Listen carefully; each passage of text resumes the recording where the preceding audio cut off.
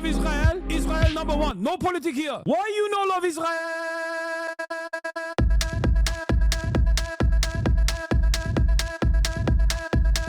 Oh, you hate it?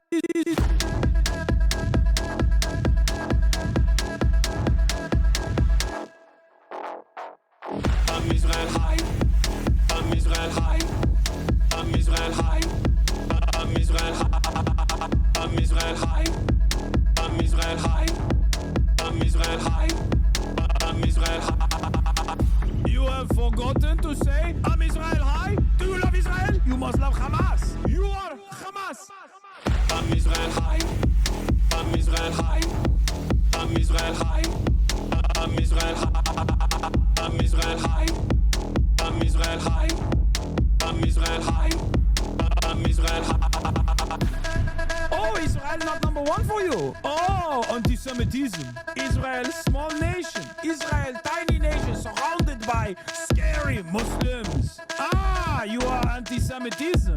You are Hamas. You are Hamas. No politics here. Say Israel number one. Tweet Israel number one. No politics here. No politics here. No politics here. No politics here. No politics here. No politics here. No politics here. No politics here. Say you condemn Hamas. Say I'm Israel high. Say you condemn October 7. You are Hamas. No politics here. No politics here. No politics here. No politics here. No politics here. No politics here. No politics here. No politics here. What's going on, everybody? I hope everyone's having a fantastic evening, fantastic afternoon, fantastic pre-noon, no matter where you are in the world. I'm Hasan Piker, and this is the HasanAbi Broadcast coming to you live from sunny California, Los Angeles, folks. We're live and alive, and I hope all the boys, girls, and MBs are having a fantastic one because today's a beautiful day. Today's a wonderful day. Today is Thursday. It's Thirsty Thursday, ladies and gentlemen, boys, girls, and MBs. We are live. We're alive. It is July 24th, 2025. One day out from my birthday. I'm already turning 34 in other parts of the planet. But we are here. We are live. We are alive. And I hope everyone's having a fantastic one because today is a beautiful day. Today is a wonderful day. Today is Thursday, and it's a thirsty one. This is the part of the broadcast where I tell you about my personal news, about what's going on in the world of HasanAbi Piker. A new war has just started. Oh, the Thailand, Cambodia. Yeah, we're not going to cover that right now. Let's be real, okay? I wish everybody well, though. You need life alert? I know, I probably do. All right, everybody, ladies and gentlemen, boys, girls, and MBs, it is Thirsty freaking Thursday. What is this? Thirsty Thursday indeed. This is the part of the broadcast where I tell you about my personal news. We have concocted a Hasan thirst trap tier list. My team last night compiled a bunch of photos of Hasan's thirst traps, and together we are going to tier list them. That's insane. So, look, I'm just practicing being a streamer, okay? I'm just. I like that. That's cool. That's nice. That's a birthday gift to me. Anyway, folks, my team. He has a team. That's like not even a joke. He does have a team. I wonder if he's just using that to do that, though. Anyway, where was I? Hold up. He took that core power from your fridge, dog? Oh, I believe it. 100p.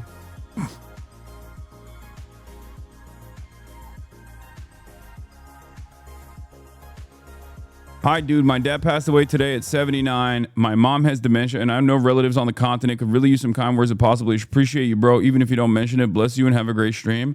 Sorry to hear that, brother. I'm sorry to hear that. Or sister, or the emperor. I hope you have a good day regardless. That's going to be tough one to overcome, not going to lie to you. But, you're surrounded by a community that is empathetic to your plight. That's wild. All right. Well, at least you're not Hulk Hogan. You know what I mean? Wait, did he just say my father just passed away? Is your dad Hulk Hogan?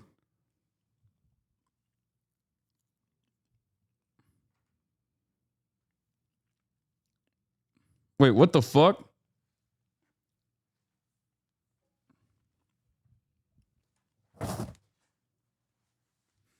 That's crazy. What the hell? Okay.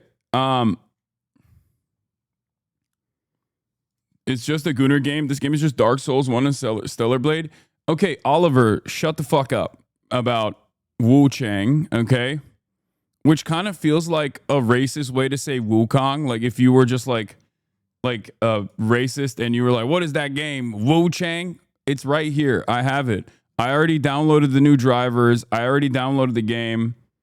Okay, calm down. I got you. Are you going to talk about V Shoujo today? Maybe, if I have time. But, I've there's been so much going on that I have not had the time to get to. I have not had time to get to the V Shoujo stuff, but I mean, it seems pretty depraved. It seems pretty monstrous. I mean, defend Iron Mouse at all costs, obviously. The only good IDF. Heard the V Shoujo thing was your fault?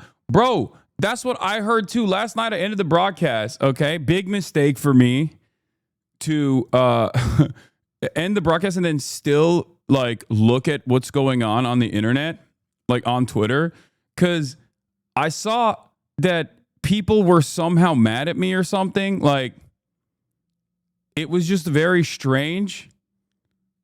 Yeah, bro, how do you take an awful situation going on with V Shoujo and somehow make it about Hasan for a guy who loves calling his critics obsessed stalkers? You sure seem to be quite obsessed with Hasan yourself. I saw this tweet on my timeline and I was like, what the fuck is this? And then it's Ludwig's V Shoujo hot take backfires horribly. Okay. And it's like, I don't even know what Ludwig said. I don't even know the full extent of the V Shoujo stuff. I think they just stole money from a bunch of VTubers.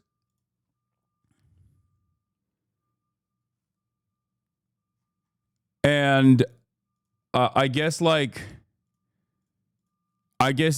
said something about it, which is understandable for him to say something about that. Like, why wouldn't he say something about that? It's his friend. We have all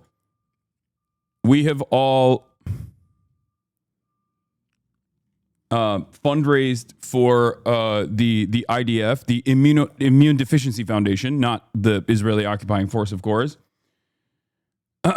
He called them terrorists, and brain dead people think it's hypocritical because he's your friend, the biggest terrorist in the world.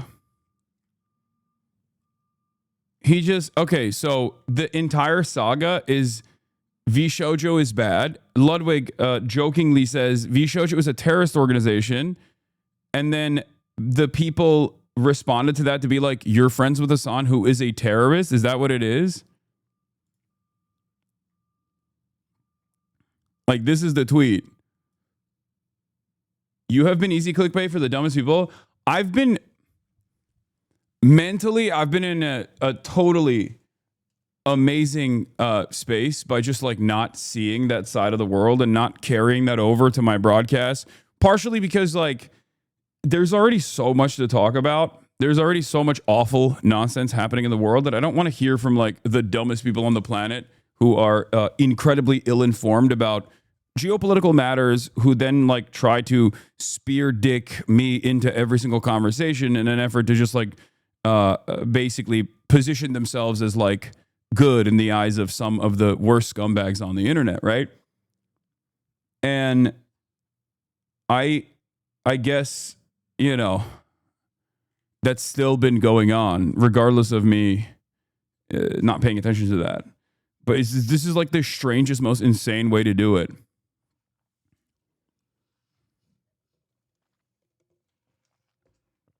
V Shoujo, for those of you who don't know, is it's like an MCN almost for VTubers. It's like a management group for VTubers. Now, it's a talent agency. And seems like these people just want to attack all your friends at all costs to make them avoid you. I know. That's what it is. No, the goal for a lot of these like weirdos is to both farm like hate clicks, but it's also to basically just like make sure that even if people like me in this space, and virtually all of the content creators I have no issues with, I'm good friends with many of them, they want to make it so that like I'm toxic by association.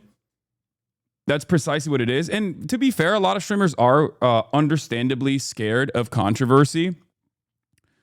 So I'm sure it works to a certain degree, but I don't know. I just it's very strange because like they have their own like unique little environment. They have their own unique little environment where it's just like they're all weird, toxic, and gross. And it doesn't work anyway. But I don't fully understand it. I'd love to hear your current take on Project 2025. How fucked are we? I mean, we are currently in Project 2025, so look around. You know? Just look around. That's how fucked we are. What you see is what you get. In any case, personal news-wise, I saw that. I didn't even understand what the hell was going on. I thought it was strange. But I guess that's what's happening. Weird. Yeah, Project 2025 is inside us, not vice versa. Yeah, it's in us. It's inside of us. It's nestled inside of our booty. But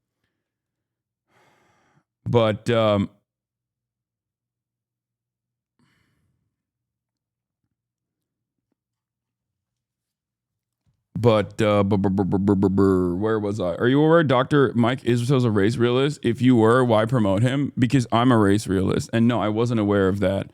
But I don't even what?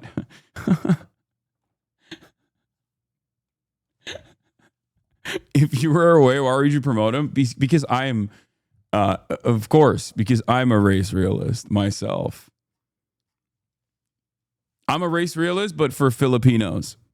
What that means is every other race is equal except for Filipinos who are above everyone else. That's it. I think everyone is a product of nurture rather than nature, except for Swagapinos, who still are obviously susceptible to nurture as well. But the starting point for Swagapinos is higher than everybody else. That's it. But like not like crazy, not like a crazy amount higher. It's just like one branch, just a little bit. How about that? And I never said what is like genetically superior about Swagapinos. It's just like it's from my experience, what I have seen on the basketball courts and everywhere else around, it's just like there is the shorter you are as a Swagapino, the better you are at basketball and the better you are at karaoke. And the taller you get, the worse you get. Except for Jared McCain.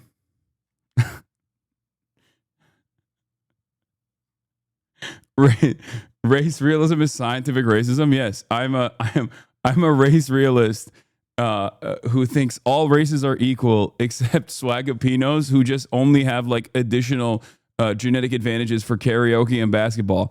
Okay, but it's not even that significant of a difference.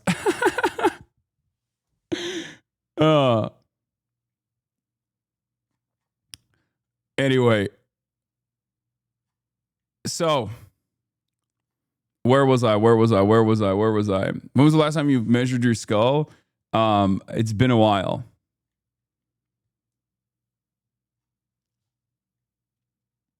So Yeah, personal news wise, ended the broadcast last night. What did I do? Oh, I've been watching Pantheon, which has been amazing. I've been watching Pantheon. I'm watching. I'm obviously catching. Like I'm continuing with Don Da Don. Second season's been pretty good. I've been watching. What else? What else have I been watching? Kaiju number 8. Also, second season started off like with a banger, and Pantheon is amazing. For the record, I never had watched it because I thought it was like kind of boring. I tried to get into it the first episode, and I was like, I'm not really into it. But Will convinced me to watch it. Look out for Kagurabachi. Is that the trash one? Because I've been watching that one too. That one's pretty good. What happened on Freerin? I caught up. And Watch Foundation too. I don't know what that is. Oh, of course, Pikamoto Days as well. I mean, Sakamoto Days is like not peak, but it is a very fun anime to watch. That's another one that I'm keeping up with. And the trash anime seems kind of cool as well. It seems kind of weird, and I like it. What else? Pantheon is like on a totally separate level though, as far as like being an artistic work that holds up on its own. So I've been watching a lot of stuff and not really doing too much else. I mean, I was gonna go and work out last night as well to do a two a day, and I couldn't even move around. Oh, and Fire Force as well. I'm still watching that too. And I didn't get to do a Hawk 2 a day. Instead, I basically just sat on the couch the entire time. I feel like, I don't know what happened. I have a suspicion.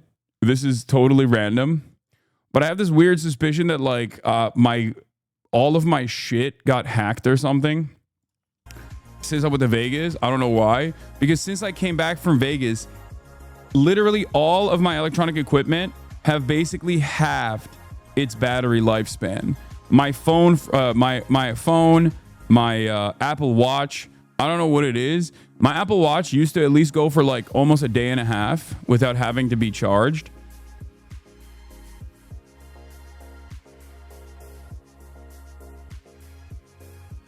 Heat? No, but it wasn't like, I wasn't in like that much heat. I don't know what it is.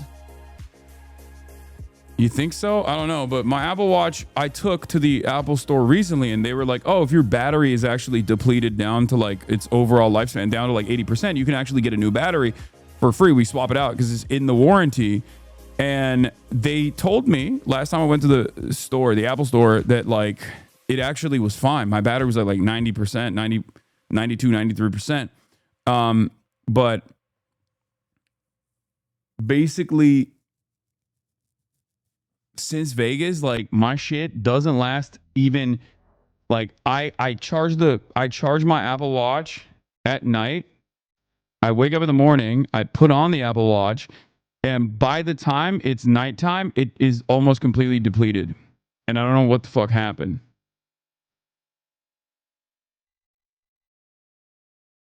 I think you have been hacked. Restart everything and you may have to replace things. Very good hackers have you in their sights, bro. No joke. Thanks, man.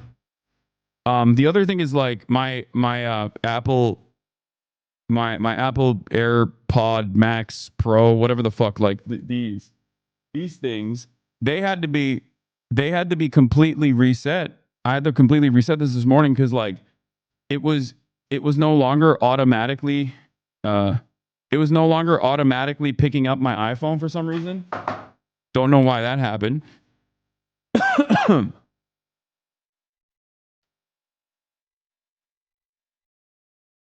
Did you plug any of your devices into a charge station? No.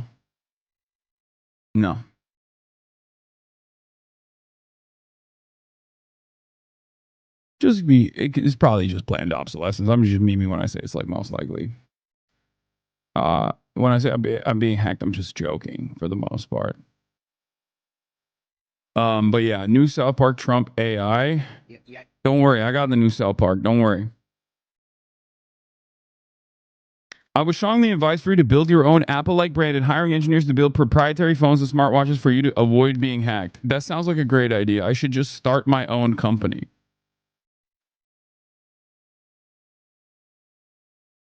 Explain this. Eat the Rich includes LeBron James. I said what I fucking said. Partying with Bezos. Get the fuck out of here. Bro. Okay. I need to come clean. I saw this this morning. And this is one of the most devastating things I have seen about LeBron.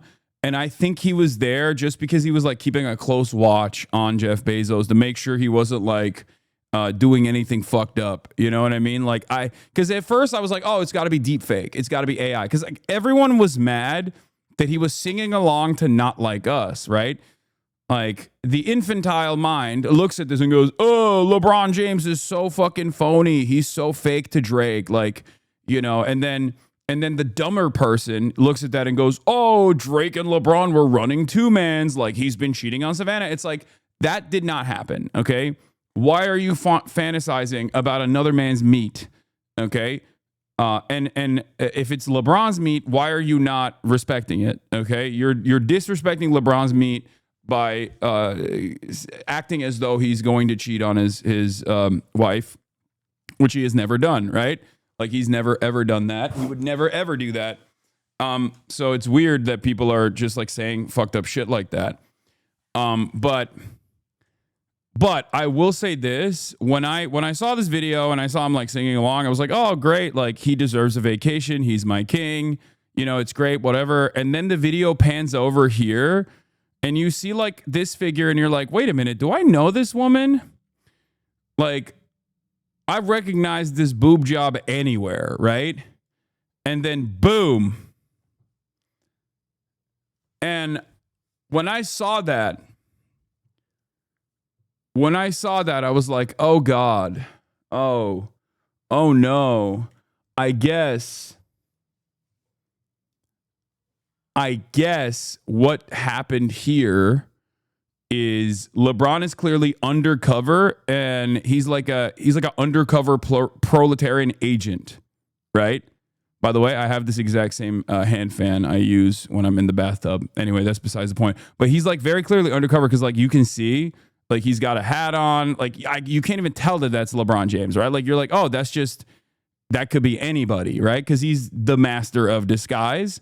And it seems like he was there in close vicinity to Jeff Bezos, like acting like he's partying so he can keep a close watch on Jeff Bezos to make sure he can defend the proletarian revolution if the time comes, right? Like that's probably what it was.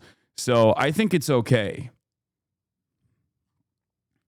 Yeah, he's an undercover proletarian hero. That's why he was there. It's very clear to me that he is like, you can't even tell that that's LeBron James. Like he is so good at blending in.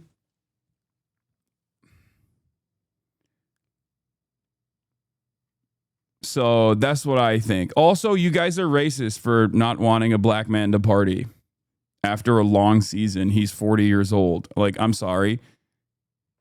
What? Yeah. So yeah, it's weird. It's weird how racist chat gets about LeBron all the time. It's really messed up. Anyway, so yeah, that's my take on LeBron James. Okay, so this morning, woke up early. Of course, went to ball my freaking face off. Got a checkup with the doctor. Doctor said, clean bill of health. You're fucking kicking it. You're killing it.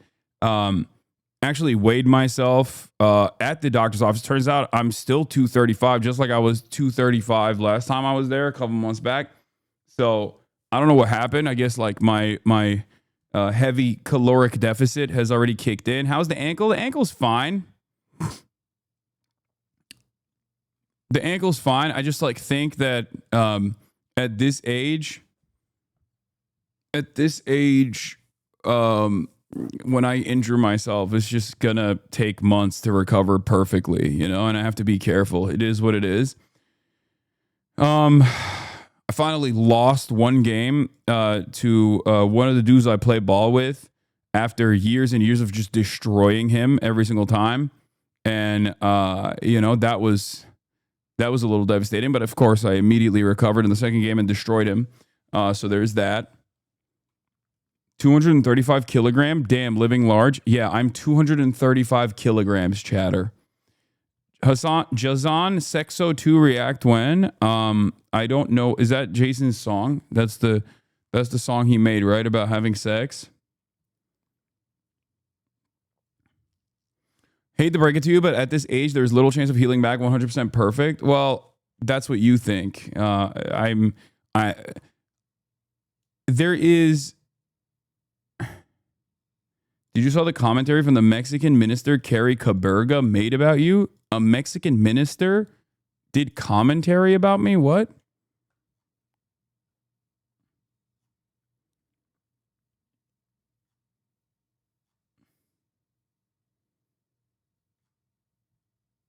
What does that even... Brother, you're 34, not 60? Yeah, the positive side of being 34 is that I'm 1 year closer. I am 1 year closer to potentially doing TRT. Because as I've told you, like, with healthy individuals, once you start hitting like 35, you start... you start having diminished results and your testosterone levels decrease, right? So like once I get even a whiff of that, Carrie Caberga is a Spanish meme. They're fucking with you. You just said, what a yummy cock. Oh, nice. Okay. So when I actually start having diminishing T levels, I'm gonna immediately get on that TRT, HRT, baby. Let's go. You can naturally boost testosterone levels by simply being built different. I mean, my T levels are pretty fucking high, naturally. So I haven't done it yet, but maybe I will. All right. Anyway, let's blast off and let's get it twisted. Let's get it started. Let's keep it going. You already know what it is. Okay. We're live. We're alive.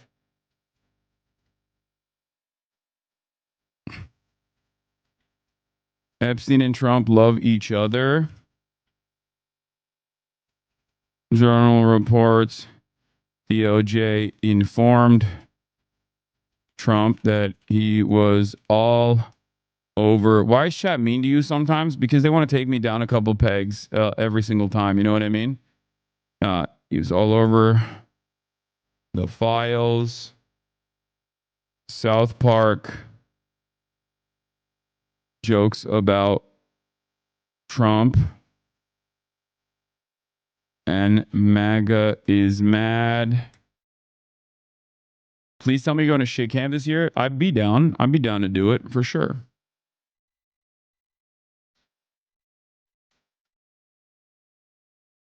Ceasefire talks collapse. Oh my God. It's so shocking. I am so confused. How could that have happened? That's weird. I don't even fucking cover the ceasefire shit any longer when they come out with it, because there's no reason to talk about it, because I know it's just not gonna, it's not going anywhere. These motherfuckers don't want to actually have a ceasefire situation. Okay, Hulk Hogan is dead. Hulk Hogan died. We'll of course talk about his legacy. He did not see the Shahada at the time of his death, which is why he is not seeing he is not seeing Jannah. So don't lie. Don't do fake news and say, oh, he said the Shahada right before he died and he's going to Jannah. He's not. It gives me no pleasure to report this, but Hulk Hogan absolutely did not say the Shahada at the point of his death right before he died. So he will not be seeing the light of Allah. He will not be going to Jannah. So yeah, he's going to Jahannam, which, rip, I guess. I was with him. I can confirm he didn't say it. Yeah. Trump is pissed about the South Park episode. I love this because like they're so stupid that South Park is exactly the type of shit that that these guys fucking lose their minds over. What the fuck is this? This has 50,000 likes. Oh. Not in front of the journalist. Fuck. That's crazy. Oh my God. It's still going. I cannot believe this has 50,000 likes. Are you busting one? No, it's way sadder. I had a severe abdominal cramp after sneezing. I sneezed so hard and I was so dehydrated that I had a severe abdominal cramp. And this was actually in front of the Finnish national TV broadcasters that were filming me the entire time. 20,000 bookmarks? What the fuck? 20,000 bookmarks? 20,000 bookmarks? That my bad, guys. I was under the table. Okay, I don't want to freaking scroll this. I don't want to free scroll this.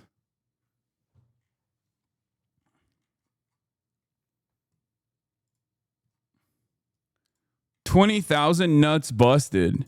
I wonder how many of these bookmarks are from my haters who also are gooning to me, but they also can't help themselves. Like they're haters, but they also love gooning. On behalf of all Twitter gooners, be careful. You might get an ulcer reporting on unpleasant news. Yeah, I think it's fine.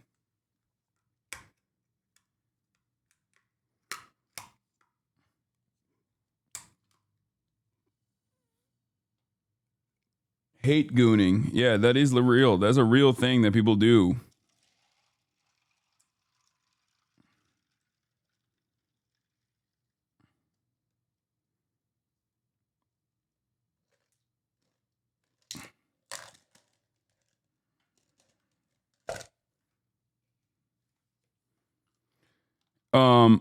Anyway, where were we? I had that happen a few times. I stopped after I started stretching my stomach, cobra pose.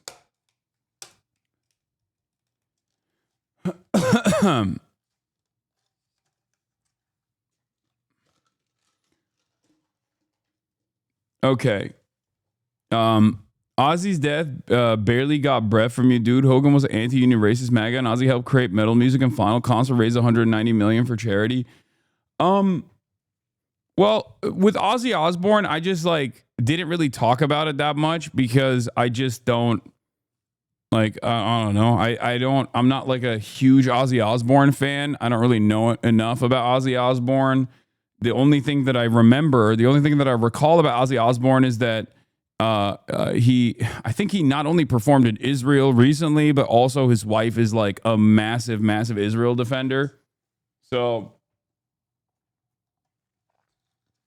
you should listen to War Pigs. No, I have. I know. I'm very familiar with dude. I used to listen to a lot of Ozzy Osbourne when I was younger, but I don't think he wrote any of these songs that he performed. He didn't write those songs, but he definitely was one of the 200 stars accusing BBC of anti-Israel bias. I just don't really care. He did write them? Okay, bro. For me, it just doesn't make sense, okay? It does not fucking make sense. That's why I was surprised with that support.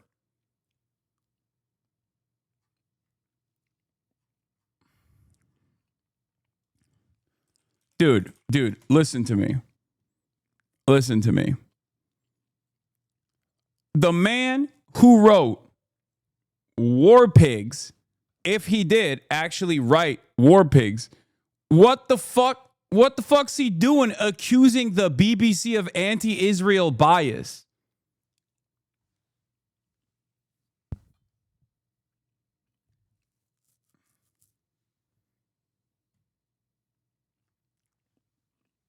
Like what?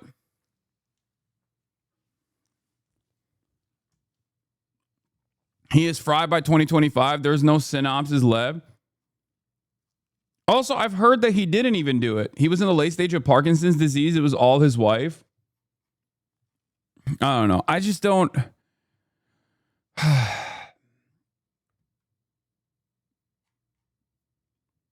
I just fucking hate Sharon Osbourne. Okay, that's what it is.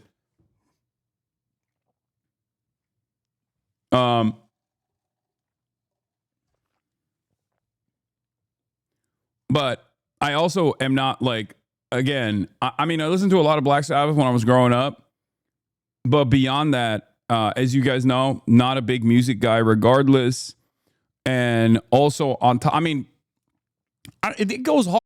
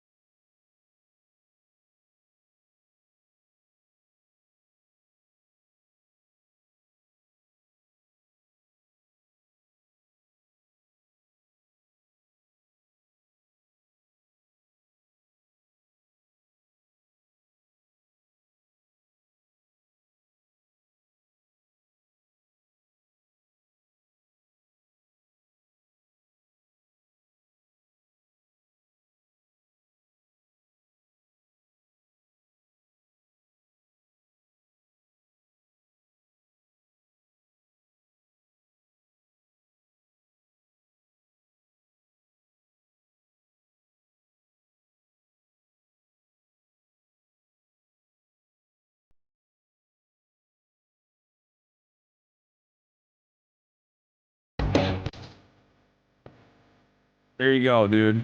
Rock and roll, baby.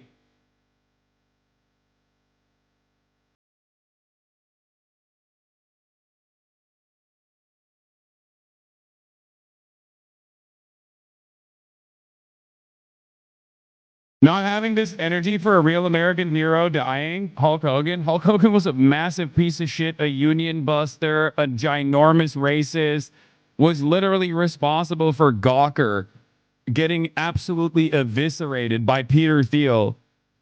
So, yeah, I don't give a fuck about Hulk Hogan, dog. We'll talk about all that in a second. Don't worry. Anyway.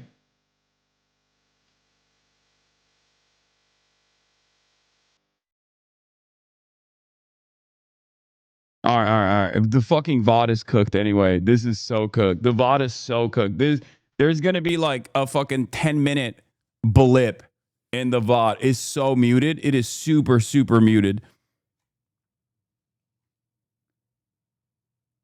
I heard someone say Ozzy is white people's Tupac, and I can't stop laughing.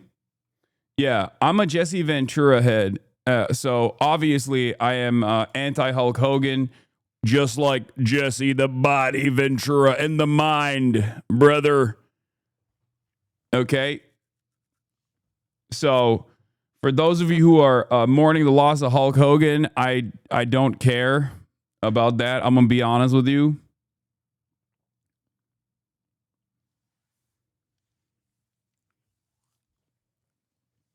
I read that as a 33-year-old, Hulk Hogan died the day before his birthday. Wait, what? When is Hulk Hogan's birthday?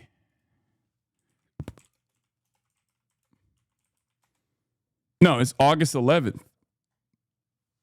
He was coming up. You are so old for knowing Jesse. It's funny because I don't even know Jesse Ventura because of wrestling. I know him because of politics.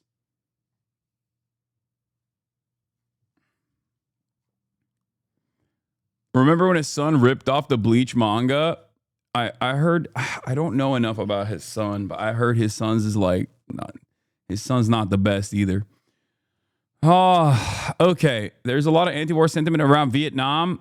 Was not anti-imperialist at all. It was just self-preservation, a desire not to be drafted to fight. They don't object to the good wars, just the bad wars. No, that's not even entirely true. There was a shit ton of people back then. People were way more radical because they also had the USSR. So I think that's not entirely correct. I mean, you're not wrong either. There were definitely a lot of people in America that were engaging in self-preservation, and that's why they were anti-war, because they didn't want to go to war. But I will say this, there was a lot more radical elements within Western politics in general. The USSR was still alive and kicking, obviously. And America's enemies at that point were obviously socialist and socialist adjacent states regardless, and, Vietnam included. So,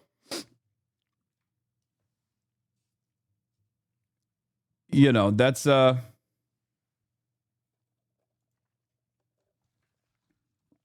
This thread went viral. Oh, revolutionary blackout, socialist MMA, anti-Semitism is not real. I'm not religious. First of all, it's not that viral. It's 29,000 likes. Secondly, this is yet another one of those guys who's like, Hasan is a fucking phony. This is yet another one of those guys who was like, yo, Hasan is fake as fuck, bro. Hasan is a fake leftist from the left. Every single one of those guys have become either like MAGA communists or basically become this. So it's not surprising at all. Yeah, years ago I said guys like this, like all these like Jimmy Dore orbiters have like fucked ass vibes, and they all you could clock them because they were like big Tulsi Gabbard fans too. That's it. People have no idea how radical the 60s were. The police station near Berkeley got bombed so often it stopped making the news. Yeah. I mean, even think about like in the 60s. Saw TikTok calling you a Radley because you've talked to Bernie and AOC in the past. Yes. I know. Guys. I tried not to engage in like left bashing and punching left to the best of my ability, because I think everyone has a different place in this space. But know that many people who do spend every waking moment shitting on the left, from the left, are usually just doing it because they want to make a name for themselves. They want to be like the most left, the most morally pure leftist or whatever, and it doesn't really matter. Time will show exactly what's with the crustaceans in the title. I don't know, man. I just use like a red emoji. Why does everybody freak out about the crustaceans in the title? How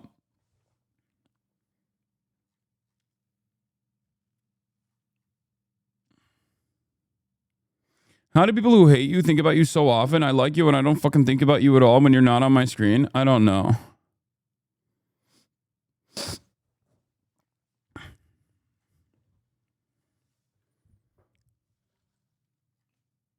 Like there are people who I think have a decent moral foundation and a decent ideological worldview that might even exhibit more radical tendencies than someone like myself. And I don't spend a good deal of time criticizing them or left bashing in general. Like Bad Empanada is a good example of this, where I think he's like a crazy person. He is chaotic good, if that makes sense. But ultimately, like, think about how little little time I spend like shitting on Bad Empanada or whatever. Because like, I think he's coming from, like, we have different methods, we have different tactics, we have different techniques, but overall, we're working on the same side. Then there are obviously grifters. Then there are obviously grifters that don't necessarily care about the politics of it all, or maybe are just like a little misguided and consistently try to rage bait on Twitter and try to farm interactions that way. Like, what's her face? Like, there's one that constantly used to tweet about me, and now she's like known as like a famous villain on left Twitter, the Suki's mom or whatever. Like, that's another one, right?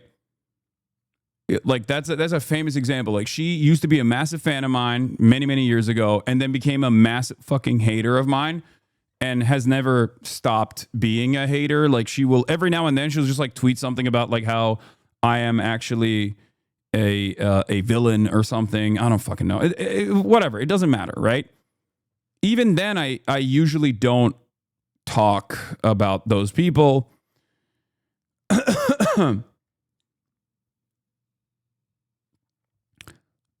And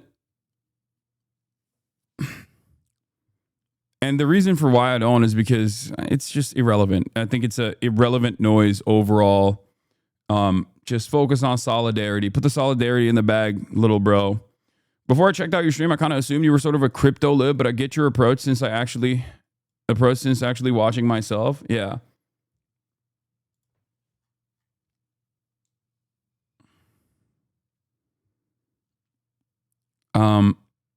What else was I gonna say?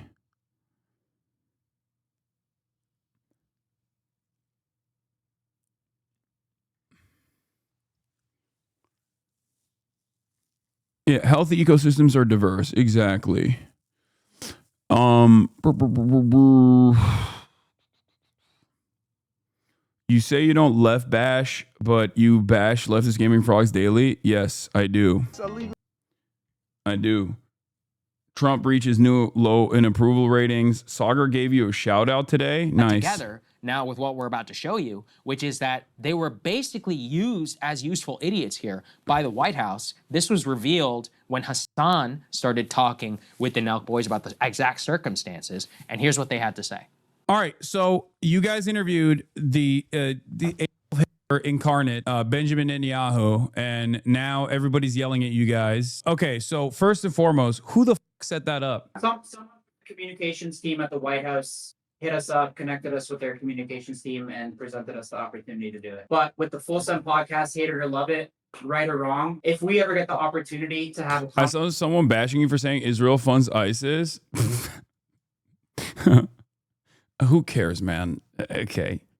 Yeah, that's like, there are plenty of people who bash me for also saying other things that I either misunderstand but are in the vicinity of correct truths. The socialist MMA thing is fucking insane, though. Like, full-blown anti-Semitism born from the exact psyop. Everything is anti-Semitism bullshit. Yeah, no. What I was going to say is, like, didn't this guy do a fucking podcast with, like, Jake Shields, who is an anti-Semite? And I think originally when he did that, he basically was saying, when he did that, he was like, oh, I'm just going in there because, like, I'm going to win over their fans or something. And then it turns out, actually, he just became more anti-Semitic. So he was the one who got duped, which is also unsurprising because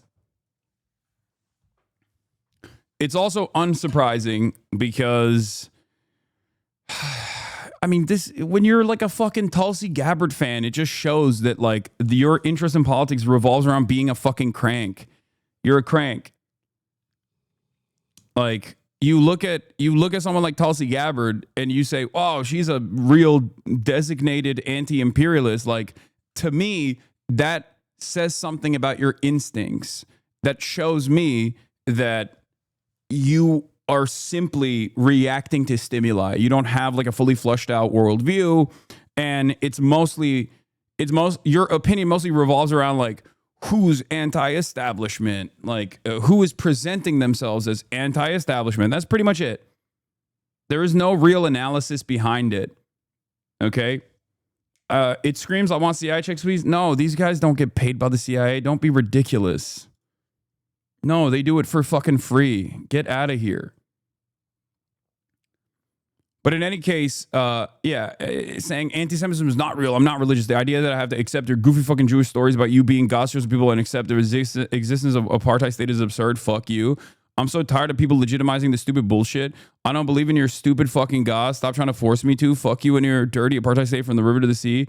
Fuck you and you stupid tiny hats. This is the funniest and lamest way to be anti-Semitic, by the way, to be like, oh, the tiny hat people.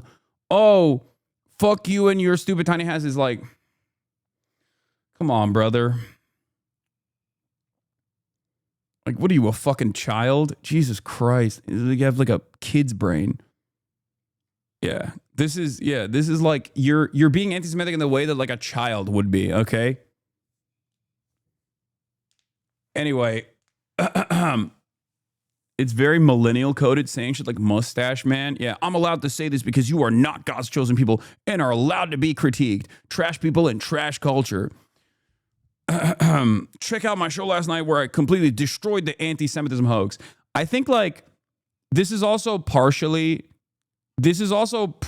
partially people responding to like the tides turning. Like if you have someone without a serious moral compass who is like ideologically rudderless but presents themselves as like a leftist, and they see a lot of the anti-Semitism stuff like blowing up online, especially in Twitter, you're gonna lean into that, you know? I think that's what it is. I used to bash you because you get to chat for the first time. You have to accept like a little list first. Your one rule was the Ottoman Empire over the Persian Empire. So I did some mental gymnastics and thought you were a Turkish nationalist that hates Armenians. It only took me 2 accounts to find out that that's not true. Wait, what? Ottoman Empire over the Persian Empire. Why would that have anything to do with Armenians? Also, it's a joke.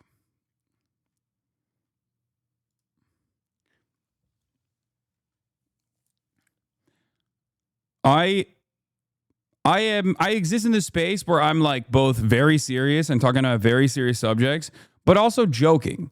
Okay, in a lot of things that I do, in a lot of things that I say, I'm often just joking. I'm often being sarcastic, and I think a lot of people don't understand that or don't have the necessary knowledge to know in which direction that I am joking. So they just take it sincerely and fucking, I guess, choose to get mad. And then there are also others who take advantage of that lack of knowledge and will use that to tune people up into getting upset. It's very easy to tell when you're joking. I think people don't have charitability to parse jokes from you. Yeah.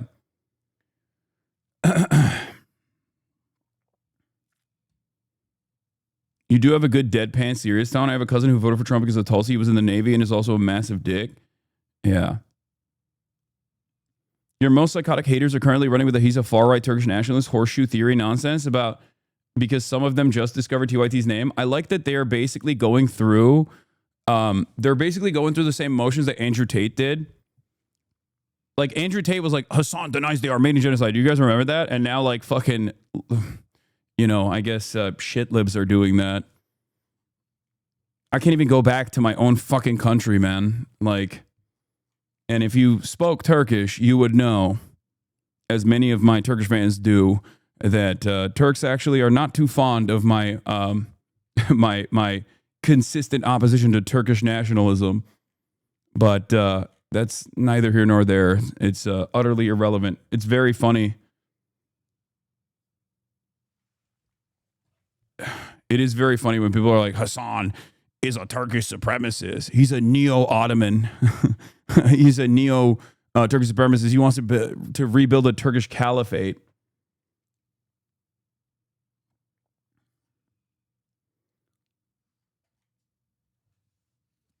Yeah.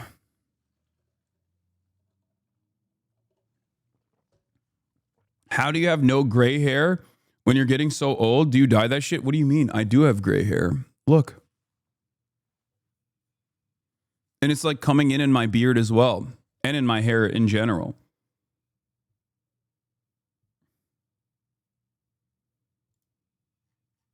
Is this your alt? That's crazy. That's crazy to suggest that this is my alt, because I would never tweet the N-word in my alt account.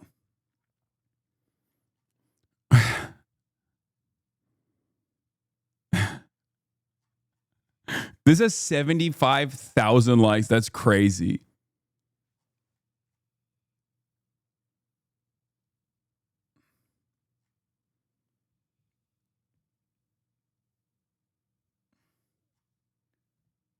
Why do you have gray hairs? 33 is too young for that ish. It's because I guess like when you have red hair, like when your beard turns red, it turns white easier, like faster. It could also be stress. I am very stressed out all the goddamn time. So that could be part of it.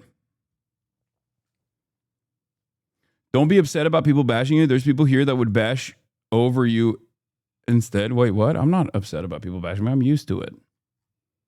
The fuck?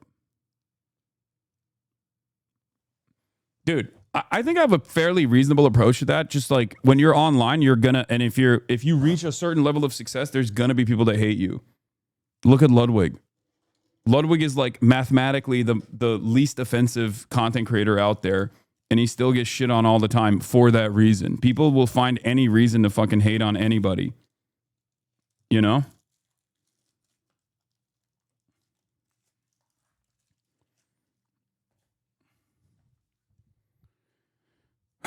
There are very few content creators who have reached a tremendous level of success and have avoided like the hater shit. And it's mostly people that just like stay in their lane. Markiplier probably is like one of the only exceptions that I have seen. But I'm sure there's still probably plenty of people who hate Markiplier too. They just don't say anything about it. Yeah, even Northern Lion gets haters, which is crazy because he's always right. No, Northern Lion has like a bunch of VTuber haters as well. Like a bunch of like weird right-wing shitheads who hate him, apparently. So it is what it is, you know?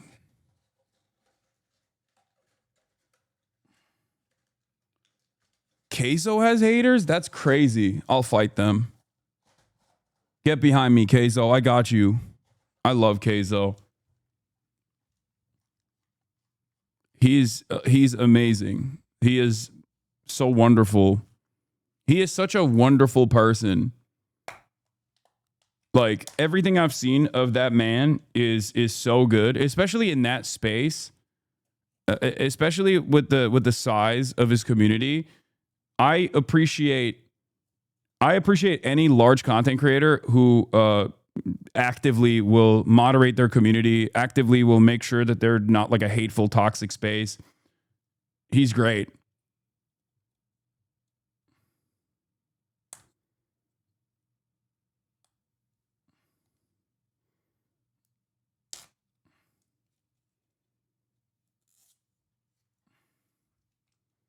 Size mentioned? Oh, yeah. That's what I was saying. At his size. And by that, I mean he's fat.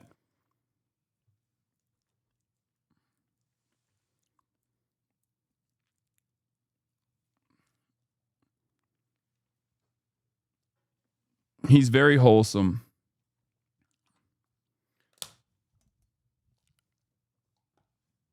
Jesus fuck. LMFAO.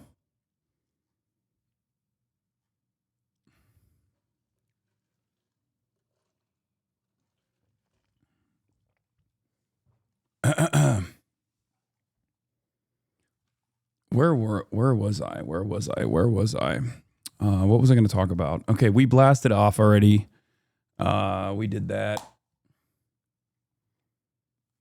Boom, we got the gray bars already starting early. Let's go. Let's go. Let's go. This perfectly sums up why queso is the best. What is this? Hold on. Fucking Christ. Pay bills? I don't want to. I don't pay no bills. You know what I want to do? It's a 13-second clip. I can't even play it.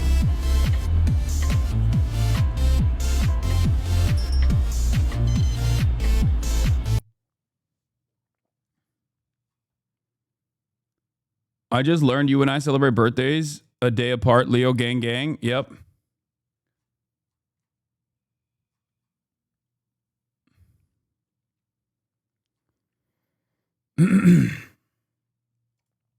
What is this groiper ass government? The lolly Nazis are happy. We live in hell, man. Text is exactly 14 words long. 2 words have unnecessarily capitalized the H's. There's no way in hell this is a coincidence. I got chills. Wow. A heritage to be proud of. A homeland worth defending. American progress. John Gast. Yeah, there are definitely groipers working in the White House on the social media teams and shit like that. We know that already. It's unsurprising. It's expected.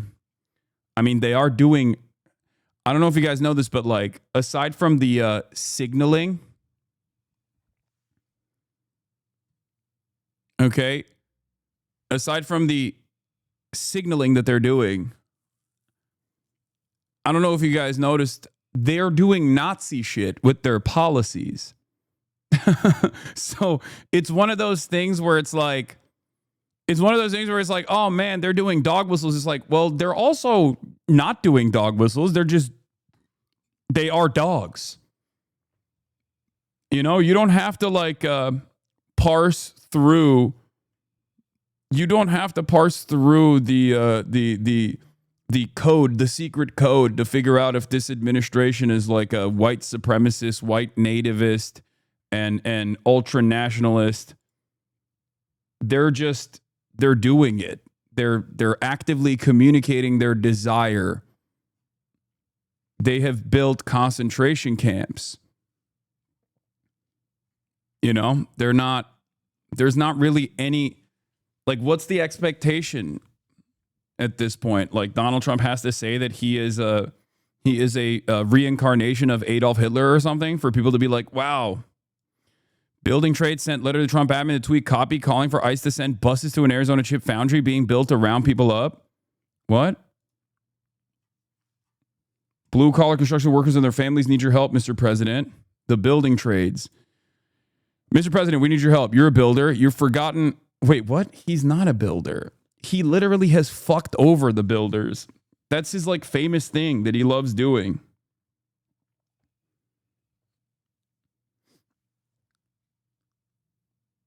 Never built a dang thing in his life.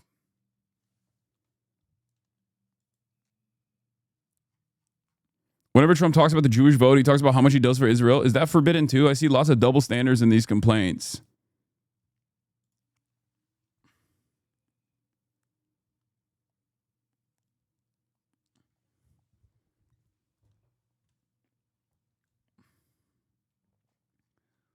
Yeah. Alan, big news of today. Trump is helping China in so many ways. I know. That one fucking like evangelical Chinese guy who thinks Donald Trump is a great nation builder, but for China is so right. Everything he does is basically accelerating Chinese dominance and the century of Chinese prosperity. It's pretty crazy to think. I just wish he would stop though, because it's really bad for our immediate future, and it's really violent for our neighbors and the people that we love here. Yeah, I got your playlist, the Maciest, don't worry. President Trump is signing executive orders of the White House. We'll tune in when he does that. Sources tell ABC News. We're going to start off with Jeffrey Jedediah Epstein. The Epstein connection. The Epstein angle was the one I expected. There's a video on an Instagram account called Quentin Quarantino about Trump and Epstein. Can you check it out? I'm pretty sure it's AI. It's not AI. And also, I know that person. He's a HasanAbi head. Quentin Quarantino is a HasanAbi head. And he actually came up to me at an ICE protest and was like, yo, I was a fan of yours. Then I was a hater of yours because of Israel. And then I became a fan of yours again because of Israel, because my mind was changed due to what you were communicating. Yeah, he's a HasanAbi head. He is in here probably right now.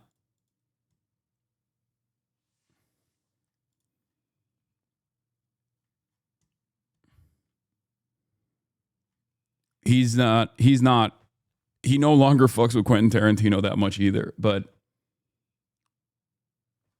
yeah, he's and that video that he posted is a real video from a real deposition that took place.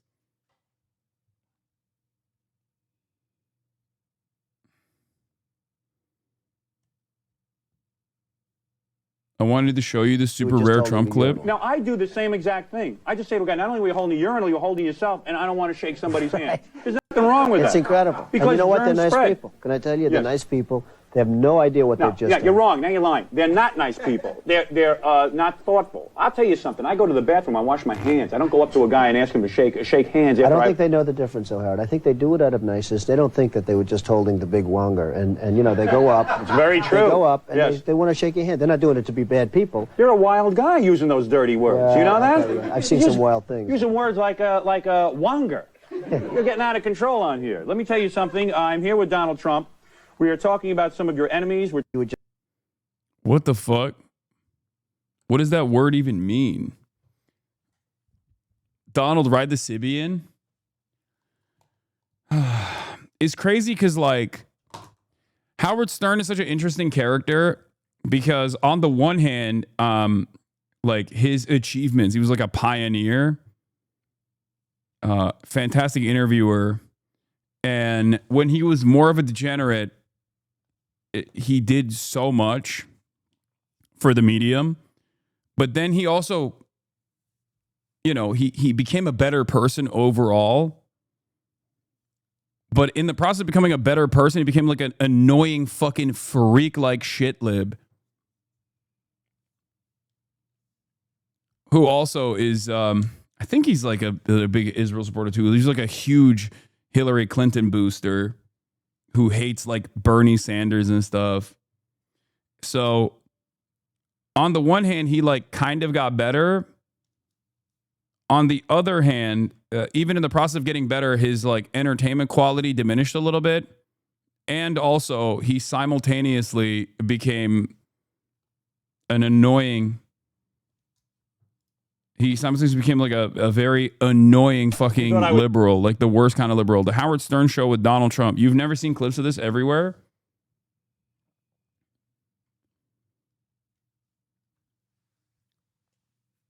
He's also a huge germaphobe since COVID. The reason why I thought we had to be on Israel supporter was because of Howard Stern. That's so funny. Adam Friedland said this. Former sinners always become scolds. Oh my God. That's far too brilliant for Adam to have come up with on his own. No disrespect. That's a really good fucking take. That's Adam, the millennial Bill Maher Friedland.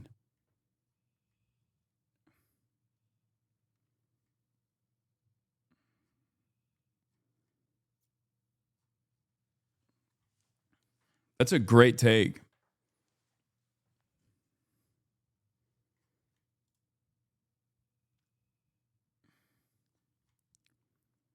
Did you see Ludwig's sick beat drop about Epstein? Yeah, I think it's kind of cringe. I'm sorry. I'm not touching that. All right. Let's get to the bombshell Wall Street Journal reporting, which is like kind of not a bombshell. A lot of the stuff a lot of the stuff that keeps coming out about like Trump and Jeffrey Epstein's relationship is presented as a bombshell, but it's more like, I don't know. It's just not really a bombshell because like we know that they were connected. We just didn't know how connected they were. If that makes sense. And yeah, it's just like additional confirmation, I guess. Ghislaine Maxwell is expected to meet this morning with Deputy Attorney General Todd Blanche, once Donald Trump's criminal defense attorney. Blanche said he wants to know if Ghislaine Maxwell has information about anyone who has committed crimes against victims. Her attorney said Ghislaine will always testify truthfully. She was convicted of sex trafficking and enabling Epstein's abuse of women and girls. She was sentenced to 20 years in prison and has been trying to get out on appeal ever since. Trump supporters have been clamoring for the release of more information about Epstein. Well, considering what Donald Trump did with the J6 offenders, many of which were also child sex crime offenders as well, considering he offered blanket pardons and his administration also advocated to make sure that like some of them actually were free of the additional charges they got due to the investigation that was conducted to their prior misconduct that involved around child predation, CSAM, child sexual abuse material. Is it all that unique that he wants another pedophile sex trafficker to roam free on the streets? If anything, this kind of goes along with what Donald Trump did with a lot of the J6ers. So, you know.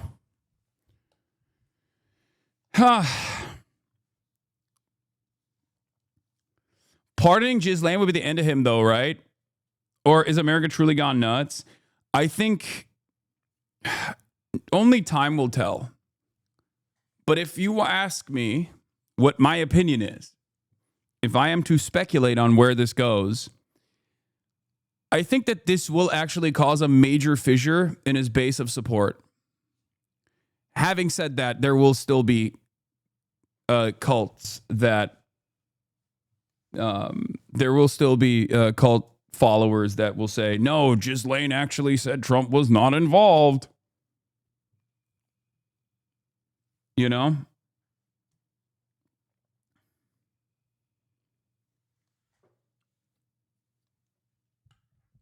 That's what it is. Because there's like plenty of ride or dies that are really fucking stupid. You have to remember that. That guy that you banned is so insane. Wait, what was the username? I gotta show you guys what this motherfucker said. Hold on. That was amazing. This guy came in and said, "What's up, Hasan, Baby Oil, Epstein, Diddy, Hitler, Piker? How's our favorite terrorist supporter doing today?" You gotta unban that motherfucker. That is remarkable. A remarkable sequence of words strung together. Respect. I do like that, and I've talked about this before, the internet basically has made like insane people find one another in unique spaces, and it's made a lot of people not realize that like the person on the other side of the computer is like most likely a mentally unstable individual. Okay? And so many of my haters have just basically found this like unique space where they can be as schizophrenic as they want to be. And, you know, it yields remarkable bounties such as that one.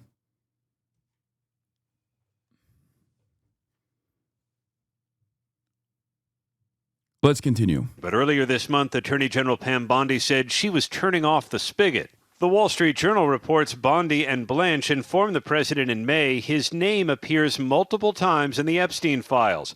The paper reports they told Trump they did not plan to release them because they contained child pornography and personal information about victims. Trump deferred to their decision. Last week, Trump denied Bondi told him his name was in the files. Did she tell you at all that your name appeared in the files? She's given us just a very quick briefing, and in terms of the credibility of the different things that they've seen. The next day, Trump ignored the question.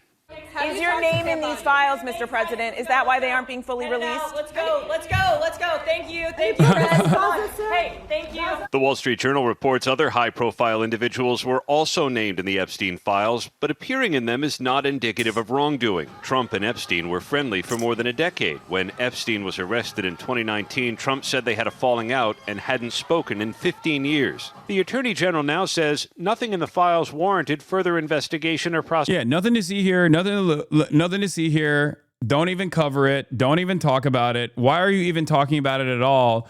Also, I do love other people coming into contact with like things that have occupied a tremendous amount of space in my mind. And I'm sure like my TrueAnon heads will also recognize this as well. That this interview is a very famous deposition from 2010. Okay. And as someone who has covered Jeffrey Epstein extensively for years, who has a true fascination with this major possible intelligence asset for the Mossad and the CIA that ran a blackmail, money laundering, child sex trafficking ring. It's always fun when other people find out about this stuff. Okay. And yes, I did hit up Brace. He's not around for the week, but I'm most likely going to have him next week. I'm going to have him on next week.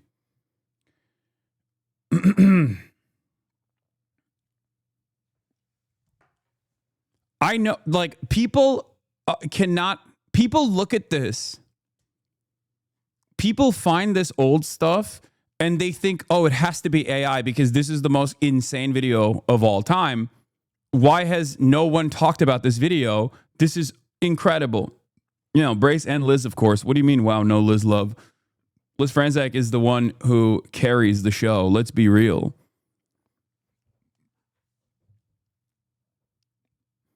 Anyway, adopt Brace and make him your gay pussy eater. He is. He is the people's gay pussy eater. Okay.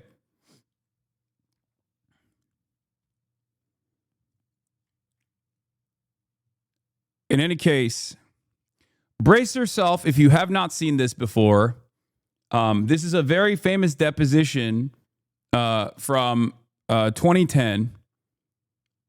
Let's take a look. Have you ever had a personal relationship with Donald Trump? What do you mean by personal relationships? Have you socialized with him? Yes, sir. Yes? Yes, sir. Have you ever socialized with Donald Trump in the presence of females under the age of 18? Though I'd like to answer that question, at least today, I'm going to have to assert my 5th, 6th, and 14th Amendment rights, sir. Have you ever had a personal...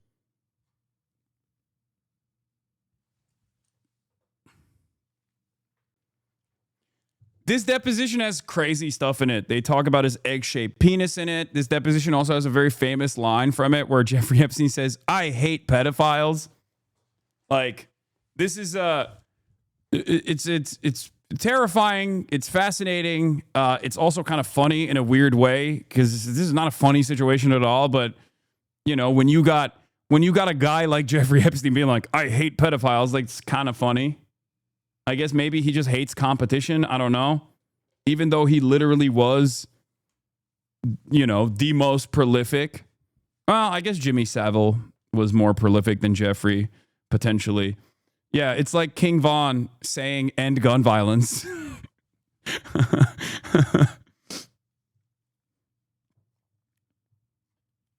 But yeah.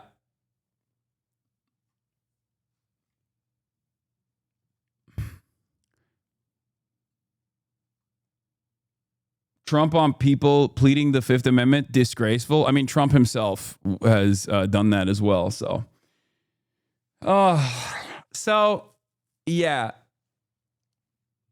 Here's a compilation from the deposition. Would you raise your hand, please? Do you solemnly swear the testimony you're about to give in the matter now pending should be the No, truth, this is the a whole different truth, and nothing deposition. but the truth? Yes, ma'am. This is from 2012. Would you please state your full name and I'm Jeffrey Edward Epstein, and my residence address is 6100 Red Hook Boulevard in Virgin Islands. Do you maintain any other residences presently? I have vacation homes in New Mexico, Palm Beach, New York, and Paris. The Paris one was attended by Noam Chomsky. And the New Mexico one, also known as Zorro Ranch, is very famously frequented by Bill and Hillary Clinton.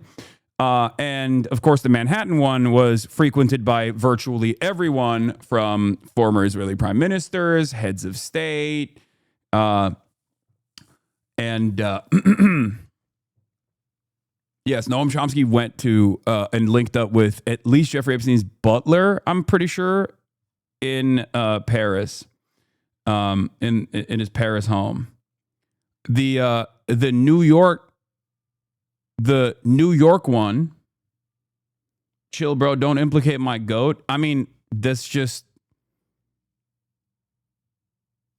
is just true. Noam Chomsky and his wife had dinner with Jeffrey Epstein. I think, yeah. I mean, they were in France. That's the norm there. Kids and stuff. True. He don't got internet. Noam Chomsky absolutely has internet. Where was I? Hold on. This is not about Noam Chomsky. The New York one famously also had Elon Musk's brother, Kimball Musk. He frequented the New York mansion as well. So I call balls and strikes on this broadcast. So yeah, I'm not gonna shelter you from the truth. You know, when it comes down to some of our faves being implicated, Noam Chomsky, absolutely. We found out only a couple of years ago he had contact with Jeffrey Epstein. It's true.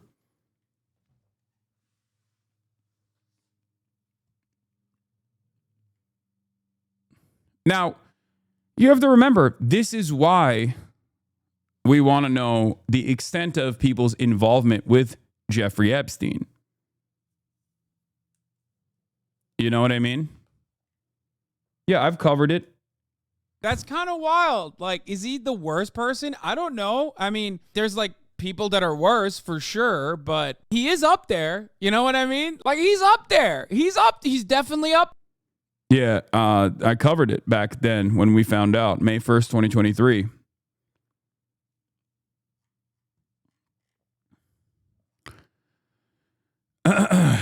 All right, let's continue. Have you ever been convicted of a crime? Yes. What was the crime of which you were convicted? Two counts. One, soliciting prostitution and procuring a minor for prostitution. By the way, that is a lowered crime that he was convicted of. The original crime that he was investigated for and charged for and should have been convicted on was sex trafficking of minors. Okay? Because that was actually what he did. But as it stands, when you get a fucking sweetheart plea bargain deal, okay, they lower that crime to soliciting prostitution from minors.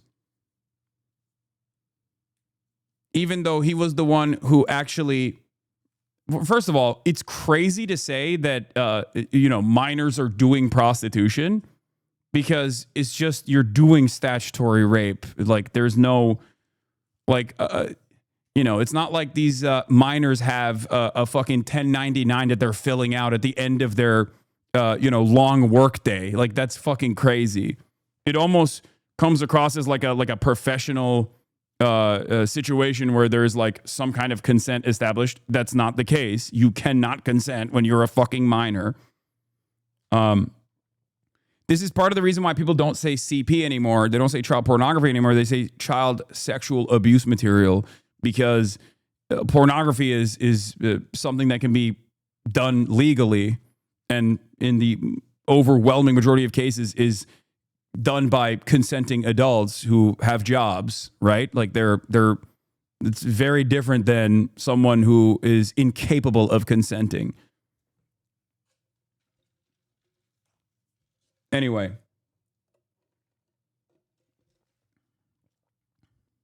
Let's continue. Yeah, this is in fact commit those acts? I'm going to invoke my Fifth Amendment right. How many times have you solicited a minor for prostitution? Same answer. How many times have you solicited a minor for prostitution in the state of Florida? Same answer. Have you ever solicited a minor for prostitution in the Virgin Islands? Same answer. That is, you are invoking your Fifth Amendment. Yes, sir. Right? Yes, Mr. Squirrel.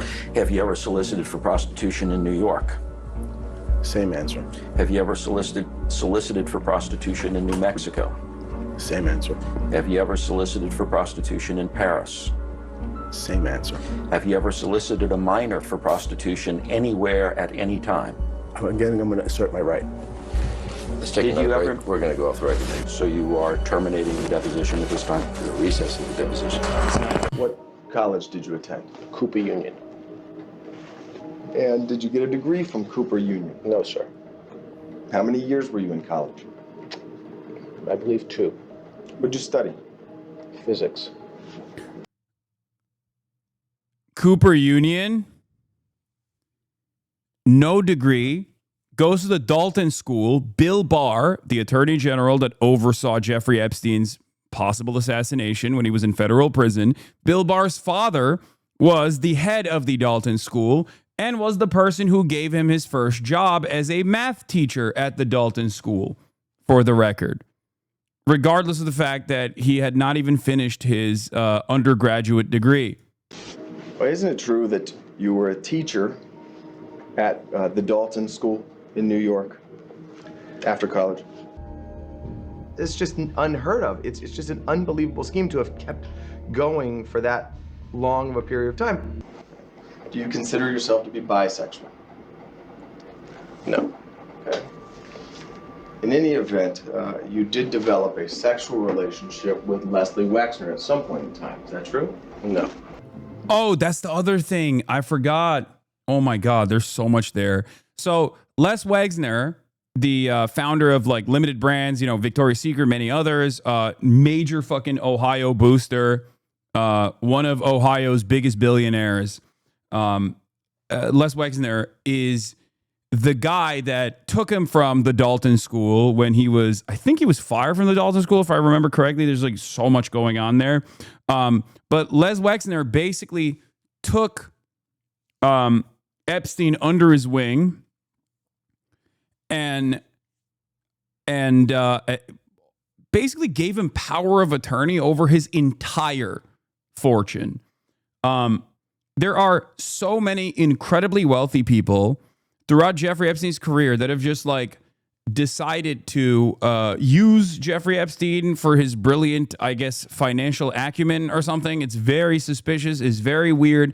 Once again, we still don't know what the real reason was. We still don't know how he made his money. And when I say we, I mean the public doesn't know how he made his money. But obviously, people who investigated his financial crimes alongside his sex crimes at least have a better understanding, because there is a paper trail. There's, thousands of wire transfers from incredibly wealthy people, other disgraced financiers like Leon Black and like Les Wexner. I was wrong. He went to Bear Stearns first, climbed up the ranks at a pace no one had ever heard of, went out of his own, and then was appointed power of attorney with Wexner.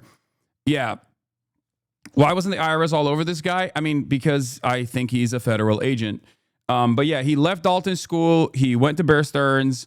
And then Les Wexner brought him in at some point. But Wexner also gave him power of attorney, remember. And it's very interesting that like Les Wexner, he's not dead. He's still around. He's still a fucking omega billionaire. People know who he is, right?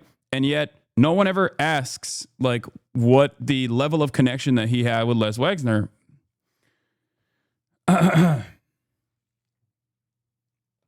Anyway, let's continue. Mr. Epstein, how long have you been sexually attracted to underage minor females?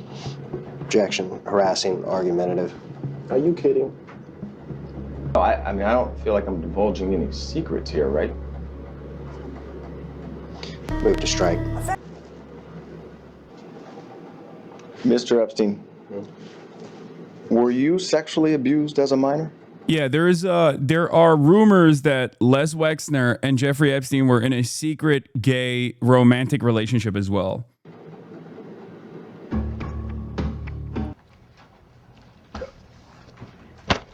This is from another deposition in 2009. Yes. Do you solemnly swear the testimony you're about to give will be the truth, the whole truth, and nothing but the truth, so help you God? Yes, I do. And you feel that it will result in you being prosecuted for these crimes. Isn't that right? Objection argumentative, harassing, and calls for a legal conclusion. Yeah, his friend in France is Jean-Luc Brunel, who was in the modeling industry and was also a alleged prolific sex trafficker and an associate of Jeffrey Epstein, who also found himself in a Parisian prison and also had a untimely demise, not dissimilar to Jeffrey Epstein. He also felt really sad in jail, I guess, and he also killed himself in jail, just like Jeffrey Epstein did. Yeah, interesting. Very interesting. No, in fact, the Supreme Court recently said that the Fifth Amendment right is there to protect the innocent. So that's the way I'd like to answer that. Are you released from jail at some time? Do you have to report back to jail on a daily basis? Yes, I report back to jail at 8 p.m. Every single day? Yes, sir. And is it 7 days a week that you're out on work release? No, sir. How many days a week are you out on work release? 6. And of those... This motherfucker, as a pedophile sex trafficker, was allowed to leave the prison on work release 6 days a week. Okay? And considering that he's self-employed, he wasn't actually like going to work. He didn't have like a job.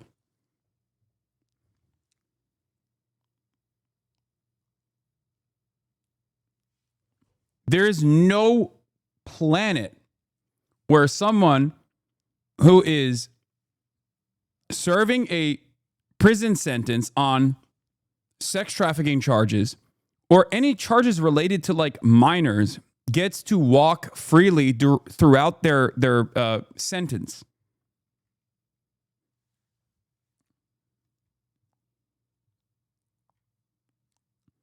You can't even get this kind of work release for a fucking DUI. Okay? If it was jail, he wasn't serving his sentence. Jail is for pre-sentencing. No, prison. Okay? He was in prison, but it wasn't real fucking prison because he was allowed to leave his prison 6 days a week. Those 6 days, how many hours per day are you out on work release? 12. But he just went back to prison to go to fucking sleep. Video record. Celebrated her 16th birthday with her and had sex. Yeah, that chatter is wrong. You can go to fucking county jail. You can go to jail for sentences depending on your crime, depending on your conviction. And I don't know if Jeffrey Epstein was in prison or in jail, but he did have fucking a work release regardless. And yeah. It's got to be 364 days. If it's more than a year, you go to prison. I mean, his sentence was longer than a year. His sentence was like a year and a half, I believe. So I think he was in prison. But again, it changes. It varies from state to state. This was also a state charge. Like, this is a Florida state charge.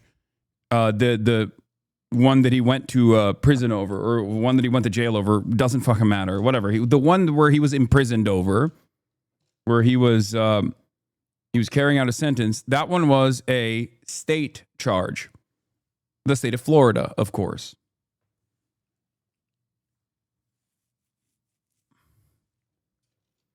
With her on that day. Form, compound, confusing, argumentative, and harassing. I'd like to answer that question. But today, I'm going to have to assert my Sixth Amendment rights, my Fifth Amendment rights. Is it true? Anyway, God damn, there's so many motherfuckers who've been to jail and prison in here. Here, this is the. Could you please give us your name? Jeffrey Epstein. Is it true, sir, that you have what's been described as an egg-shaped penis? Your penis is oval-shaped, and claim when erect it was thick towards the bottom, but was thin and small towards the head portion, and called it egg-shaped. Those are not my words, I apologize. But as Mr. Critton...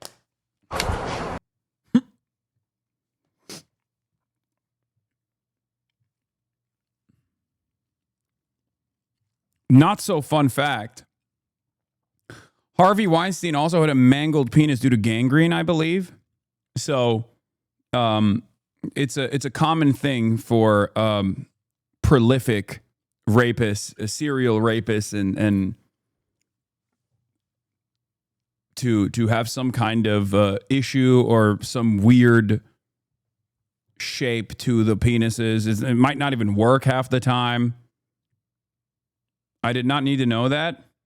I mean, the reason why I talk about it is because a lot of people falsely assume that people commit sexual assaults and rapes because they want to, because they're really horny, right? Like they think this is like a sexual desire that they have that they are forcibly fulfilling.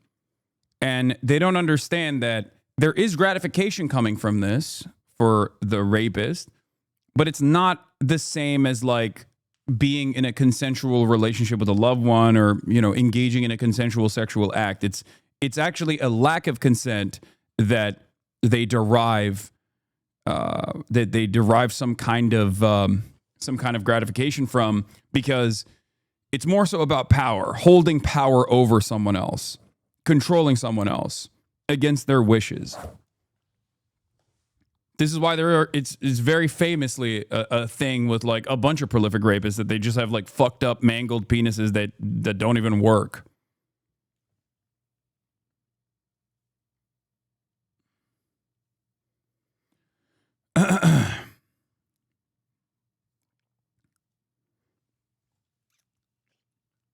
I think there's about 6 to 7 world leaders tied into this. I think 6, 7 is a low estimate on the number of world leaders that are most likely involved. In any case,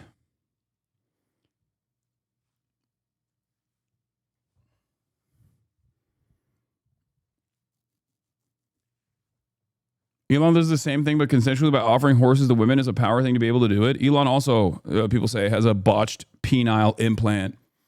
So, you know, do with that information what you will. All right.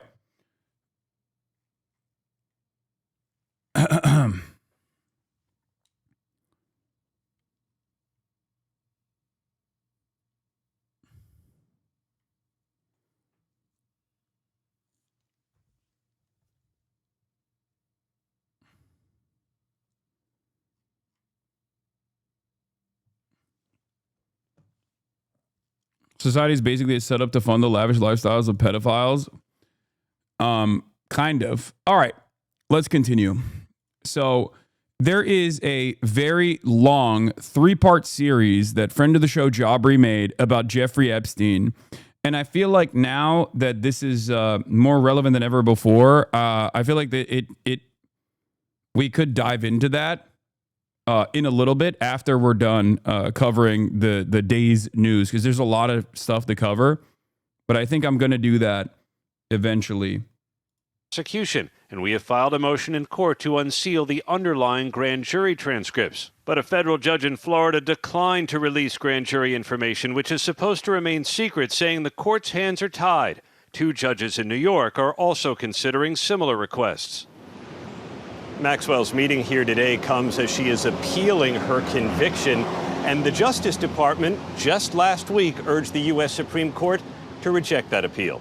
Michael? Yeah, I know a lot of people saying what comes of this meeting, if anything. Thank you so much for that. Some more breaking news now, also once again from our US partner NBC News, and it is relating to this continuing saga involving the Trump administration and the Jeffrey Epstein files, and how many of those files are going to be made public. Well, a senior law official in the United States has confirmed that the Deputy Attorney General, Todd Blanche, is meeting right now with Ghislaine Maxwell, the former associate of Jeffrey Epstein, as well as Maxwell's own lawyers. They're meeting in a conference room inside the US Attorney General's office on the 4th floor of the federal courthouse in Tallahassee.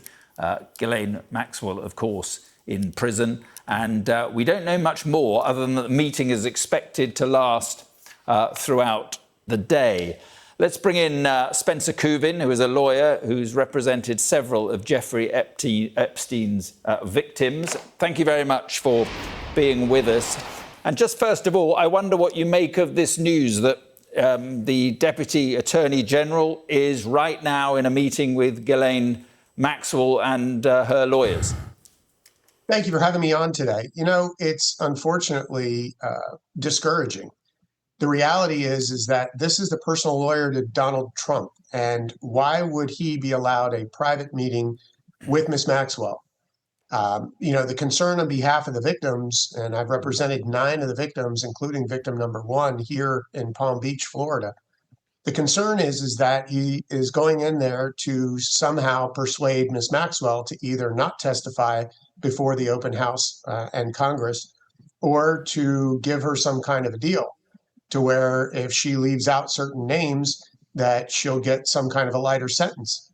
What the victims want is a full and open disclosure immediately, not only from Ms. Maxwell to Congress, but also a full and open disclosure of all the documents maintained currently by the FBI. For example, we know that they have over 1,000 hours of videotapes, surveillance tapes that were taken and preserved from inside of Epstein's mansions. We want those released immediately. And President Trump could do that with a swipe of a pen and an executive order tomorrow if he chose to do so. Right. So you see this as President Trump clearly getting involved. Speaking of lawyers, have you noticed our favorite Eastern lawyer has been oddly quiet about this whole Eastern stuff? What? Who's our favorite Eastern lawyer? What are you talking about? Who?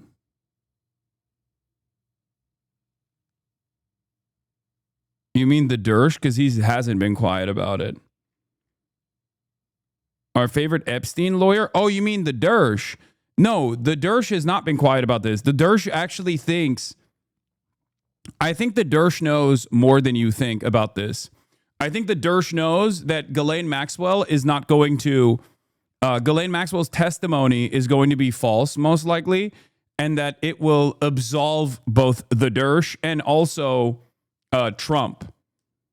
So he's been actually pushing for the Ghislaine testimony in this whole issue. You know, I mean, his Deputy Attorney General, I repeat, meeting Ghislaine Maxwell as we speak. So what do you think of the way President Trump has handled this whole issue? On the campaign trail, he was all for releasing everything.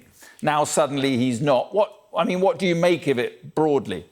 Well, it's frustrating. It's obviously incredibly frustrating. You know, the victims believed him and took him at his word that he was going to get into office and immediately release everything. We have said since this whole thing started, and this goes back, by the way, to 2006.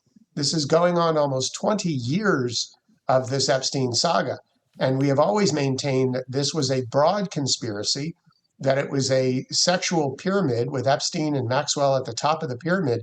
But there were many people involved in these sex scandals throughout the world. And we want them all disclosed.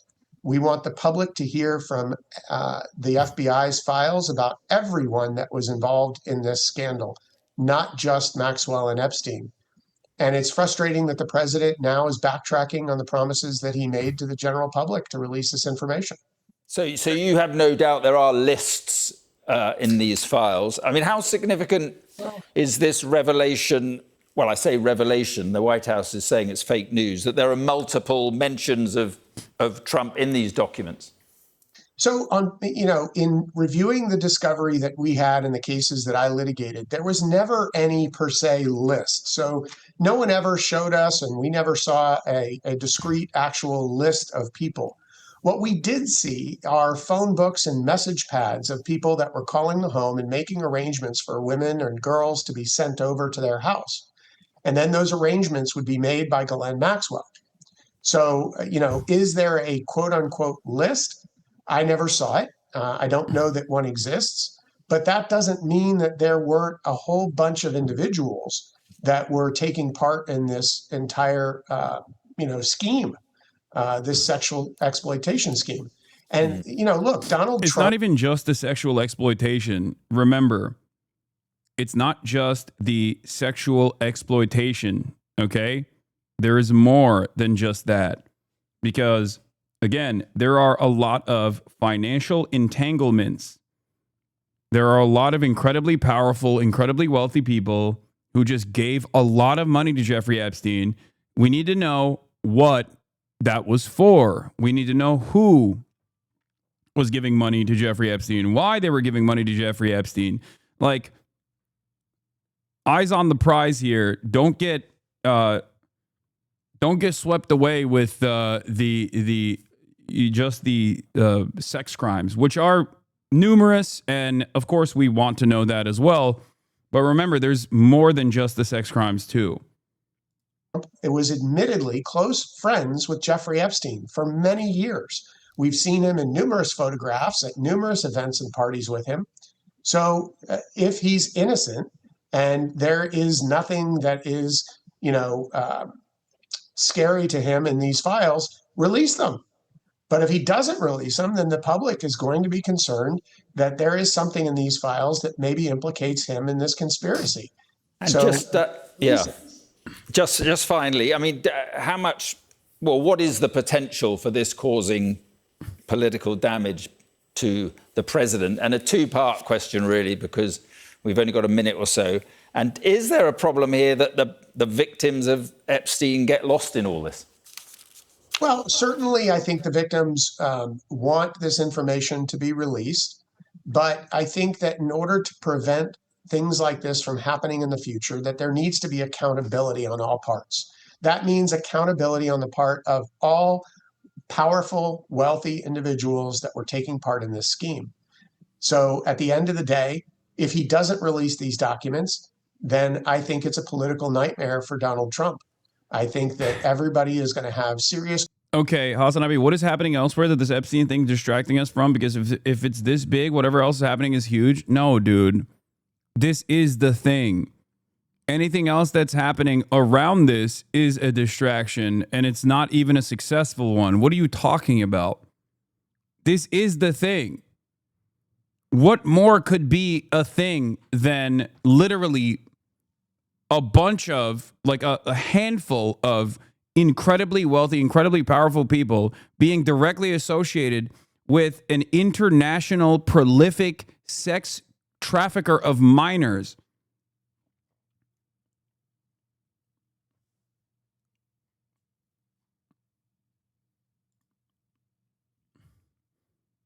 Gaza is starving to death. That's the thing. No, this is not even a distraction away from Gaza being destroyed and annexed. We cover that every single day. And trust me, for a lot of people in the Western world, they don't need much to avoid thinking about that. Okay? They don't need like a distraction to shift their attention and priorities away from the children of Gaza starving to death every single day. The unfortunate reality is many people turn a blind eye to it without any sort of additional distractions. I'm not big into, oh, this story came out to distract us away from this other story type narratives anyway, with the exception of Donald Trump actively trying to, deflect and actively trying to move away from the Epstein stuff by basically bringing up, Barack Obama doing a coup or whatever the fuck he's been doing desperately.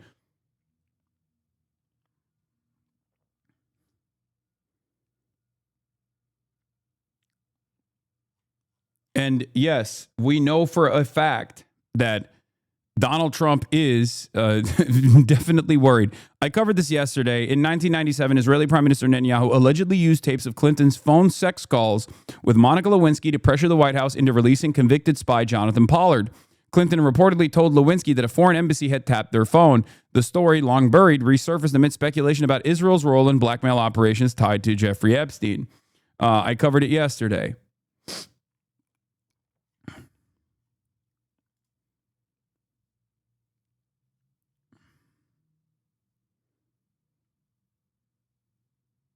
The reason why the left has so much infighting is because we can't agree to what to focus our attention on. That's not even true. People can focus their attention on numerous things at the same time.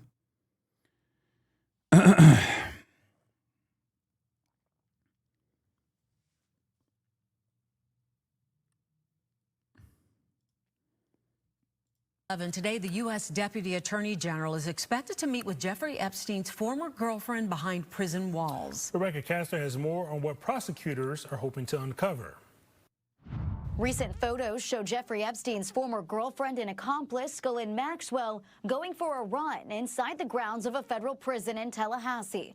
She's been behind bars since 2020 when she was first arrested and later convicted. Oh, Trump is live with... Wait, hold on. Trump is live with Jerome Powell, who he has called to be investigated. The country is doing really well. I just briefed the chairman of the deal with Japan. Japan is putting up $550 billion in order to lower their tariffs a little bit. That way they have a little bit lower tariff. And they also opened their country to free trade, which nobody thought was even a possibility. And we get a zero tariff in the free trade. We don't pay tariffs, and they're going to pay 15% on everything they send into our country. So it's great. But they put up, as you could call it, seed money. Let's call it seed money. You could call it anything you want, but it's a total of $550 billion. So nobody thought any of that was possible, and it's wonderful. And we're doing pretty well with the European Union, likewise, and we have some others. They're all really big, and our country's going to make a lot of money. We would be helped if interest rates would come down, but we're going to see how the board rules on that soon. I'd love to see them come down a lot, but we have a country that's thriving.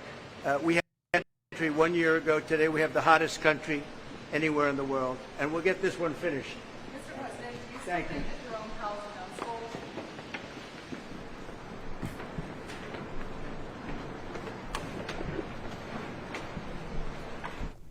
Two observations out the gate. Oh my God. What is this, bro? What is happening? What is all of this? Jesus Christ.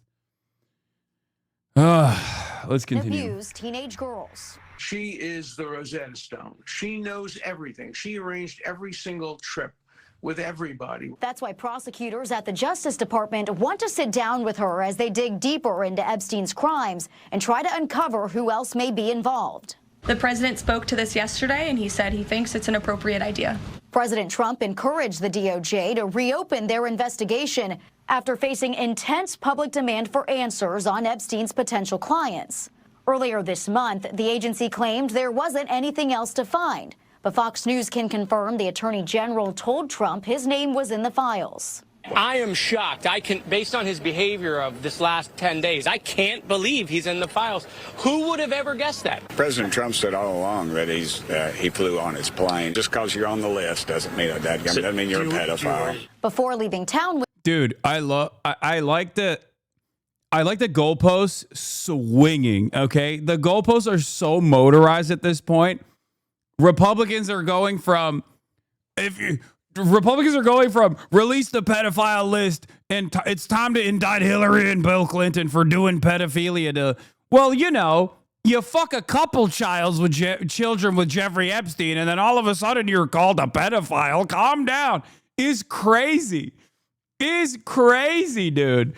They literally went from, if you've been in the immediate vicinity of Jeffrey Epstein, you're a pedophile that must be criminally indicted to, who amongst us hasn't flown in the Lolita Express? Down to now, eventually, who hasn't sent a bawdy letter to Jeffrey Epstein for his 50th birthday saying that they both share hidden secrets? I mean, I would have done the same. What's next, dude? You're going to find out that Trump actually, you know, assaulted a child and be like, well, you know, sometimes children are assaultable. Like, is that what it is? Is that the next step here? Chatters, I am not oblivious. Of course, I know that France has officially said they will recognize Palestine by September. Please stop coming in here to spam it in the chat, to be like, dude, I want to be the first to tell you. I know. 1, we are going to get to it. 2, it's nowhere near as significant as you think it is. I don't want to fucking, rain on your parade here, but Ireland recognized Palestine a while ago, and yet they have not even been able to implement boycott, divestment, and sanctions. It's a good thing, and it's only a good thing, even though it is considered a major step. But it's only considered a major step because of the ongoing, continuous injustice against Palestinians. Okay? Understand. I know.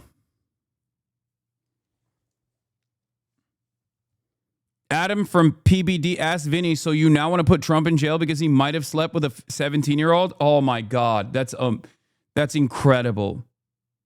Ireland is not a G7 country, though. I know, but the reason why I'm bringing up Ireland is because it's a Western European nation state that has recognized Palestine, and even outside of the G7, regardless of the fact that they've recognized Palestine, they can't even get boycott, divestment, and sanctions implemented in Ireland. That's the difference. That's what the problem is.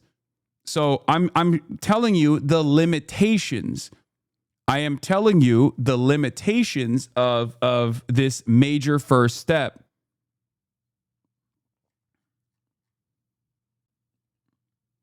Obviously, every step in this direction is good. Every step in the direction of recognizing Palestine as a nation state is a good thing. Having said that, there is so much more that needs to be done in the limited amount of time that we have. I'm not Mr. Make Perfect, the enemy of the good, but it's just until there is more to be done, until there is actual sanctions. This is just a first step that should have happened a long time ago.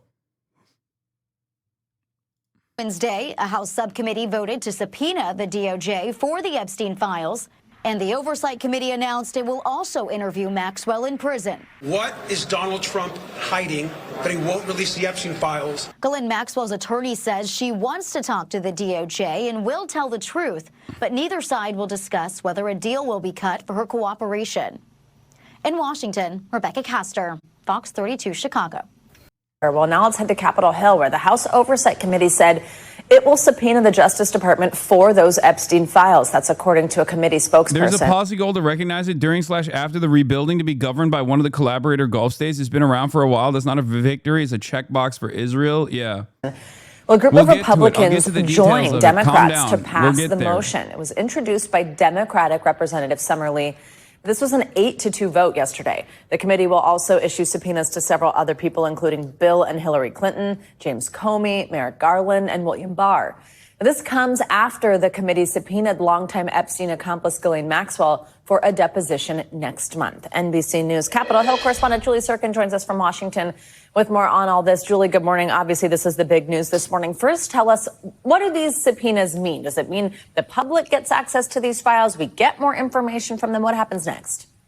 Not so fast, but this is a significant step, Savannah, and good morning to you, forward in the House Democrats' efforts to try and push this story along. But Republicans are definitely helping them out. You mentioned some of them voted on that panel to advance these subpoenas, in part because Republicans did try to soften the blow of forcing the administration's hand, essentially crossing the president here, by including the names of other officials that are red meat to the base, like Hillary and Bill Clinton, like William Barr, like Loretta Lynch. All of these officials and unknown individuals that the public has probably not heard of from years in any kind of official capacity, people that haven't been in power for a long time, but certainly people that the Trump base continues to want to spread theories about. And so Summerlee, a Democrat from Pennsylvania, offered a motion to subpoena these files from the Department of Justice. They would be unredacted. Congress would have them in full. And it really depends on when James Comer, the top Republican on that panel, signs off on the subpoena. But again, he signed off on the subpoena to Ghislaine Maxwell pretty quickly. So the Democrats expect the same here.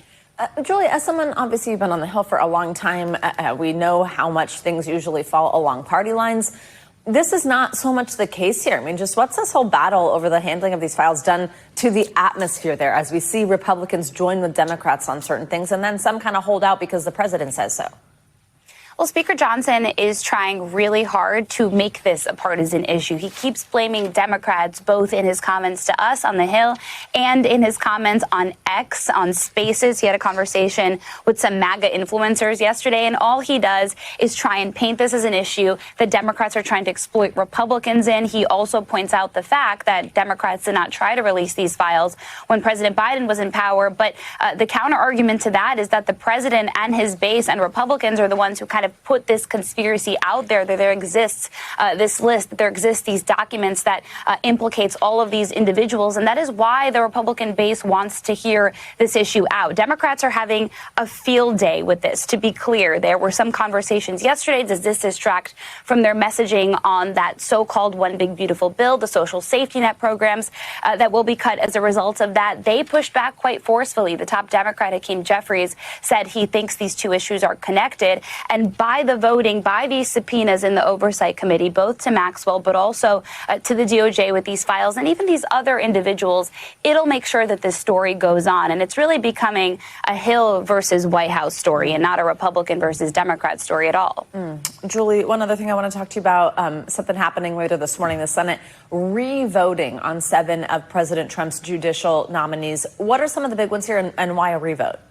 Jeanine Pirro is one of them. Remember, she's somebody who the president nominated to be a top attorney here in D.C. That's when another nominee was struck out because he didn't have the votes. But she's not really the top story here, and that's because the reason for this delay is because you'll remember last week, Senator Cory Booker surprised pretty much everybody when he stopped a committee hearing that was considering some controversial nominees, most particularly somebody named Emil Bovee, who has a long list, a long background that Democrats say is problematic. There was a whistleblower who alleged that he is somebody in his personal capacity as a lawyer to the president. And later on, of course, as a counselor in this administration, tried to tell the administration they can defy court orders.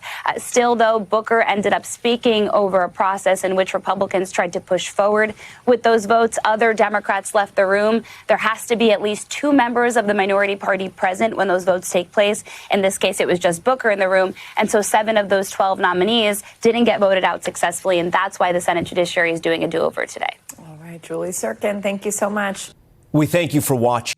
Recognize the Democrat leader. Mr. President. Chuck Schumer warns Trump could offer pardon for silence, as DOJ said to me with Ghislaine Maxwell. I like seeing stuff like this because this is the correct approach to this issue. This is the correct way to talk about this issue. And I'm shocked that even someone like Chuck Schumer, who is the #1 booster of Israel, who is way more predisposed with making the left love Israel and never really there when it comes to resisting against Donald Trump, is also taking on this task. That's a good thing. That is not a bad thing. Okay? It's surprising. It seems like the Democrats are, at least at this point, like forced to say the correct things here instead of just turning around and complaining about how you got hoisted by your own petard. You trafficked in conspiracies, and now the conspiracy heads are getting mad at you because, like, that was the initial reaction from. That was the initial reaction from a lot of Democrats, a lot of top Democrats, including Nancy Pelosi, and I did not like that. I was worried. So I'm glad that they are actually, they're recognizing there's blood in the water, and they're just not doing the classic Democrat thing. Of course, I still, my expectations, Leisha Miller has a recent video on Emil Bovey, can't send links because I'm too broke. Okay, well, you're also taking an hour off because you keep spamming it over and over again. So not only are you broke, but you're also, you have to be quiet for an hour. I'm sorry, after the 8th time you spam that, I'm gonna fucking give you an hour off. Hasan, that's so mean. No, it's not.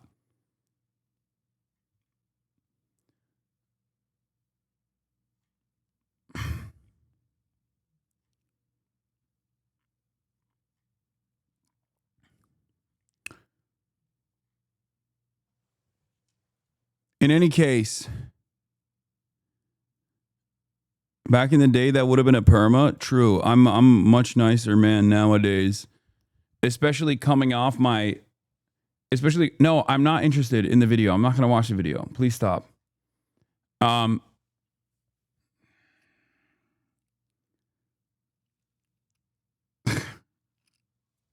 literally just timed out someone. You don't have to immediately link it.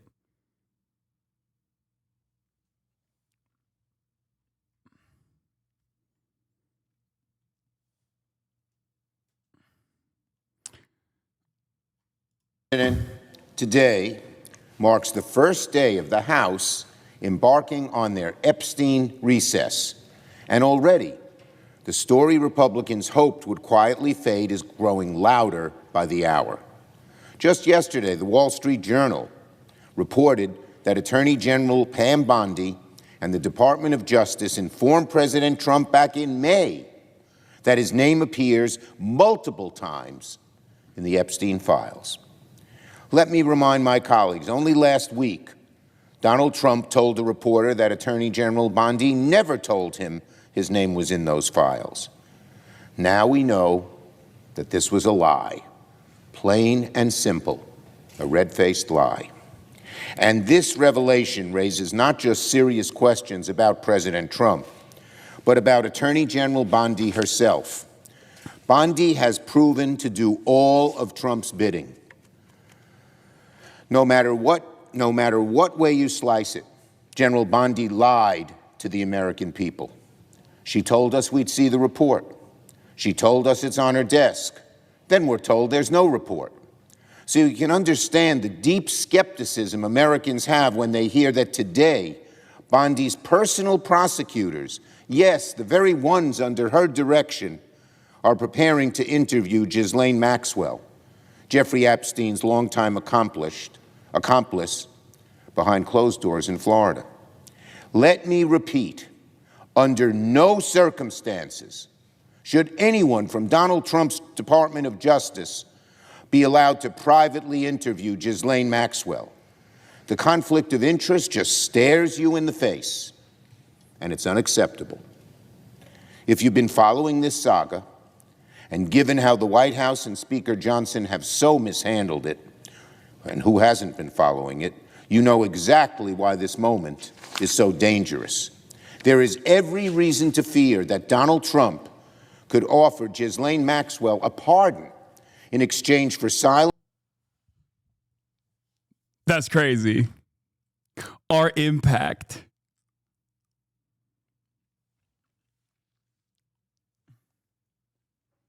I guess Chuck's been watching. I guess Chuck's been watching the HasanAbi broadcast. Chatters, you no longer have to feel embarrassed that you call Ghislaine Maxwell around your family, considering that, you know, Senator Chuck Schumer, Democrat of New York, is also calling her Ghislaine Maxwell. It's now in the Senate. It's in the Senate record.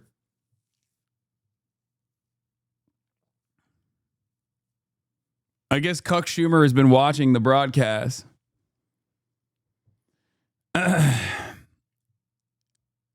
It is unacceptable. He is right. I'm right there, Hasan. That's right. Chuck Schumer official. Following since 2021. Yeah. Old Chucky is a HasanAbi head.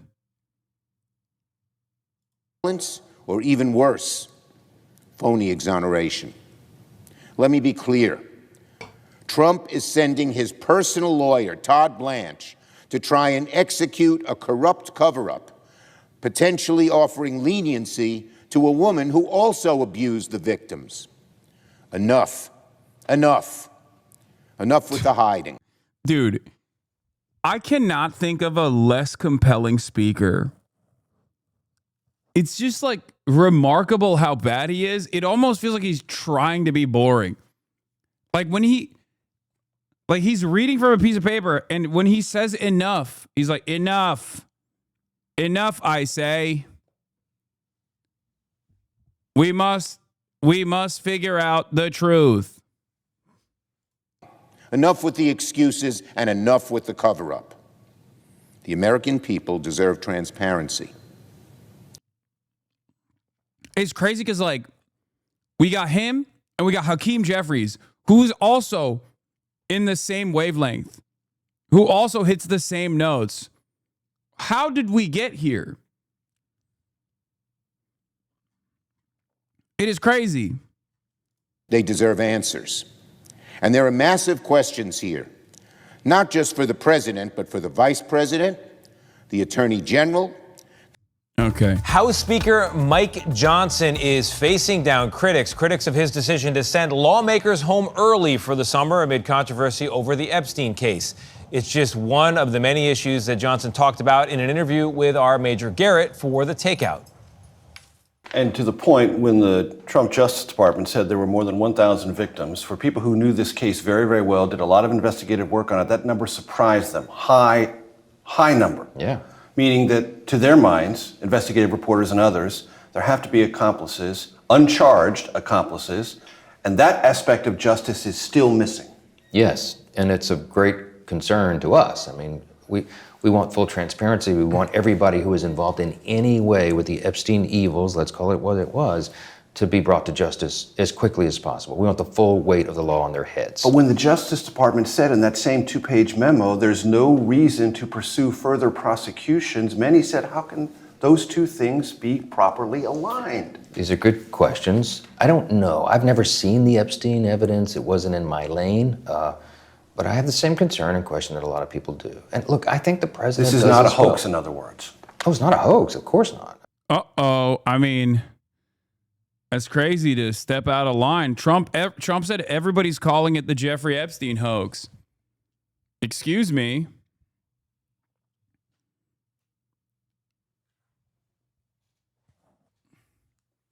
Everybody's calling it that. Everybody includes Mike Johnson.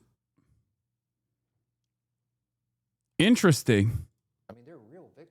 And Major Garrett joins us now. Major, so glad to have you here. Not a summer of fun and love for Mike Johnson. How much is this Epstein controversy hanging over the speaker? Well, it hangs over the remainder of this summer, and it will be an enormous issue when Congress returns in September. Now, look, let's be fair to the Speaker and the House Republican majority. They have gotten a lot of work done on behalf of the Trump White House. Man, I'm so tired of the story. It's an obvious distraction. Just look at the timing right after the BBB. Brother, I don't know how to describe this to you, but the BBB already happened in 2017. Okay? I promise you, this is more impactful in Trump's base. It's more impactful in like harming Trump and separating Trump from like a bunch of people who were big time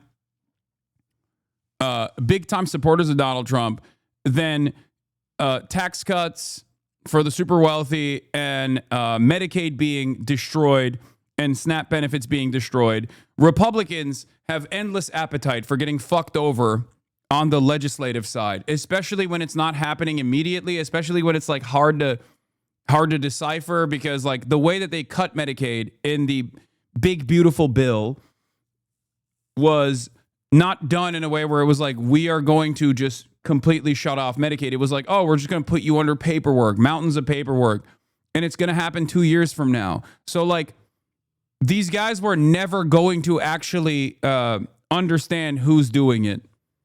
Okay, they got what they want. Now they want President Vance. Now, okay. This I can see. But notice how this is very different than this. They're not trying to shift the attention away from something.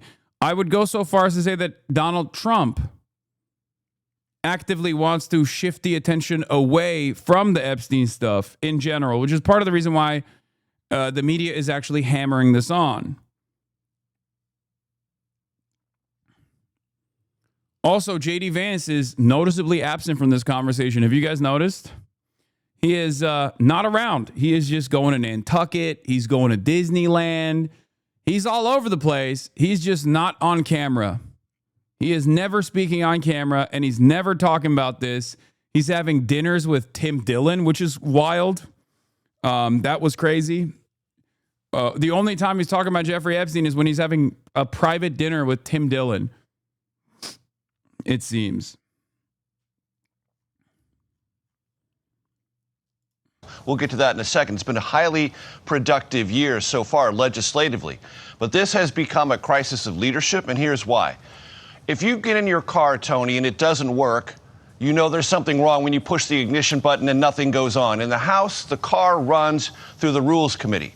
The Rules Committee could not function this week. Why? Because Republicans would not advance legislation to the floor because they wanted some signals from leadership about how to proceed on all sorts of resolutions and amendments dealing with Epstein. They got no guidance from leadership, and the House effectively stopped working. The ignition button was essentially disconnected. When the House doesn't work, it can't move legislation. And when it can't move legislation, all attention focuses on leadership.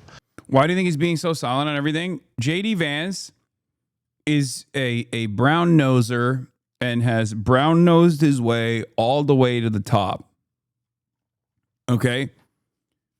He's also backed by very powerful billionaires and has a vision and has a goal in mind. He wants to be the successor to the MAGA movement. But in order to be an effective successor to the MAGA movement, while simultaneously knowing that Trump is a bad person, okay, you have to sometimes keep quiet when there is fissures in the base. He can't come out and like defend Donald Trump aggressively and then have people yell at him over it. You know what I mean? He has he knows that there are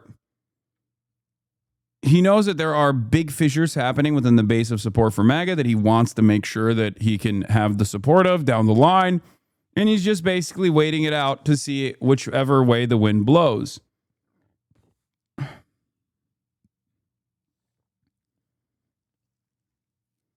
The only time he made a statement was on the Wall Street Journal article, and he angled it in the same way that like Megyn Kelly did, where he was like, this is obviously such a stupid reason for Wall Street Journal is just trying to do the fake news. Like that angle of attack is appropriate for the MAGA base, okay? That angle of attack is like, oh, it's fake news, media going after Trump for silly things again. Like you can still message around that. And what leadership is doing right now is deferring to the president and the Trump Justice Department. But as the speaker just said, justice must be served, which means there have to be more prosecutions, more transparency. And if that doesn't manifest in August, when Congress comes back in September, this is going to be a significant and irritating political issue for the leader. Also, Trump is taking questions live from reporters. Let's take a look at what he has to say while he's at the Federal Reserve. We would save more than $1 trillion basically with just a paper transfer. You wouldn't be cutting costs of anything. You wouldn't be building anything. Just a move of the hand saying we're going to lower interest rates. You would save $1 trillion a year. And there's nothing you can do to save that kind of money. Well, we had a little talk about it, and I thought it was a very productive talk. He'll be able to tell you at his next meeting, but I will say that he did say the country is doing really well. Mr. President, you feel better or worse? And the country is really doing well. Mr. President. Yeah, please, go ahead. How would you describe your talk with him? Would you say that the energy was tense? You know, did you come No, I didn't think it was tense. No, I thought we had a good meeting. I really, no, there was no tension. There was no tension. I think he had more tension with my great senator to the right. He's pretty tough cookie. He was, you might say, well. I mean, the bottom line is we had an honest, candid conversation about some of the overruns at this building. We had it in my banking committee, and he said we were wrong, and it turns out we were right. Thank God President Trump and his team took enough time to dig into some of the details, and the details are clear. We need to get this project done. We would like to keep it where it is or a little lower, but at the end. Remember, this is the one issue that they can't just like wish cast away. Not the Epstein stuff. I'm talking about just constantly claiming that the economy is on a rocket ship. Okay? Saying that over and over again is not going to change what it looks like for people's pocketbooks. This is the one thing that you can't just like talk yourself out of. If people's financial circumstances are not moving at least in the green, in a better direction, in a positive direction, and it's clear that they're not, because the very same thing that the Brandon administration tried to do, they are trying to do as well, which is to say, no, it's great, it's fantastic. Meanwhile, people are getting laid off. People have not seen any sort of like significant improvement in their wages. And also, it's mostly just like rich and powerful people in the media trying to play this song and dance by pointing to the GDP, which in this case is not even looking too great anyway, and saying like, well, certain things and the price of certain things have gone down. Look at the graph. Look at the graph. Look at the graph. Look at the graph. Now, it might work for some of Trump's major loyalists because they are in the cult. Okay. But ultimately, the stock market doing well after Donald Trump tanked it aggressively, and like the stock market rebounding, for example, is not necessarily going to translate to people feeling like they are doing well, is not going to lead to people feeling like they can afford rent. You understand? You can't just like keep saying it and then expect people to believe that it's happening. Because they didn't want to pay 20. They were 28%. And they gave us $550 billion up front. 100%, 500. We get 90, they get 10. 90%, they get 10. And there's no payment. It's not a loan or anything. It's a signing bonus, I call it. But they gave us $550 billion and took down the tariffs a little bit. And then they agreed to open their economy to everybody. This was not easy. This took, a lot of people walked out of rooms and things. Sometimes they walked out of rooms, went back to Japan. Right. I said, where are they? They went back to Japan. And then they called and they said, can we make a deal? They came back a couple of times. This happened. This was, as you know, it was over a period of months. And ultimately, they agreed to open their economy. Now, the opening of the economy is worth more than $550 billion, the payment that they made. Cope. It's worth more. So between that and the payment, we reduced it down to 15%. But they were at about 28%, and then they bought it down, basically. But could other countries buy it down? Yeah, I would let other countries buy it down. Sure. Mr. President, do you feel better or worse about your relationship with the Fed chairman after this meeting? I feel good about it. I mean, look, I have one dispute, and the dispute is there could be some things with money and, where it comes from, how it's come from, how it's printed, where it's printed, all of the standard things with the Fed. Now, but Japanese car makers that are competitive edge versus American car makers. Interest rates have to come down. We'll if the cover interest rates the don't Japanese come down, deal. we're knocking it out of I'll the cover the park Japanese deal in a with high second. Interest rates. If interest rates come down, then that final little element kicks in. That's housing. And the sad part is that people, wonderful young people, young couples starting off, they can't get a mortgage because the rates are too high. Tim knows that better than anybody, I think. Mr. President, if the rates are hurting families in the country, why let that keep going for another 8 months? Why not just fire the chairman now? Because to do that is a big move, and I just don't think it's necessary. And I believe that he's going to do the right thing. I believe that the chairman is going to do the right thing. I mean, it may be a little too late, as the expression goes, but I believe he's going to do the right thing. The fact is, it's so big what's taking place in America, where the King of Saudi Arabia says you have the hottest country anywhere in the world, and I thought you were dead 1 year ago. I thought we were dead.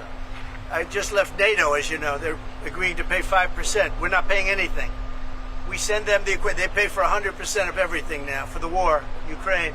But I just left NATO, and every one of those leaders said, every country, they said, so hot and very smart country, very successful country. It is pretty crazy that the American economy is built around confidence. Obviously, the stock market absolutely is built around confidence. And when you have a confidence man, a con man like Donald Trump, I guess like people have a vested interest in the market succeeding, so they have to kind of act like they believe whatever the fuck he's saying. It's all vibes. It's all made up. And people have basically realized, like, no, we have to kind of act like this is all going somewhere positive, so that they can keep making more money. Interest rates come down. Good job, you do. You do a nice job. I watch you a lot. Thank you. Everything is Tesla at this point, is what I mean. Everything is Tesla. Everything is computer. Just like Tesla will just keep. I mean, they have, I guess this year is not the best year to say that, because like this is the first time where Tesla's like actually experienced some shocks.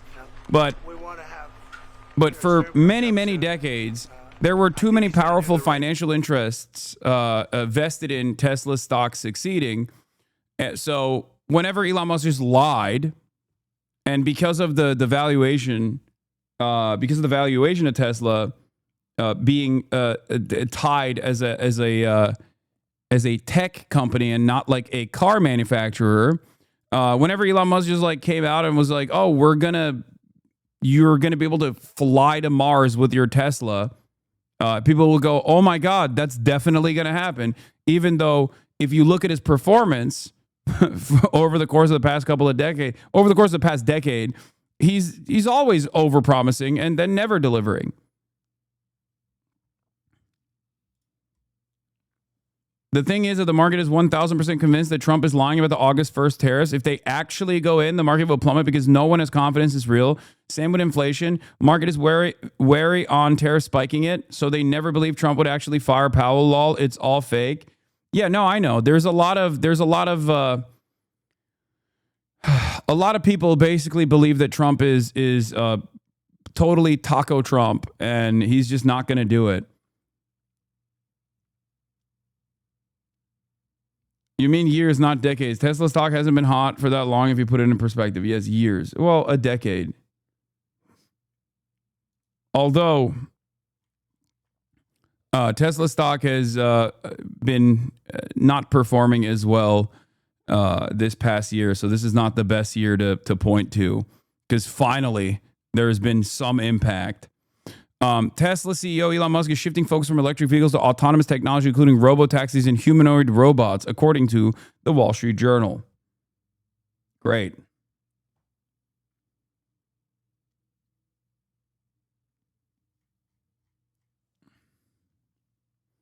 But guys, they have epic bacon at the Hollywood Tesla diner. Isn't that cool?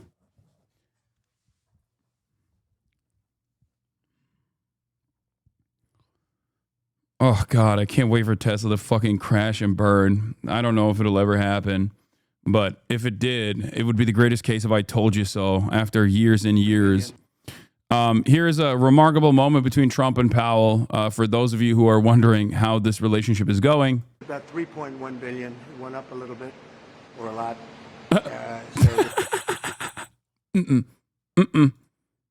Nope. No, it didn't. Wait, hold on. We got to run it again. About 3.1 billion. It went up a little bit, or a lot. So the 2.7 is now 3.1. I'm not aware of that. Yeah, it just came out. Yeah, I haven't heard that from anybody at the Fed. Yeah, it just came out. Our notes had it about 3.1 as well. 3.1, 3.2. This came from us? Yes. I don't know who does that. You're including the Martin renovation. You just added our entire capital. Yeah, you just added in a third building. Is what that is. That's a third building. Well, no, but it's a building that's being built. No, it was built 5 years ago. We finished Martin 5 years ago. It's part of the overall work. But it's not new. So we're going to take a look. We're going to see what's happening, and it's. That's so funny. Oh my God. There's nothing funnier than the fact that Trump fucking appointed him. in his first term. Okay. And also, it is the one thing that would erode market confidence and would absolutely yield tremendous volatility. So he can't even fucking fire him.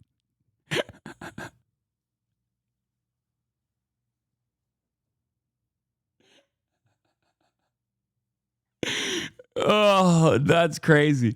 To be fair, I don't know. I feel like, yeah, he'll be like, who appointed this guy? This is a real bad guy. Who appointed this fucking asshole? Yeah, he's asking DOJ to investigate him for fraud because it's costing too much money to build these buildings. So that he can have like some kind of just cause to fire him, I guess. What a fucking asshole. Whoever appointed this guy must have been a real idiot. Do you expect any more additional cost overruns? Don't expect them. We're ready for them, but we have a little bit of a reserve that we may use, but no, we don't. We expect to be finished in 2027. We're well along, as you can see. Nice to take these off every once in a while when we're not under too much danger. What the fuck was that? Oh my God. What did he do? Nice to take these off every once in a while. What is he doing?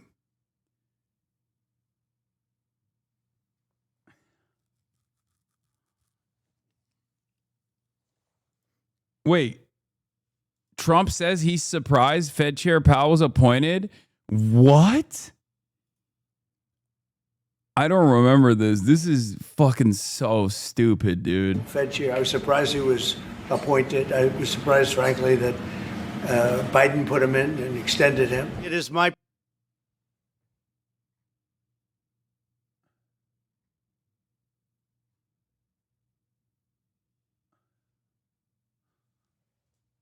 Oh my God, it's full Brandon. I was I missed this, I guess. And then I didn't. I was at the bachelor party after this. I think he means that Biden reappointed him. My pleasure and my honor to announce my nomination of Jerome Powell to be the next chairman of the Federal Reserve. Congratulations. He's a terrible Fed chair. I was surprised he was appointed.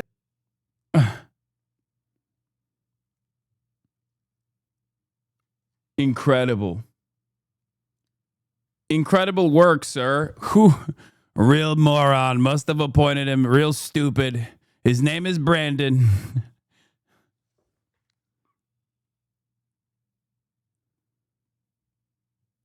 I constantly go back and forth on, like, is he actually losing his mind? Or does he know that his base does not care when he just, like, says things that are completely false? And I'm leaning on the Brandonization side of things. Like, I do think that there is a Brandonization going on currently.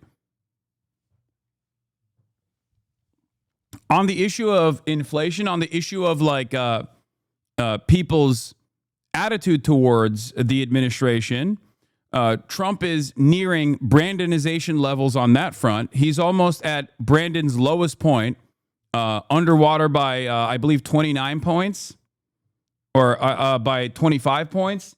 So he's definitely on the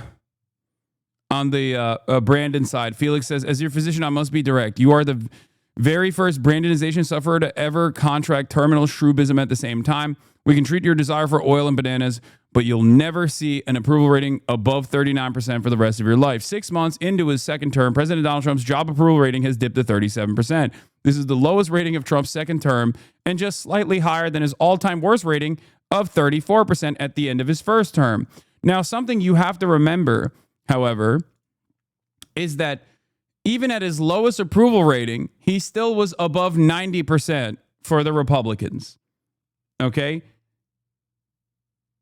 Or above 85%, I think, something like that. So Just remember, he's just losing independents.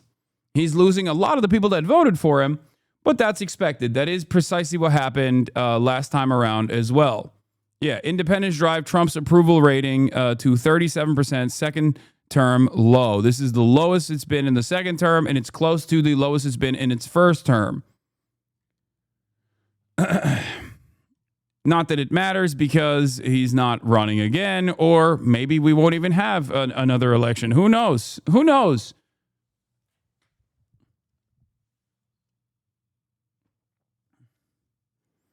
Trump's handling of Iran foreign affairs rated highest, but still underwater. Trump's ratings for handling each of 8 separate foreign and domestic issues also ran generally poor. He earns the highest marks for his handling of the situation with Iran at 42% and foreign affairs at 41%, which is crazy.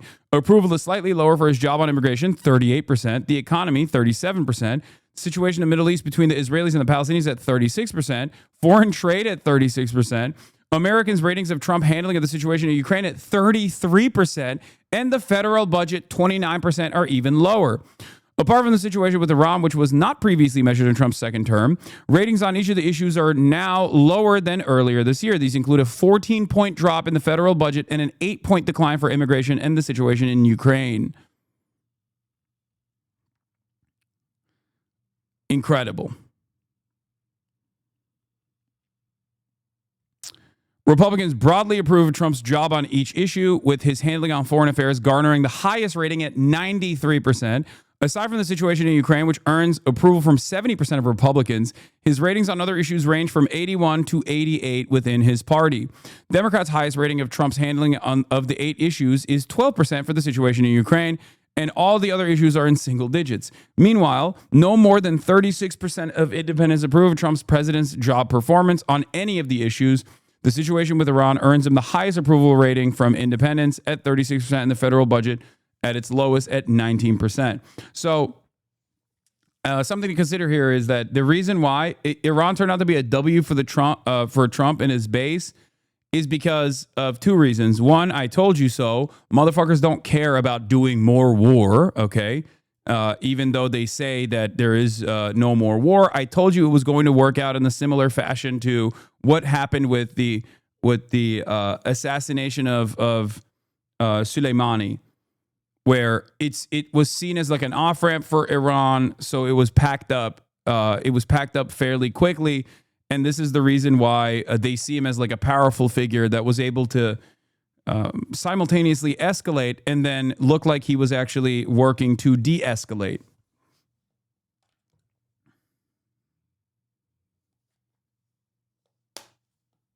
People did not see it as a severe escalation, even though it was. You're failing to recognize the B-2 bombers look cool factor? No, it's not even that. If it actually led to a larger quagmire, it would have been a massive failure.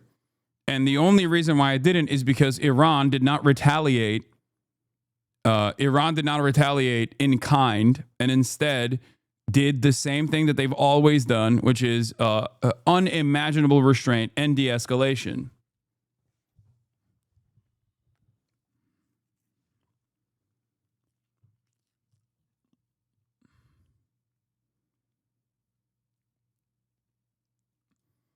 The approval spiked for Trump during the period in which he sacked Waltz and did his anti-neocon Middle East push while avoiding Israel versus the 12-day war period / Jeffrey Epstein resurgence and denial is just uncanny.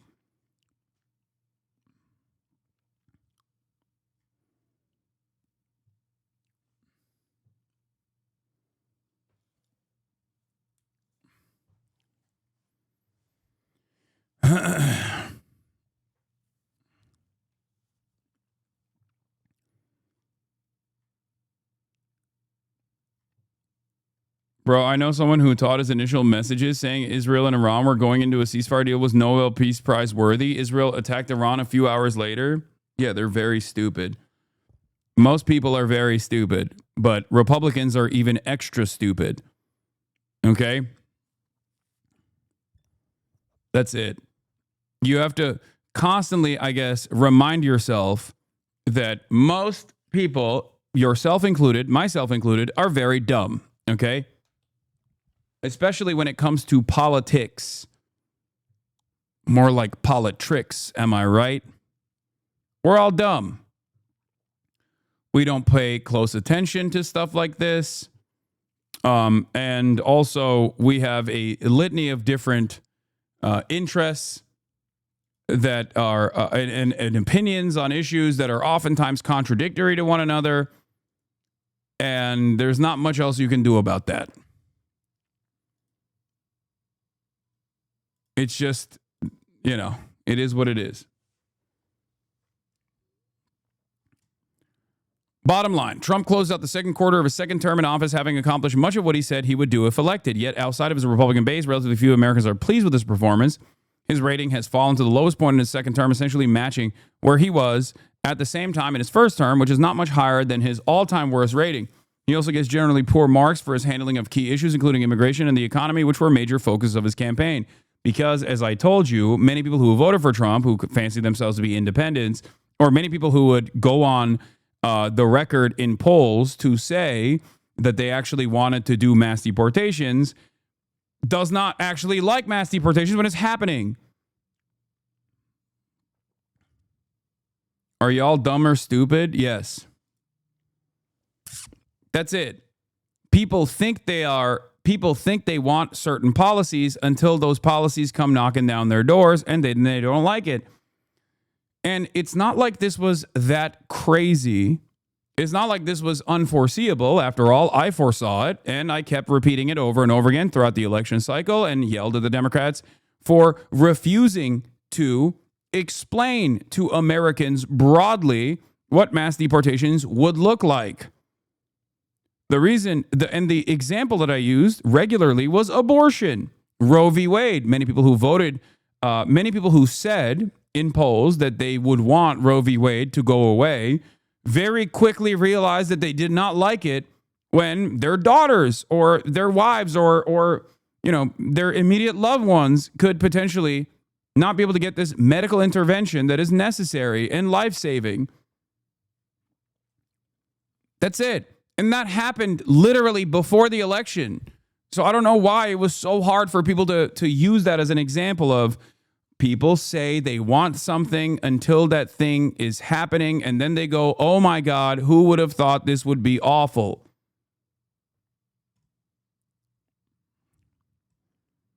It's that simple. Anyway.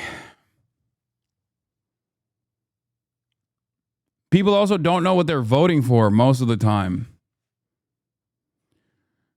Speaking of people not knowing what the hell is going on, the Japan trade deal info on Trump's desk was altered by hand with a marker. President Donald Trump announced a trade deal with Japan, which he said includes a 15% tariff rate and $550 billion of Japanese investments into the United States. A card on his desk with details of the deal shows discrepancies and last-minute edits, according to a photo posted on X by Dan Scavino. President Trump's art of the deal seemed to play out in real time on Tuesday. Trump on Tuesday night announced his Truth Social platform, what he called a massive trade agreement with Japan, which the president said includes a 15% tariff rate and $550 billion in investments. By the way, I do love that Donald Trump just keeps adding tariffs and then taking out tariffs, and then the only promise he gets is an IOU letter from these countries about massive investments. Okay. It's always, I feel like these guys have realized, like, the Oracle CEO, Sam Altman, all of these dudes have basically realized that, like, as long as you say you're going to spend $7 quintillion on American soil, Trump will go, that's a great number. It's the biggest number from the standpoint of mathematics. My uncle was an MIT math professor. And then he just like repeats that number over and over again. And it's basically, that's it. Like, it's just, you get whatever you want. You just say he's hot. You say the economy is hot. You say America is hot. And then you say you're going to spend, a number that no one has ever heard before on American soil. And then he goes, great. But the details of that deal on a card on Trump's desk during a meeting with the Japanese delegation and top White House aides shows discrepancies in last-minute edits. The card on Trump's desk displays a 10% tariff, in addition to a 15% levy rate on the automotive, pharmaceutical, and semiconductor industries. However, Trump said in his Truth Social post that only Japan will face a rate of 15% without elaborating. Japan will pay reciprocal tariffs of the United States of 15%. Below the tariff rate, $400 billion appears on the board in large lettering. That seems to reference Japan's plan to invest in the U.S., which Trump explained in his social media post. But Trump used a different figure in his post than even the altered amount on the card, saying that Japan would invest $550 billion.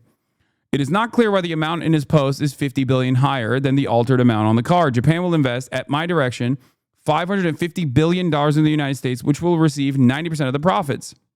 This deal will create hundreds of thousands of jobs. There has never been anything like it. Yes, there hasn't been anything like it because it doesn't exist. Okay, it's not real.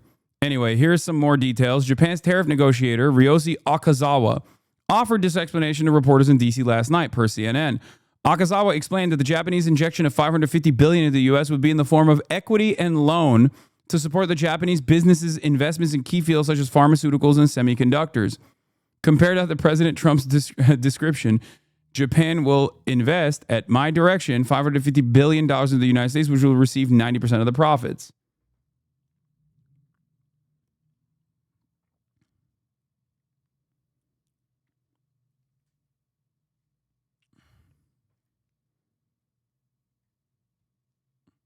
Yes.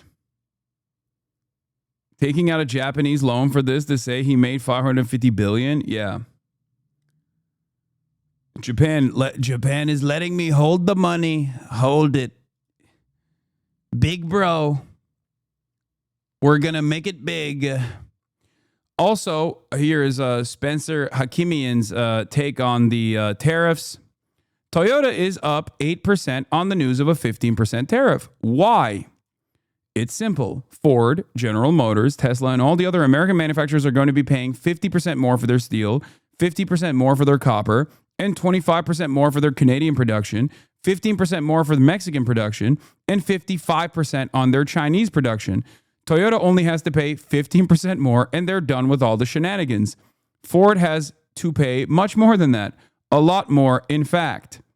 We've given a Japanese car company an advantage over American car companies, all in the hope of bringing auto jobs back to America.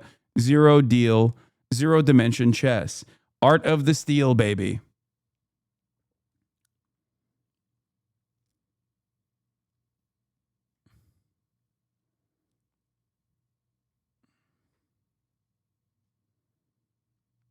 UAW statement trashing the Japan trade deal will hurt our members across the country and other workers as well. Here's the UAW statement on the U.S. trade agreement with Japan.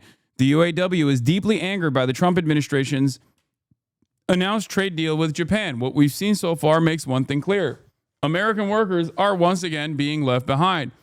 I hate to say this, but, you know, there was a little bit of a I told you so moment here for the UAW, which was in favor, understandably, because they are trade protectionists, when Trump was first implementing his tariffs regime.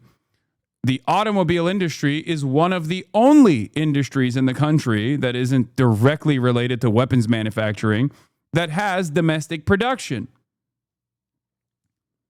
Okay? So it's understandable that the UAW would say, we are in favor of trade protectionism because it's one of the few industries that could be protected. It's one of the few industries of trade that could technically be protected because there is domestic manufacturing. Having said that, of course, the American domestic manufacturing of automobiles still heavily relies on Canadian production and Mexican production. It passes by those nation-state boundaries on numerous occasions before the final product is put together. So that in and of itself would most likely, that in and of itself was always going to impact automobile manufacturing. But here they are saying, for decades, Japanese automakers have exploited open access to U.S. markets while failing to do right by American workers. Now, instead of addressing the problem, this deal gives them another break at the expense of the very companies and workers that built the American auto industry into the global standard for good jobs and world-class products. The UAW has pushed for well-crafted tariffs as a tool to level the playing field, bring back good jobs, and drive investment to American manufacturing. We know tariffs can work, but the execution here falls short. Shifting timelines and moving goalposts have undermined business confidence and delayed investment. So far, only GM has stepped up with serious reshoring efforts. The Global Business Alliance basically says the foreign direct investment claims are bullshit. Foreign direct investment into the United States totaled $52.8 billion in the first quarter of 2025, a 34% decrease over the fourth quarter of 2024. Net equity flows registered $19 billion in the first quarter in 2025, composing 36%. Reinvestment of earnings stood at $40 billion in the first quarter of 2025, accounting for some 75% of the foreign direct investment into the United States. Foreign direct investment in the United States in 2024 was revised down to $292 billion, making it a weaker than average year for the foreign direct investment into the United States over the past decade. Here's a chart that will help you understand it a little bit better.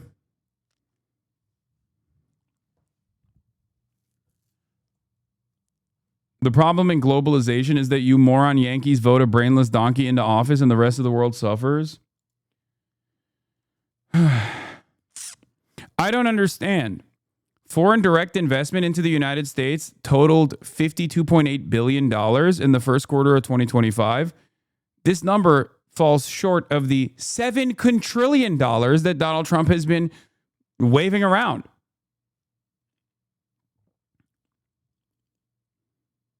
I thought that the foreign direct investment into the United States was actually, $100 gorillion, as a matter of fact. So where is that? This is short 99.99999 gorillion dollars, it seems. Where is the money? Where is the money? I thought this was investment like no one has ever seen before.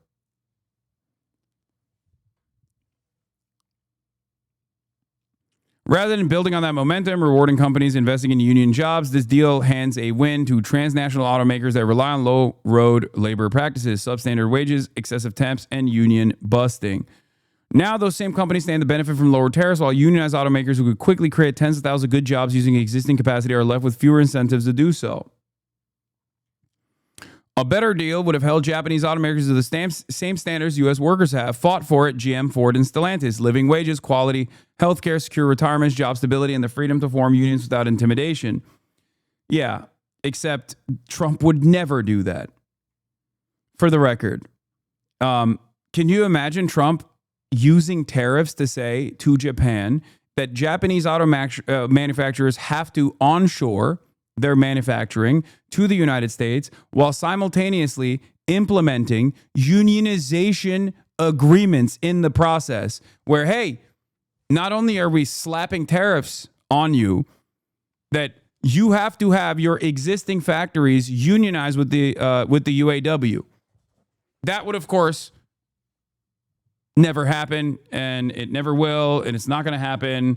And even the fucking Brandon administration did not do that, and did not hold like Tesla to account, for example, or other American manufacturers to account when they were offering literal domestic subsidies to domestic car manufacturers.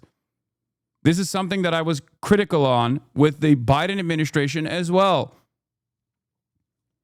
When the Biden administration was offering many benefits to U.S. domestic manufacturers, or even different components that you could build for renewable energy, to build a robust renewable energy sector, which the Trump administration is basically gutting already with Big Beautiful Bill. There's 2 BBBs, which is crazy. And the Brandon administration did not do that.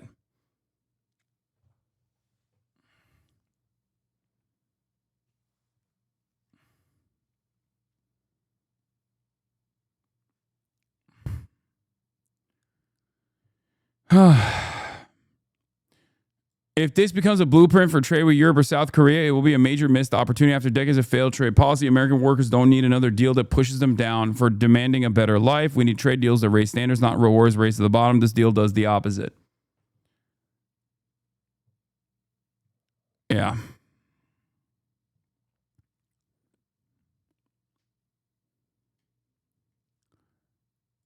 Commerce Secretary Howard Lutnick appeared to take credit for the board in a Wednesday morning interview with Bloomberg, but did not directly address the edits or discrepancies.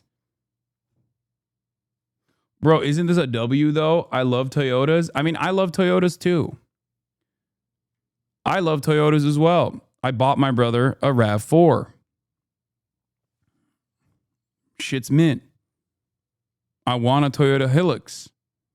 Having said that, I love American labor more than I love Toyotas. Why not a Supra? Why didn't I buy my brother a Supra? Because he's about to have a fucking family. He's getting married. He's going to inevitably have children. That's why I didn't buy him a fucking Supra. And instead bought him a RAV4 that is a plug-in hybrid, as a matter of fact.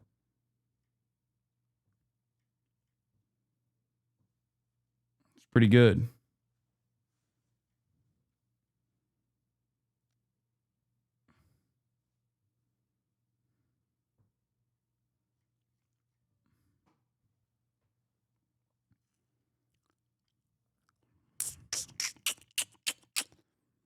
That's a different kind of deal, Scott Bessent said.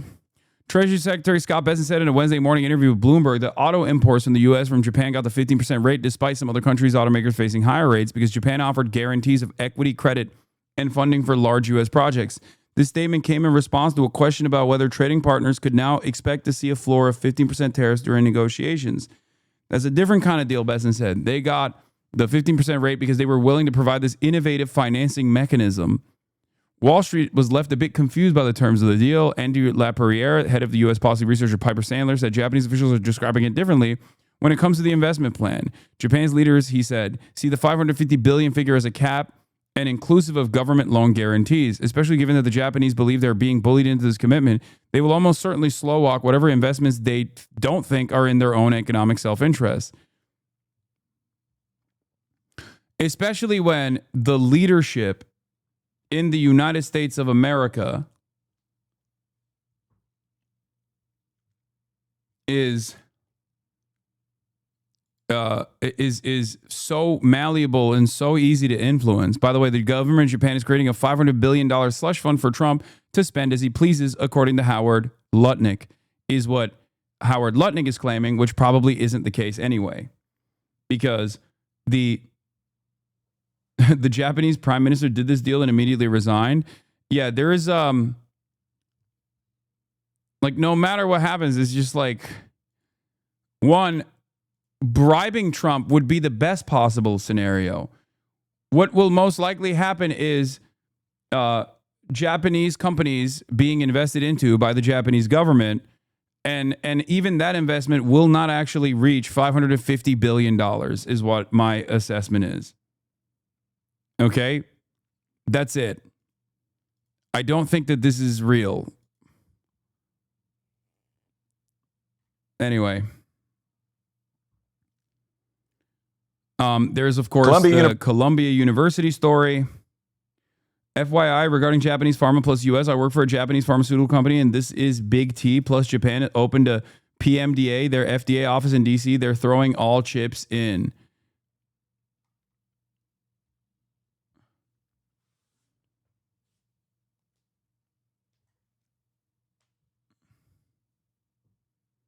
It's just a rumor that he's resigned, spreading on Twitter, media literacy, guys.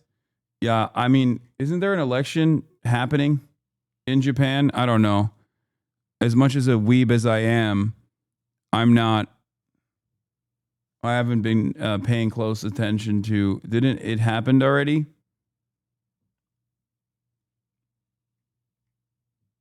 It already happened, gangy. Why the fuck is people so...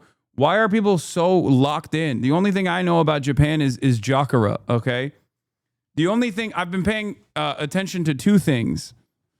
that are coming out of Japan. One, Jakara, okay, and its healing powers, and two is the remember that fucking crazy that crazy party that was doing a rally that we just kind of encountered, the orange one. What is it called? The Saitoshi or whatever. Sanseido. Yeah, Sanseido. Yeah, it turns out that party is gaining. It turns out that party's gaining some prominence.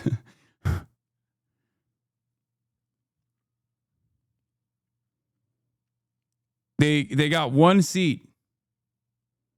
Or the 14 seats, sorry. In the last election, they had one seat. Now they have 14 seats. So now they have 15 total seats.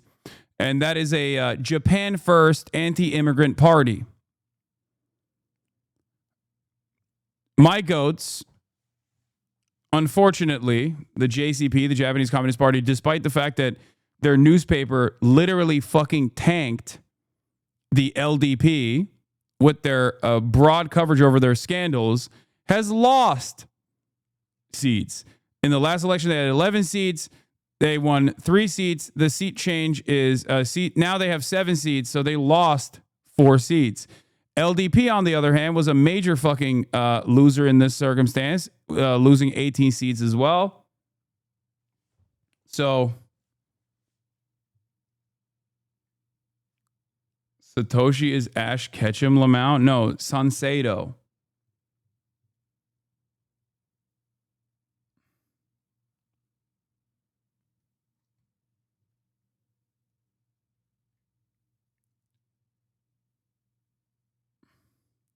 HasanAbi Sanseido's 10th pillar of their project is returning the Japanese eating habits centered on rice in order to regain the Yamato spirit. Yes.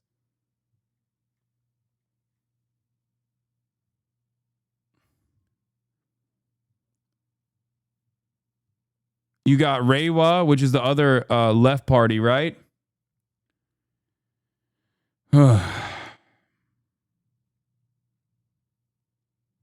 Funny part is Sanseido is very socialist for ethnic Japanese. Yeah, I wonder who else had opinions like that. You mean to tell me they're a national socialist party?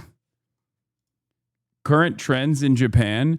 It's so awesome how over the past few years I've heard from people who only traveled to Japan and how great it was and how much better it was in America. And then you see the last election stuff and everyone there has turned into Mecha Hitler and voting far right. Changes in Japanese views from 2016 to 2025 from Ipsos polling. This is a friend of the show, Mr. Jeffu, our Japanese reporter. Japan is in decline, went from 40% to 70%. Ignored by traditional parties, went from 39% to 68%. Prioritize hiring nationals if jobs are scarce, went from 38% to 60%. Immigrants are taking jobs, went from 12% to 36%. Fertile ground for Sanseido. Sanseido is the anti-immigrant Japanese nationalist party. They're fucking cult. They have like really kooky beliefs. But to be fair, most Japanese political expressions revolve around cult-like tendencies by American standards especially. So it's not really that confusing. It's funny how he conveniently ignores the difference in electoral systems between Japan and the U.S. Imagine if the U.S., a party we've never heard before, took Senate seats in several states. Yeah, it's unthinkable. But in the U.S., that's simply because everything is first past the poll here. Oh, yeah. A foreigner served as an advisor to the Japan First Party. What the fuck? Matt Brainerd, a former Trump campaign staffer who founded Look Back America, an organization that supported the January 6th defendants, appeared on OAN as a Sanseido party advisor. Wait. So they got a fucking bald American Trump MAGA guy in the fuck foreigners party? They're getting their fuck foreigners notes from a foreigner?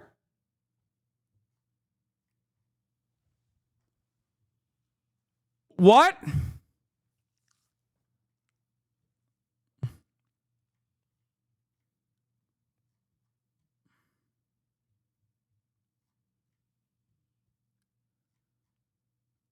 That makes no dang sense. No, they do not love white people. They do not love white people. Sanseido does not love white people, bro. What are you talking about? No, they straight up, their number one policy is like, fuck every foreigner, Japan for Japanese only.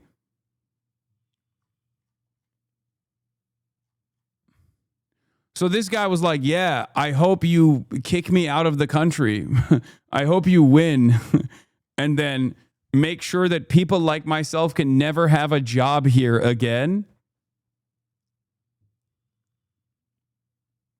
That's cool.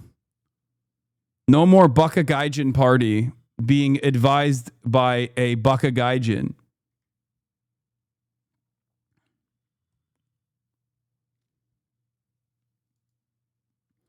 Meanwhile, NHK party is all about the MAGA aesthetic. Thread, interesting posters of the 2025 Japan upper house election. The first poster features leader of the fringe NHK party declaring himself to be the Japanese Trump. He's wearing a MAGA, not Make Japan Great Again hat. And his poster says he is against illegal immigration. The word illegal is in very small font. He's also wearing a bandage on his head because apparently his slash wound from a March 2025 machete attack has not yet healed.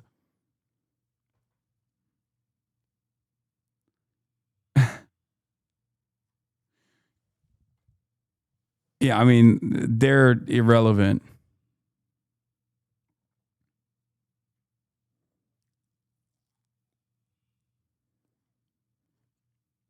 Here's another example in English from LDP incumbent Nishida Shoji. Return to Japan. From where? Sounds like a poor translation of Abe's Take Back Japan. You may remember Nishida from my previous thread on his views about Jewish people. Wait, what?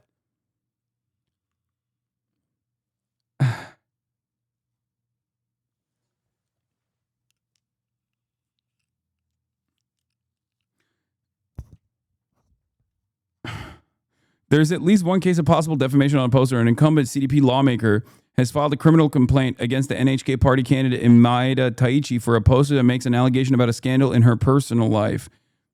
His poster says, "Don't forgive CDP candidate censored over censored. The media is censoring the information, so I added the gray box."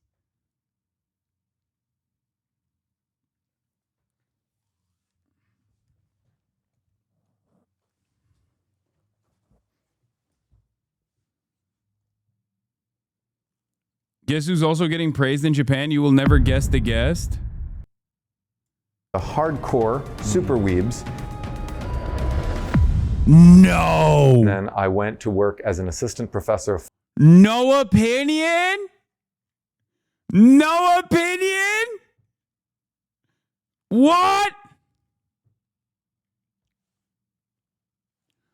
Also, the anti-immigrant sentiment in Japanese politics is so funny because, dude, your population is dying. You need immigrants. You literally just need immigrants. There's no other way around this, okay? And you don't have any immigrants. You have a tiny, tiny percentage of the population that are migrant workers. You need more. Japanese people are basically all 78 years old. You literally just need immigrants.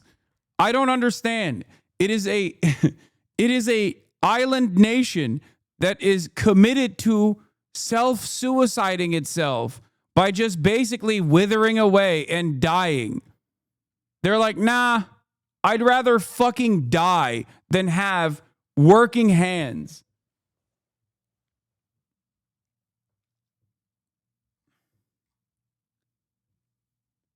Yeah, I guess you won't have any immigrants at that point because everyone will be dead.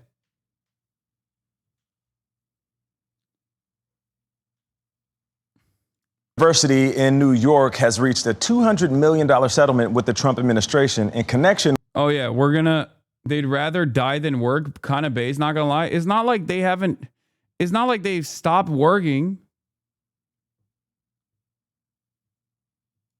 The other left party won more seats, but we had this now.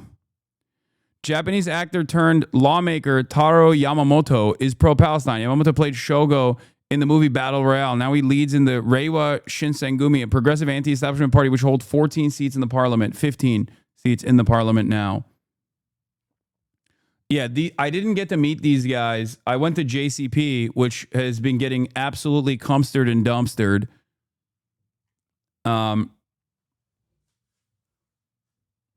And everything that I learned about Japanese politics, I don't really like. I'll be honest with you, unfortunately.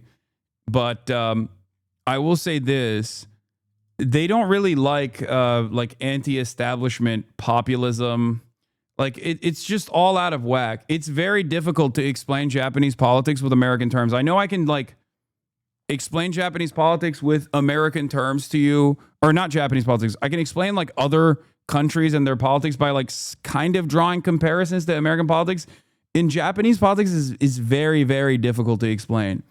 Like, for example, one of the reasons why the JCP it doesn't have like a lot of the youth vote is because they are seen as like they're seen as like old and outdated. Part of the reason why the JCP still even has fandom is because they're like anti-military.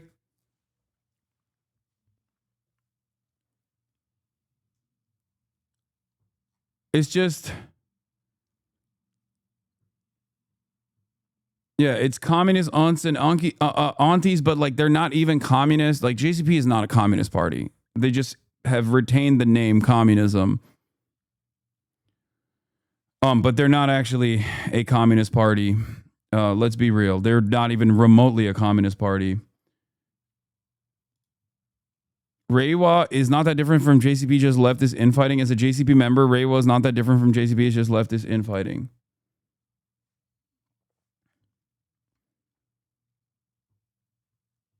Yeah, they hate the CPC, obviously, but everyone in Japanese politics hates the CPC. Or rather, they act like they hate the CPC, but the reality of the matter is, you know which party loves the Communist Party of China? The fucking LDP. So it's not like... like they say they hate China. They say they hate the Chinese party, the Communist Party of China, but they actually kind of like the Communist Party of China. And the reason why they like it is because of trade and how important trade is to Japanese interests. So, you know, none of it fucking makes sense. If not communist, what would you say the JCP is? Current iteration of JCP is just like a center left party by international standards, like barely a social democratic party. Maybe people will get mad at me for saying that, but yeah, I mean, the communist parties that exist right now, especially communist parties that exist within the American periphery, are all social democratic parties, barely.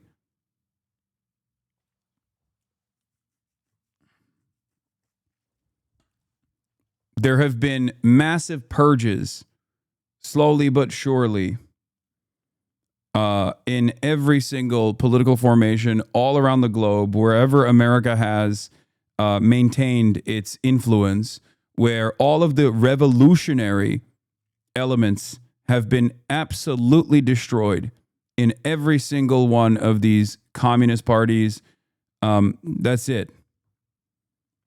And the ones that are still kind of revolutionary are comprised of like 8 people, and they're just basically LARPing.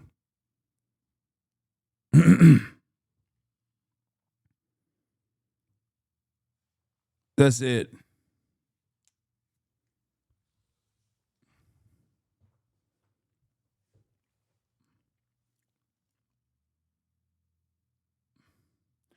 The way you're describing the JCP's lack of appeal sounds rather similar to communist parties in Europe. In Portugal, youth sees the local communist party as being too old-fashioned and outdated. Yeah.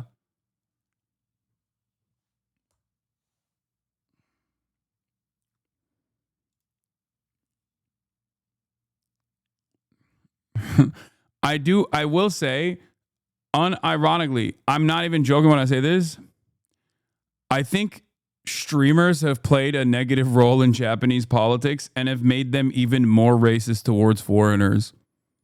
I genuinely believe this. Like, Johnny Somali might have literally played a fucking formative role, and like Ice Poseidon and shit, might have literally played a formative role in hardening the already existing xenophobic stances in Japanese society. Like, I'm not even joking. Every time a fucking Kick streamer or a Twitch streamer or someone does some fuck shit in Japan, it makes it into Japanese national news. Every time a tourist does something fucked up, it makes it to Japanese national news, and everybody talks about it for weeks on end.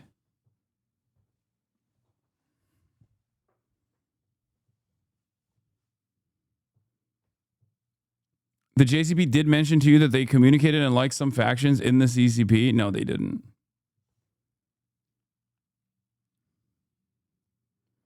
Huckmag.com, inside the fight against Japan's nuisance streamer epidemic.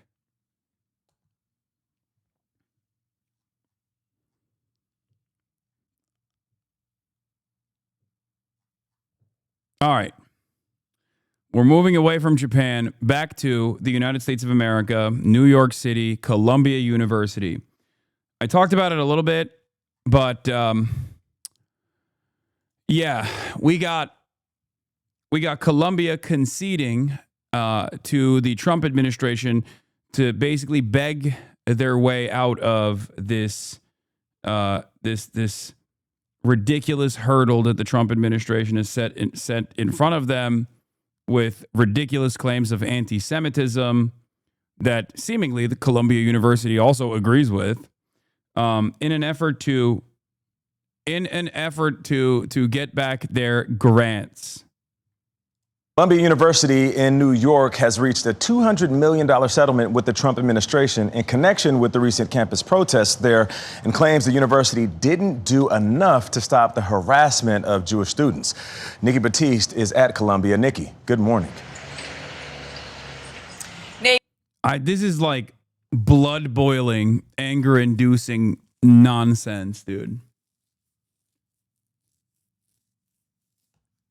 Out of all of these like Ivy League institutions, Columbia University, I think is now officially the worst of the worst. It is the worst institute of higher learning. They are so depraved. The way they went about this was so insane. It's incredible, dude. It is incredible.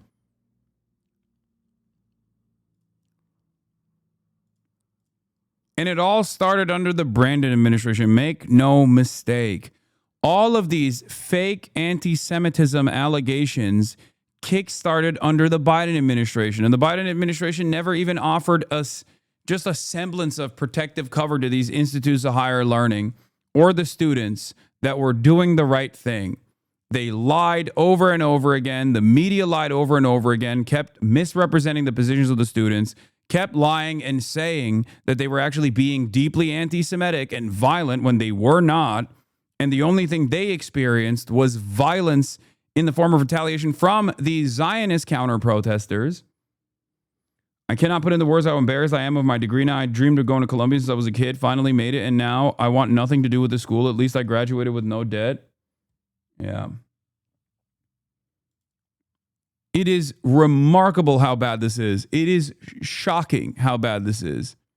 Mehdi Hasan says, nothing will embolden anti-Semites more than deals like this. One foreign country getting favored and special treatment, as well as protection from criticism on college campus at the insistence of the United States government. But it's not even about anti-Semitism. That's the craziest part about this. It's not like, because anti-Semitism is a real form of bigotry, right? And it can actually, if left unchecked, it could technically create a hostile environment that would stop people from being educated properly. This is not about that at all. This has nothing to do with anti-Semitism. It has everything to do with Israel. It's fucking insane. First, they whipped up fake hysteria surrounding the understandable position of many students on college campus that protested against Israel, that wanted Columbia University to decouple themselves from Israeli investment, which was never going to happen, obviously. Columbia's very own alumni that also either A, had personal investments in Israel, or B, were major, had like a deep connection to Israel, obviously retaliated in the expected aggressive manner. But what was unexpected in this process was every single already Zionist college campus presidents would get pulled in front of Congress and then go, I'm so sorry that we haven't sufficiently licked the boots of the Israeli state. I am so sorry. I apologize profusely.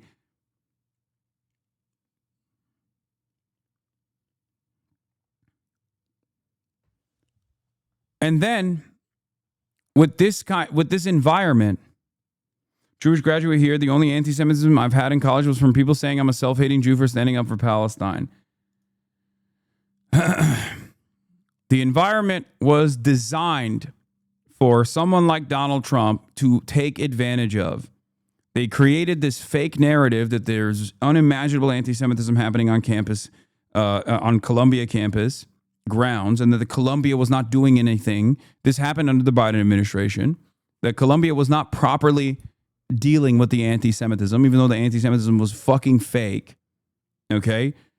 And then Trump came in and used that pre-existing attitude, that pre-existing sentiment that was also propped up by the media as well, cynically and falsely, to say, hey, look at all this anti-Semitism. Look at all this anti-Semitism. Give me $200 million or else I'm shutting off your grants. Columbia caved every step of the way to the ridiculous demands that the Trump administration was making, and they just kept asking for more. Good morning. The settlement comes as the university had been negotiating with the administration to restore its access to $400 million in federal funding. Columbia says it's agreed to pay the $200 million settlement in addition to $21 million to settle investigations brought by the Equal Employment Opportunity Commission.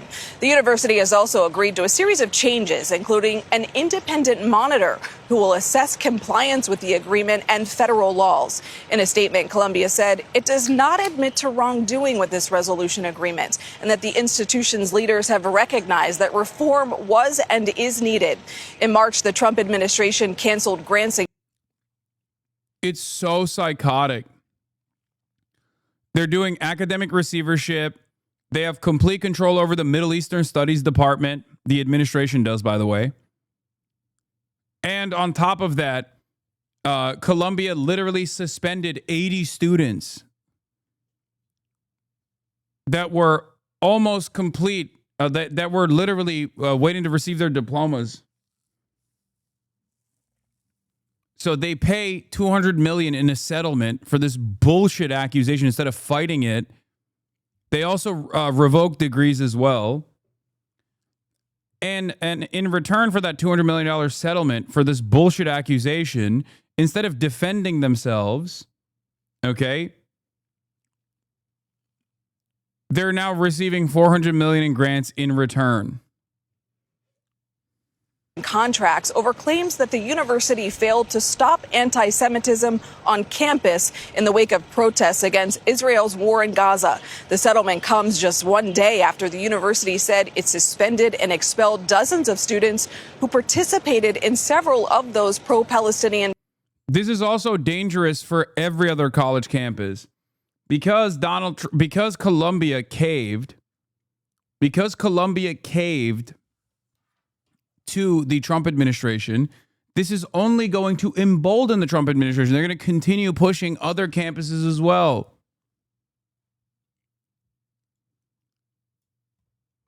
Are y'all trying to get sued because my degree was never revoked? This is an AI generated photo of me. I don't look like this. I have several attorneys representing me. Canary Mission, suspected Columbia students expelled or degrees revoked.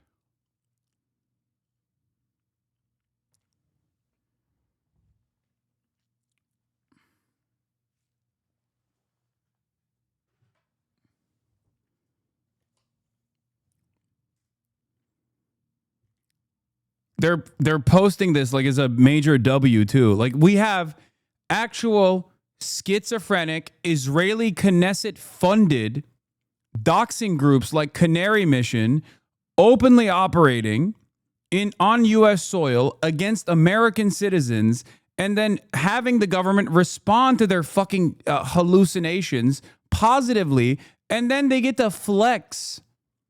What are we doing? What are we fucking doing?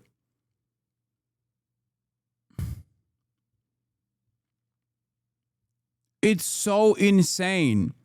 What's extra insane about this is that they're not even doing this like immediately after October 7th, which they did, right? They went real crazy mode on after October 7th. They had the doxing trucks ready to go on every college campus, and they were just like plastering people's personal information and claiming that they were like vicious Nazi anti-Semites all over campus. Bill Ackman was running around saying, "You'll never be hired ever again."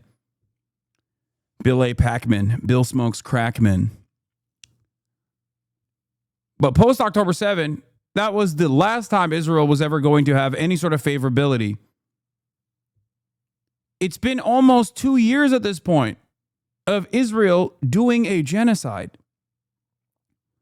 The idea that you can get away with behaving like this now in the eyes of the public and have the public not respond negatively to this is fucking insane.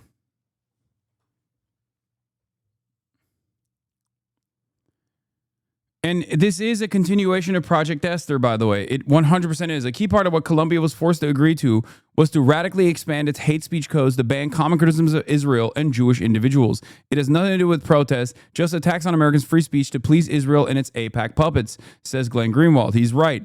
The party and Trump movement that spent a decade mocking the need for hate speech codes on campuses and flamboyantly posturing as champions of free speech and academic freedom have now forced Harvard and Columbia to adopt the IHRA definition of anti-Semitism, which famously bans accusing Jewish citizens of being more loyal to Israel or the alleged priorities of Jews worldwide than the interests of their own nations, denying, which is, again, technically is an anti-Semitic thing to do.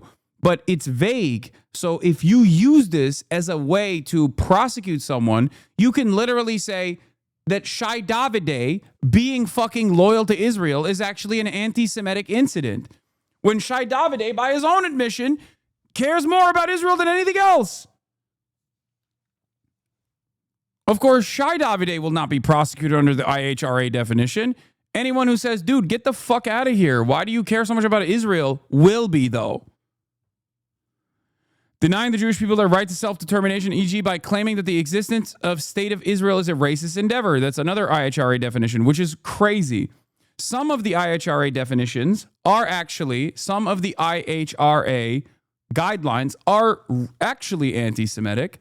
Some of them can be vaguely misinterpreted and weaponized against people making coherent points. And then some of them are literally not anti-Semitic, like saying the existence of the State of Israel is a racist endeavor is not anti-Semitic. Because it's true. Saying that this, trying to prosecute this correct statement as an anti-Semitic canard only dilutes the power that anti-Semitism holds at all. When you say correct things are anti-Semitism, okay, uttering correct statements is actually doing anti-Semitism, you're basically saying anti-Semitism isn't bad. Applying double standards by requiring of it a behavior not expected or demanded of any other democratic nation. Ridiculous. Using the symbols and images associated with the classic anti-Semitism, claims of Jews killing Jesus or blood libel, or to characterize Israel or Israelis. I don't really care about this. That is fucking anti-Semitic. Drawing comparisons of contemporary Israeli policy to that of the Nazis. Again, this is not anti-Semitic. This is just the truth.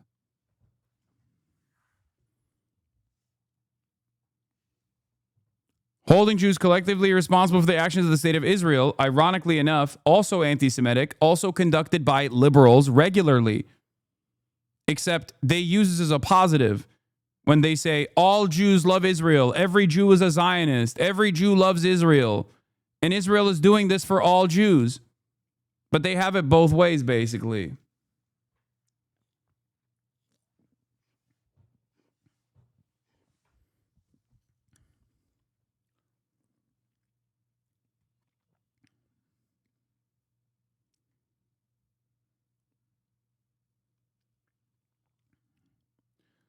I can't wait till these same laws get applied to Christianity. It becomes illegal to be gay or trans because it's anti-Christian.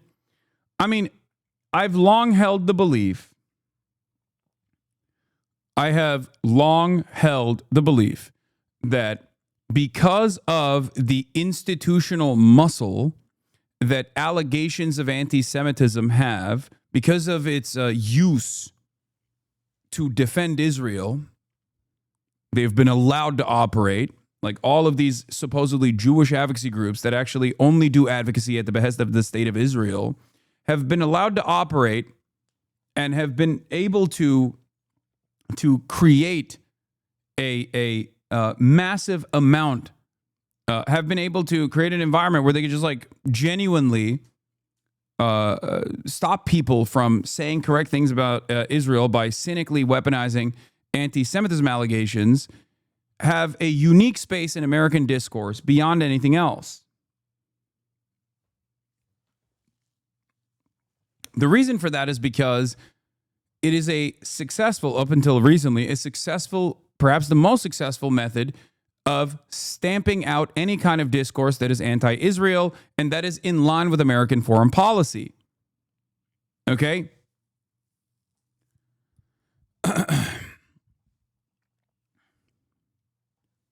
Now, regardless of that reality, things have changed dramatically, at least in the way that people receive these kinds of allegations now. But the Trump administration is using the institutional influence that these so-called Jewish advocacy groups that are actually invested in Israel advocacy have to open up the floodgates of controlling people's speech. It's not necessarily about anti-Semitism, which we know, but it's not even necessarily about defending Israel at all. For those of you who think this is just about controlling discourse around Israel, that's the initial purpose. Sure, it's to create a chilling effect on speech and to create an environment that is dangerous for people if they don't want to suffer severe penalties, if they want to avoid severe repercussions for saying, fuck Israel or whatever, they better shut the fuck up, right? Like that is only the short-term goal. The long-term goal is that this opens up the door to further prosecution of speech. That much is clear. Like the case with Mahmoud Khalil is only the entry point into what the administration wants to do, both on the grounds of utilizing Mahmoud Khalil's green card status and not like full-blown citizenship status to make it so that immigrants across the board, even if they're green card holders, are actually second-class citizens that cannot be protected by the Constitution, which is, again, in and of itself unconstitutional. But it's also to say you can be prosecuted for speaking out against the state of Israel with anti-Semitism allegations. But it doesn't stop there. It is never supposed to stop there. It's not supposed to stop with anti-Semitism. It will move on to anti-Christian behavior, for example. The goal here is controlling discourse. The goal here is to eviscerate what remains of like the constitutional protections and the liberties that Americans have enjoyed as America loses its hegemonic superpower status around the globe. That's what's going on. Demonstrations. Columbia is one of dozens of schools the Trump administration has targeted with funding cuts over claims of anti-Semitism. But Nate, it is the first to reach a settlement. Nikki, thank you. Columbia University is now the first school to reach a negotiated settlement with the Trump administration over claims of anti-Semitism. As part of this agreement, the university will pay more than $220 million over 3 years to settle these claims of anti-Semitism on campus. And in exchange, the Trump administration will unlock the hundreds of millions of dollars, and I will add, unrelated scientific research funding that they froze to force Columbia to try to bend to its demands. And also as part of the deal, Columbia is not required to admit wrongdoing. The school saying this, that the institution's leaders have recognized repeatedly that Jewish students and faculty have experienced painful, unacceptable incidents, and that reform was and is needed. President Trump celebrated the deal overnight, posting this in part: "I also want to thank and commend Columbia University for agreeing to do what is right. I look forward to watching them have a great future in our country, maybe greater than ever before." Joining us here in studio for her first TV interview since announcing the settlement is the acting president of Columbia University, Claire Shipman. Thank you so much for being here. Something to remember, by the way, while the media is, hyper focusing on college campus panic again and anti-Semitism allegations on college campuses, which is their favorite thing to cover all the time. And they did play a formative role in this becoming a major fixture of American discourse surrounding the genocide of the Palestinians that Israel is committed to, is that the genocide is continuing. 21 months in, Israel is actively, deliberately starving the entire Palestinian population, which is majority children, by the way. There are children dying every day due to famine. The only way for the Palestinian population to receive aid is a scheme that the Israeli and the American government created together called the GHF, the Gaza Humanitarian Foundation. It's riddled with so much scandal that even the New York Times is reporting on it now. Now, of course, I listened to the New York Times reporting on this when I listened to the Daily this morning, and it was, of course, I was still filled with blood-curdling rage because they did their very best to avoid saying it's a genocide or avoid talking about like how the starvation policies were deliberate.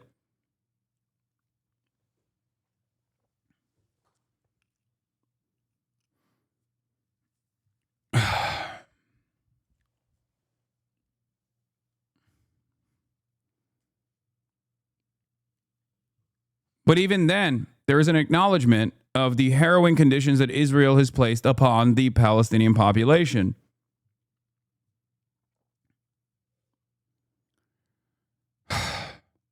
And yet the media is still focusing on this shit. Of course, Kate, good morning. And I'm covering it too, obviously. But there is an appropriate way to cover it. And mainstream is not covering it in the appropriate way. Because the appropriate way to cover it is to say, this is fucking bullshit. There is no real major anti-Semitism explosion on college campuses, and it was simply anti-Israel sentiment and anti-Israel protests, which is perfectly valid because Israel is a Nazi state doing a fucking Holocaust in broad daylight. That is the appropriate way to cover the story. This is a very big moment for the school and for higher education and its relationship with the federal government. Absolutely. What was it that it was negotiated for quite some time? What was it that got this over the finish line? So many things. Look, I think in the biggest possible of pictures, this resolution is really going to allow us to turn a page on a period of deep instability for our institution. I think, as you mentioned, it took us months of a lot of conversations, deep deliberation, and almost word by word negotiation. And our view. You hang out with white drunks all day. What makes you so sure we know what you mean? Like they probably make you the wrong chords? What?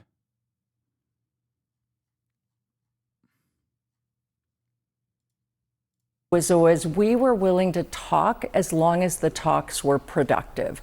It took longer in many cases than we had anticipated, but we were willing to keep moving because the stakes were so high. And I think there are a couple of really important things about this agreement from our point of view. One, it doesn't cross the red lines that we laid out. It protects our academic integrity. That was, of course, essential to us. Yeah, no, totally. What they mean is It didn't cross our red lines because we too also fucking hate these pesky students that wanted us to divest from Israel when we have too many financial entanglements with the big, beautiful, bold, brave, most moral nation state of Israel. And our alumni certainly weren't happy either, as you all saw the text messages in the WhatsApp groups. And they even said that they would actually stop funding our endowment. So we wanted to take action regardless. So now the government forced our hand. They folded it in advance, and then the government asked for even more in the process. Fuck them. And two, it does reset our relationship with the federal government in terms of research funding. And that's, there's many headlines about foreign. Guys, this is quite literally, this is exactly the same thing that the German deans did when the Nazi government came to their doorstep and said, fire all the Jews. Like that literally, this is verbatim. Where is that article? I know Megaphonics sent that to me a while back, and I've read it a couple times at this point. But this is fucking-batum, the exact same thing. No, not this. No. It was like a Holocaust Foundation article or something. I don't know. I want to read it again. But yeah, no, this is when Columbia University expelled Robert Burke for anti-Nazi protests in 1936. This is it. Controlling the universities. Germany's 1933 civil service law applied to university professors as well as elementary and secondary school teachers. It was not difficult for the Nazis to win the support of many university professors, administrators, and students. At the time, a majority of them backed conservative political parties that were hostile to the Weimar Republic. Many university professors immediately welcomed the Nazi government in 1933. Many student fraternities and other student groups have already banned Jews and regularly protested against professors they believed did not support supposed traditional German values. Scholars who were Jewish or supported left-leaning parties struggled to find research and teaching positions in public government-supported German universities and often worked in private ones instead. With the passage of the new law, the Nazis attempted to root out any dissent to their policies and ideology that remained in German higher education. 1933. Peter Drucker, an Austrian economist, was then a lecturer at Frankfurt University. Fearful of Hitler's plans for Germany, he was prepared to leave the country but hoped that it would not be necessary to do so. The first Nazi-led faculty meeting at the university convinced them otherwise. Frankfurt was the first university the Nazis tackled, precisely because it was the most self-confidently liberal of major German universities, the Frankfurt School. With a faculty that prided itself on its allegiance to scholarship, freedom of conscience, and democracy, the Nazis knew that control of Frankfurt University would mean control of German academia. And so did everyone at the university. Above all, Frankfurt had a science faculty distinguished both by its scholarship and by its liberal convictions. And outstanding among the Frankfurt scientists was a biochemist, physiologist of Nobel Prize caliber and an impeccable liberal credentials. When the appointment of a Nazi commissar, academic receivership, was announced, every teacher and graduate assistant at the university was summoned to a faculty meeting to hear this new master. Everybody knew that a trial of strength was at hand. I had never before attended a faculty meeting, but I did attend this one. The new Nazi commissar wasted no time on the amenities. He immediately announced that Jews would be forbidden to enter the university premises and would be dismissed without salary on March 15th.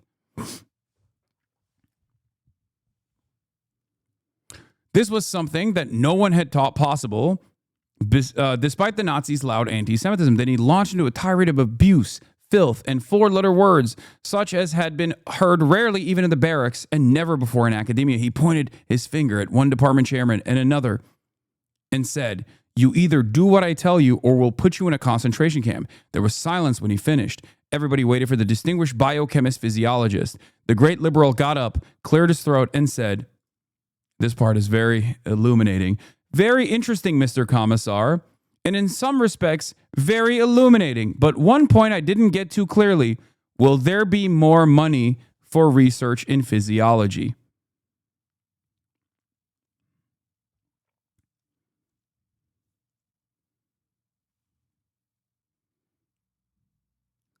That's Columbia campus today, 2025. It is verbatim what she just said on CNN. I'm going to run it back. One, it doesn't cross the red lines that we laid out. It protects our academic integrity. That was, of course, essential to us. And two, it does reset our relationship with the federal government in terms of research funding. And that's, there's many headlines about $400 million. This is really access to billions. It was a lot more than that. Billions of dollars in future funding. And it's not just money for Columbia. I mean, this is about science. It's about curing. It seems that the funding for research in physiology has been secured. That's it. That's it. And the irony here of what this lie that this acting president of Columbia University, Claire Shipman, is saying is that this actually is incredibly harmful to academia. Because the Trump administration, predictably, once they got their fucking blood from Columbia, is going to move on to others. Here is wife of Vince McMahon, our education secretary, on Fox News. Let's hear what she had to say about this. Achievement. We're going to make sure that this is not just a short-term recognition and fix, but this is a long-term effect on Columbia. And we're really hopeful that this particular settlement agreement is going to be a template for other universities to follow, because I think it really does do what so many of us have looked at for our universities across the country for a long time, in saying that the viewpoints need to be balanced. This goes a long way towards that. And I'm just really pleased for the president. I'm really pleased for the students and the faculty at Columbia. I commend President Shipman for her part in the negotiations, for the conversations that she and I had, and the visits. And so it was good on both sides. And Columbia is, I believe, very serious about this. Their board. And we welcome the changes. Well, and congratulations again. Incredible work on your part, Secretary. Yep.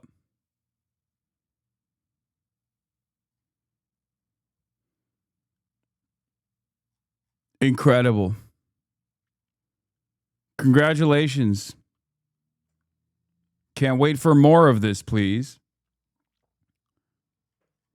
So Columbia actually is not only destroying its own reputation and its own freedom, its own integrity, its own interest in continuing to do academic research, and is allowing the Trump administration to completely take control over the Middle Eastern Studies Department, for the record, and even implement certain guidelines and certain boundaries, such as forcing the students to go through re-education, social re-education, if they are not sufficiently pro-Israel. Okay? Isn't that crazy? Yeah, don't let this get lost in the noise. Columbia just inked a deal with the federal government to trigger ICE abduction when an international student gets arrested for any reason. Deeply concerning part of Columbia's capitulation to Trump, foreign students arrested at protests can now be detained by ICE regardless of whether the university's admin punishes them.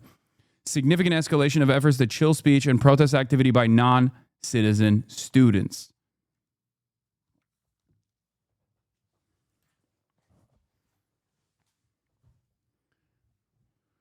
There's also a provision in there that makes it so that Columbia University has to do like some kind of re-education for students that are not sufficiently pro-Israel.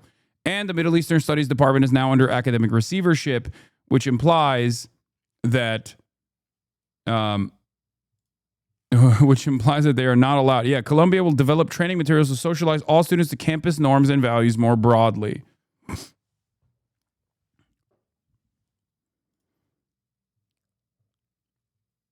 Yeah, Columbia will undertake a comprehensive review of its international admissions processes and policies and will ensure that international student applicants are asked questions designed to elicit their reasons for wishing to study in the United States. Good excuse for Canary Mission and Beitar to collude with Columbia to abduct more students. The exchange visitor program and comply with all requests for immigration information consistent with the requirement of the program. Columbia will promptly provide the United States upon request with all disciplinary actions involving student visa holders resulting in expulsions or suspensions. So you can now get deported instantly if there is any sort of there's your academic records are now your academic records could be used for deportation now.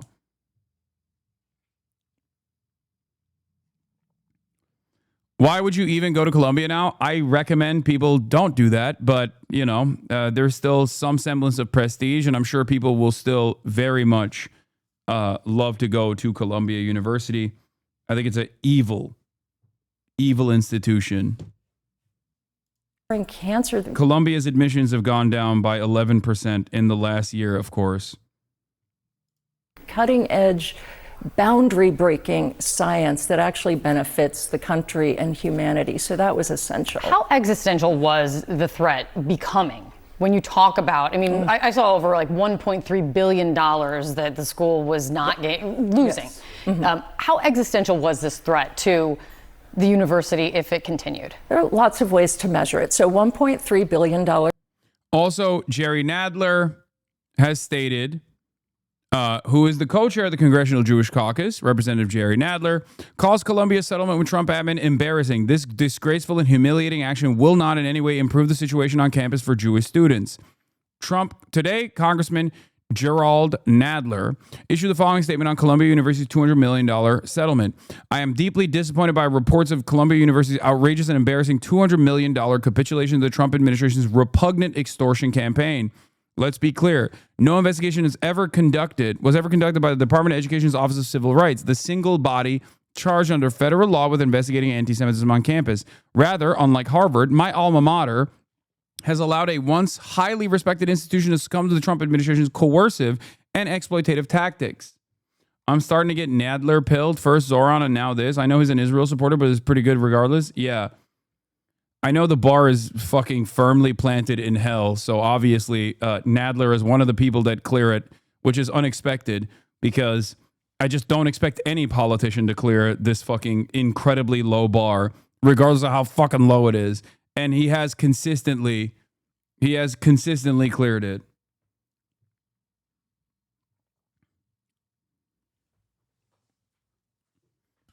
Columbia has effectively waved the white flag of surrender in its battle at the heart of the Trump administration's war on higher education and academic reform. While Columbia needs to do a better job of protecting its students against anti-Semitism on campus, this disgraceful and humiliating action will not in any way improve the situation on campus for Jewish students. Columbia students, faculty, staff, and larger community deserve better than this cowardly decision.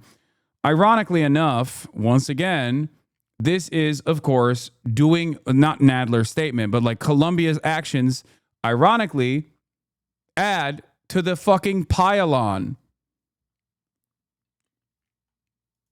It creates an environment where people go, why do Jews and the Jewish state get to have this level of control over freedom of speech in America? Because even the most selfish American that does not give a fuck about however many brown children are slaughtered over there still cares about being able to say whatever the fuck they want.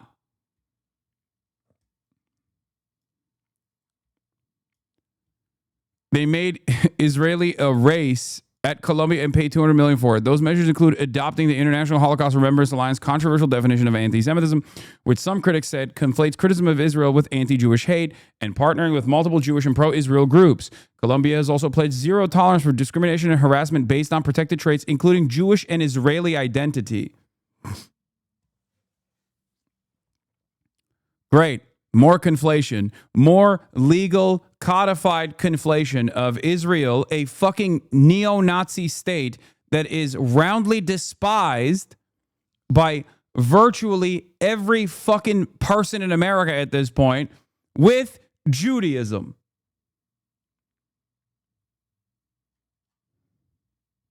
Great stuff.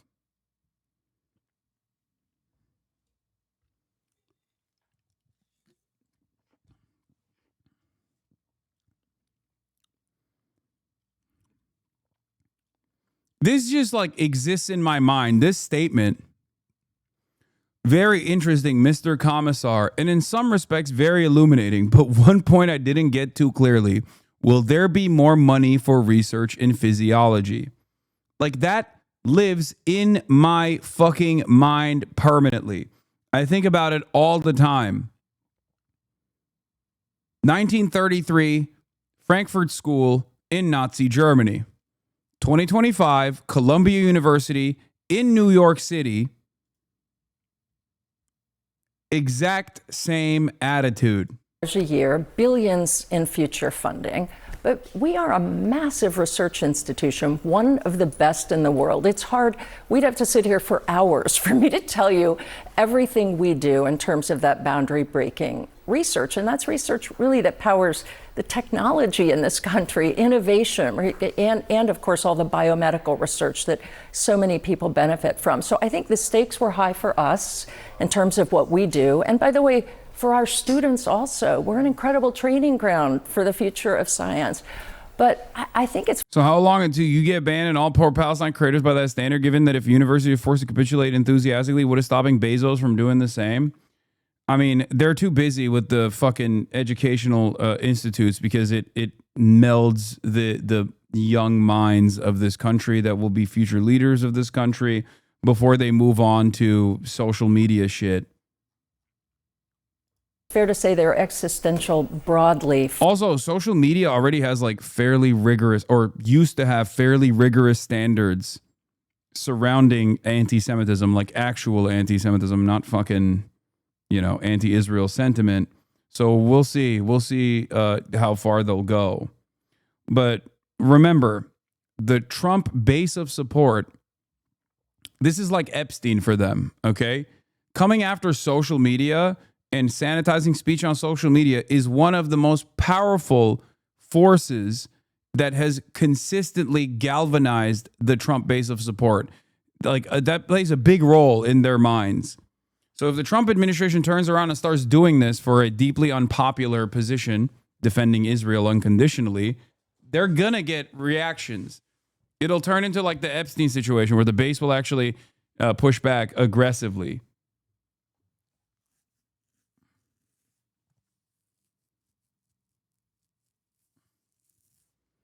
Also, I don't think Jeff Bezos or other major tech companies give a fuck because they don't rely on institutional donors that are either Israeli or have financial interest in continuing a relationship with Israel in the same way that Columbia's endowments play a major role. I guess the only thing that they could shut off is like potentially government contracts, which is literally how they came after Columbia as well.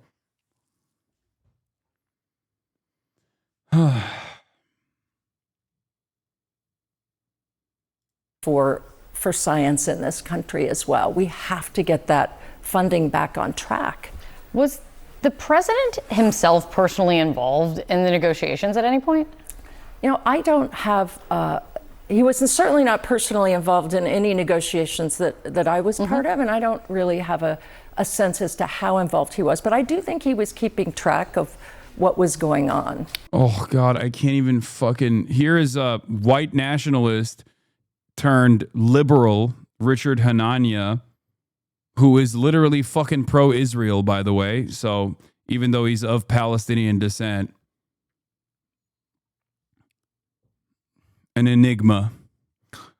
Even he is fucking criticizing Columbia by showing the excerpt from the New York Times piece that I will read now. To settle civil rights claims against the university for allegedly failing to protect students from anti-Semitic harassment, Columbia will pay a fine of $200 million. We already know that. To the government in 3 years, in 3 annual installments. Columbia also agrees to abide by its pledges it made in March to Trump to reduce anti-Semitism, rein in protests on campus. Among them, Columbia will keep its new senior vice provost, who will review Columbia's regional studies programs, including their leadership and curricula, starting with the university's Middle East programs. It won't end there, but that's where it's starting. Columbia will appoint new faculty who have affiliations with the Institute for Israel and Jewish Studies and other departments. The university will maintain restrictions that bar students from protesting inside academic buildings. It will require the demonstrators wearing masks to show identification when asked. Columbia also agrees to employ some public safety officers with arrest powers. To further support Jewish life on campus, Columbia will add an administrator to serve as a liaison to students experiencing anti-Semitism issues.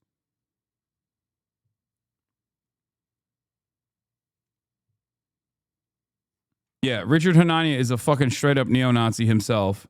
Now winning favor with the liberal intelligentsia for some fucking weird reason. Well, I guess the weird reason is that liberals are also pretty fucking racist and they don't really give a shit. I mean, he is straight up written under a different name, like openly white supremacist things. And up until like, I think a couple months ago was still saying openly white supremacist things. He is obsessed with race and IQ. And yeah, I don't know. He's also of Palestinian descent, ironically enough, and he's a major Israel defender.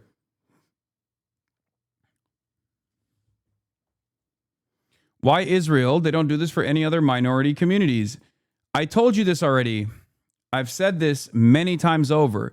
It's not because our politicians are either like hypnotized by Jewish mind control or because they have like a Mossad blackmail or anything like that, or the most laughable reason, because they really care about anti-Semitism. None of those things are the real reason why they do this for Israel. The real reason why they do this for Israel is because the Israel lobby and influence peddling operation that Israel has crafted, that is a multi-billion-dollar operation, corresponds to American foreign policy, American interests in the region. That's it. If there was a similar settler colonial operation in a resource-rich region that America was tied at the hip with, they could use identity politics of this sort to defend that settler colony. You would see, a similar thing for that as well over the course of many, many years. Of course, it would have to become this powerful instrument of American foreign policy.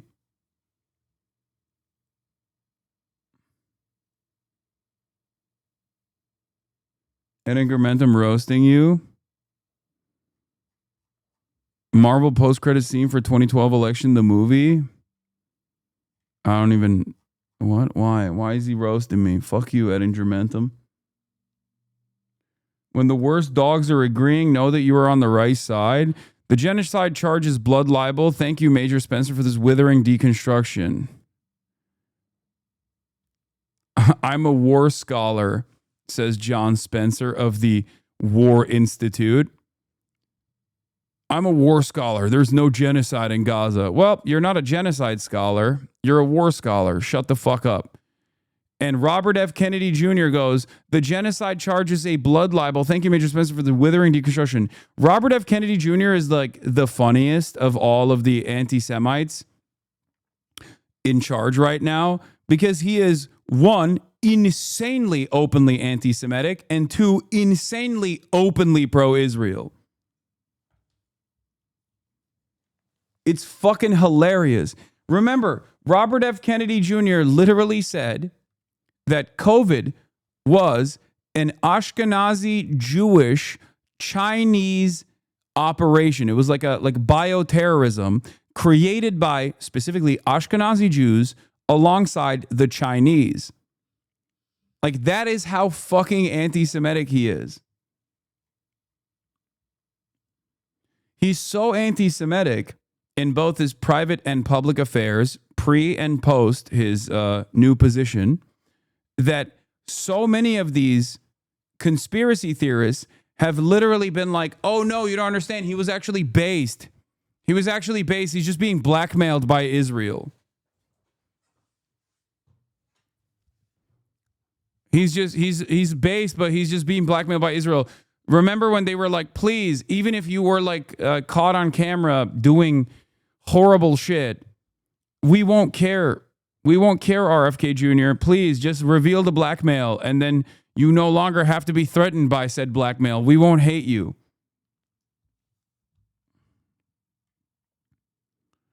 Katie Halper, yes, Israeli-American genocide scholar Omar Bartov and Ross Segal and Holocaust survivor and Human Rights Watch founder Arya Nair are spreading blood libel. You really nailed it. Glad you agree, says John Spencer.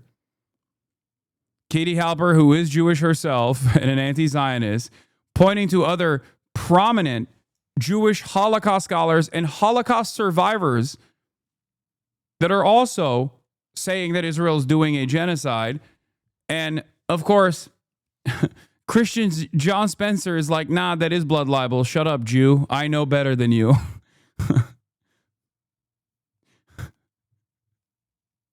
It's so funny to see the audacity of Christian Zionists who, I guess at this point, have been given permission by Jewish Zionists to feel as though Zionism is a higher state of Judaism than being an actual Jew.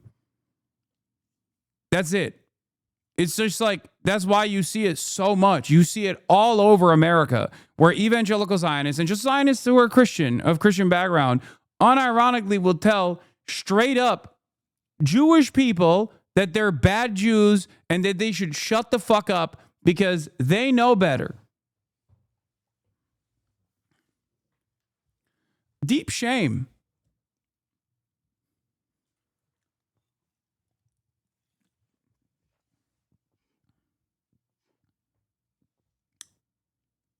Wait, I thought Katie Halper was an ally? Yes, Katie Halper is. She is Jewish and also an anti-Zionist. She's being sarcastic in that reply.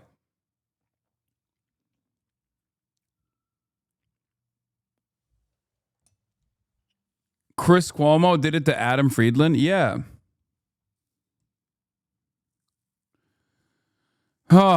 Anyway, I'm moving on from this Colombia shit. It's pissing me off. Let's talk about France to recognize Palestine as a state.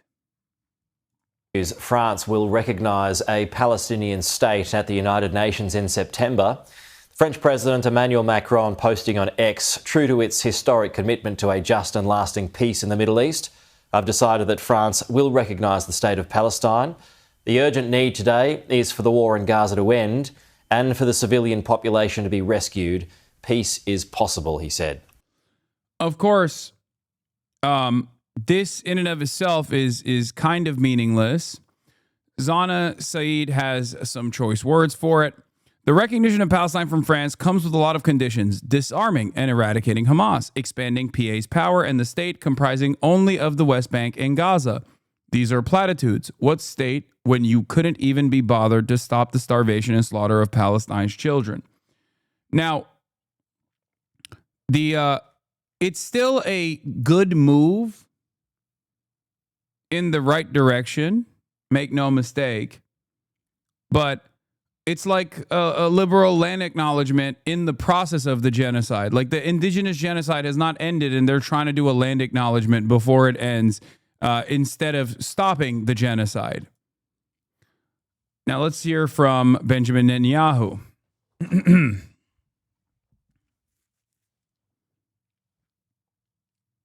Oh, yeah. Also, UK was supposed to join France, but instead they got a meaningless statement from Keir Starmer. Empty words cannot hide the truth. Your government is complicit in genocide.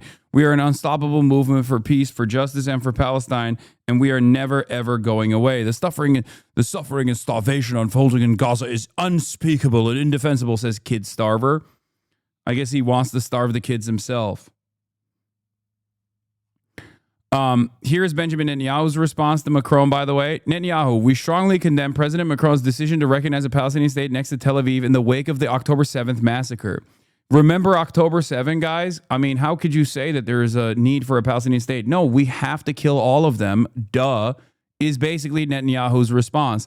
Such a move rewards terror and risks creating another Iranian proxy, just as Gaza became. A Palestinian state in these conditions would be a launch pad to annihilate Israel. Oh, God.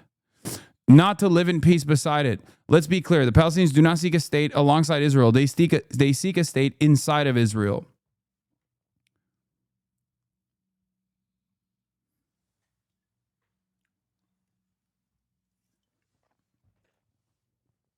Here is Bezalel Smotrich, who's also pissed. I thank President Macron for providing yet another compelling reason to finally apply Israeli sovereignty over the historic regions of Judea and Samaria, and to definitively abandon the failed concept of establishing a Palestinian terrorist state in the heart of the land of Israel. This will be our fitting Zionist response to the one-sided pressure and coercive measures led by President Macron and his allies. Now, what's crazy about that, I mean, he just basically said it. He's saying the quiet part out loud once again. But it's interesting because it's not in Hebrew. He's saying this in English, which means he wants the Western audiences to hear it. Israeli Minister Amichai Chikli responds. He says, on behalf of the Israeli government, the President Macron's announcement that the Republic of France will recognize Palestine as a state at the UN General Assembly in September. And then it's a photo of him. I mean, it's a video of him getting slapped by his wife. Here is Israel Katz, Minister of Defense, the new Minister of Defense. Macron's announcement. Dude, I swear to God, Israeli politicians and Israeli media, just like Israel has two speeds: murdering children and fucking crying about anti-Semitism. Like, it's the number one and number two thing that they like doing the most. Murdering children, and then when someone goes, you've murdered children so much that we're gonna fucking do this symbolic gesture towards the murdered children, they go, whoa! Whoa! Anti-Semitism! Whoa, whoa, whoa! The entitlement is so fucking insane to me. The entitlement, the arrogance. How does no one, how can you look at this and just not go, what the fuck are you saying? Macron's announcement of his intention to recognize a Palestinian state is a disgrace and a surrender to terrorism, granting a reward and encouragement to the murderers and rapists of Hamas who carried out the most horrific massacre of the Jewish people since the Holocaust. Instead of standing with Israel in this time of trial, the French president is acting to weaken it. We will not allow the establishment of a Palestinian entity that would harm our security, endanger our existence, and undermine our historical land historical right to the land of Israel. We are all united to prevent this grave danger.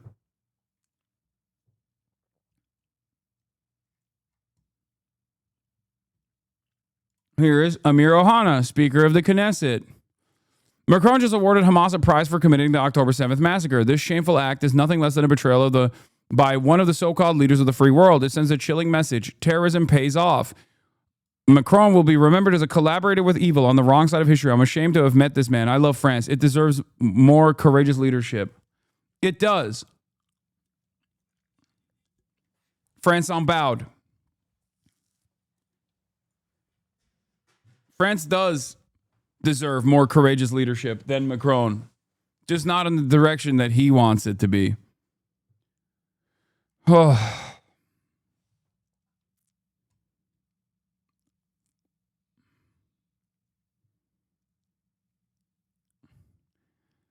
Ay, ay, ay. Here. Actually, I'm not going to do this. Let's get to Jeffrey Epstein again. We have more information on Jeffrey Epstein that I wanted to cover. Eric Adams talking about Turkey. And, of course, the peace talks falling apart. And the MAGA world reeling from the anger that they feel towards their favorite show, South Park.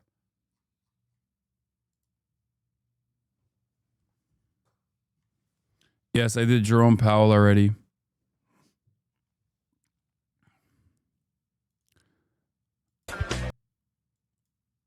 South Park went scorched earth on Trump and is clearly trying to tank the Paramount merger. Gotta love it. He says, I think this is it, right? Holy fuck. This is 1.276 million views. Sir. 1.2 million views in 1 hour.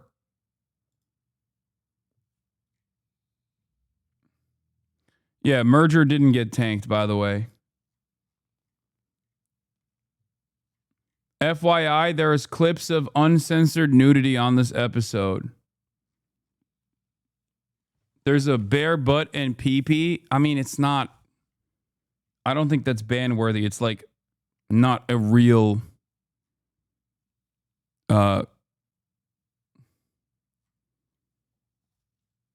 It's not like a real pee-pee, no? It's art. Not animated in the AI one? Oh.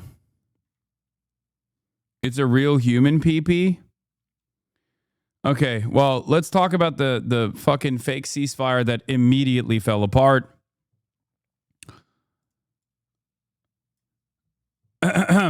Special envoy for peace missions, Steve Witkoff, no longer Goatkoff, says, we have decided to bring our team home from Doha for consultations after the last response from Hamas, which clearly shows a lack of desire to reach a ceasefire in Gaza.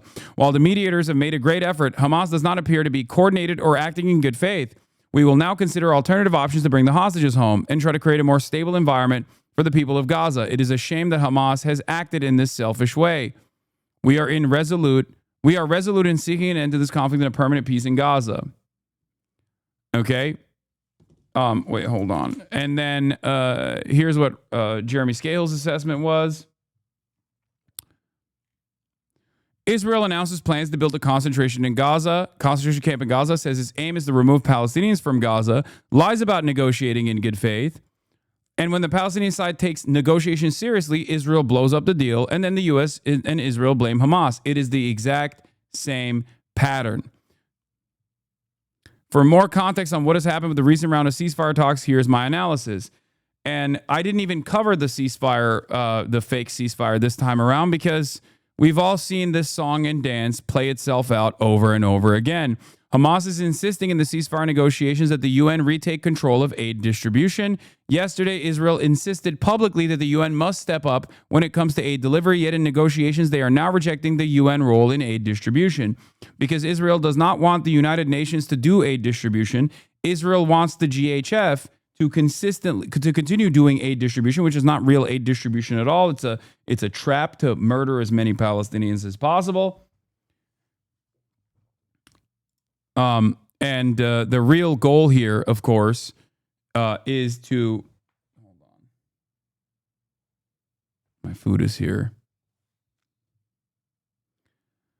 The real goal is to continue doing ethnic cleansing, to make Palestinian life uninhabitable on the Strip, and to eventually force them out. This is their open fucking recognition. They have acknowledged this. They said that they are building a concentration camp in Rafah where Palestinians' entire lives will be controlled, their movement will be restricted, and the only place that they will ever allow Palestinians to go to is designated third sites that are outside of the Gaza Strip. They are setting up a concentration camp in Rafah. This is the Israeli plan. Do not be confused or shocked when you find out about this a couple months, maybe a year later down the line when the New York Times chooses to fucking cover it.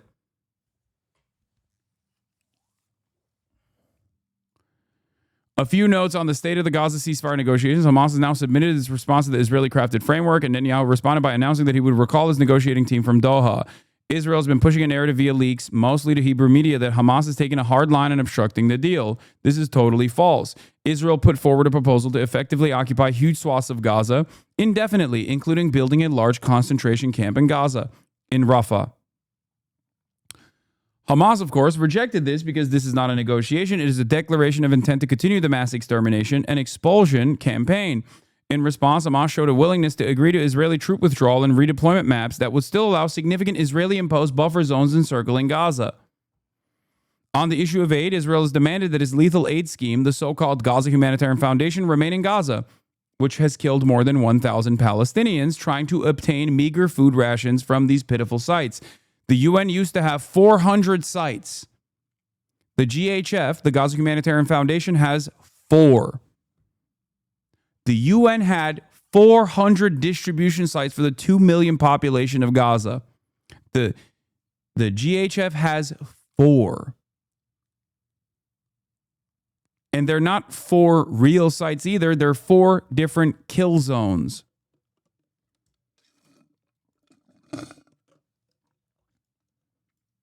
What is this? I saw this yesterday. I don't know if you covered this, but this org, one Jewish state, is fucking insane. Openly Greater Israel org. I mean, it's just unsurprising. It's just honest. More than 10,000 Palestinians are held captive by Israel. There is also an estimated 2,000 snatched since October 7 for the explicit purpose of exchanging them for Israeli captives in Gaza. Hamas proposed a framework that would free these 2,000 Palestinian hostages, as well as hundreds of other Palestinians, including those serving life sentences, in return for Israeli soldiers held captive in Gaza. Finally, Hamas has asked for a clear guarantee from the U.S. that Israel will not resume It's genocide after an initial 60-day truce so that negotiations for a permanent end to the war and occupation can be reached. Israel has promoted a false narrative that it has been reasonable and Hamas has been obstructionist. The reality is that Netanyahu has repeatedly sabotaged deals throughout the past 22 months. And Israel unilaterally crushed the January ceasefire endorsed by both Trump and Biden and resumed the genocide and forced starvation campaign. He has boasted that he will get a side letter from Trump allowing him to resume the war regardless of any deal he signs. Yeah, there's 4 official sites. Only 3 of them are open. One of them doesn't even work. And those aid sites are only open for 10 minutes at a time, multiple times throughout the day, that amount to 20 to 30 total minutes where you can get aid. And once the 20 to 30 total minutes end, they open fire. As opposed to 400 sites where Israel is not supposed to open fire, that it's it's not occupied or utilized by the aid delivery mechanism is not used as a way to continue military goals of complete ethnic cleansing.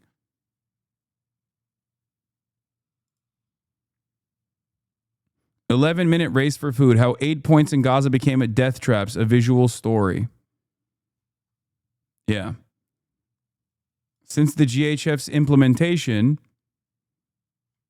food insecurity and the catastrophic famine level of food insecurity has increased dramatically.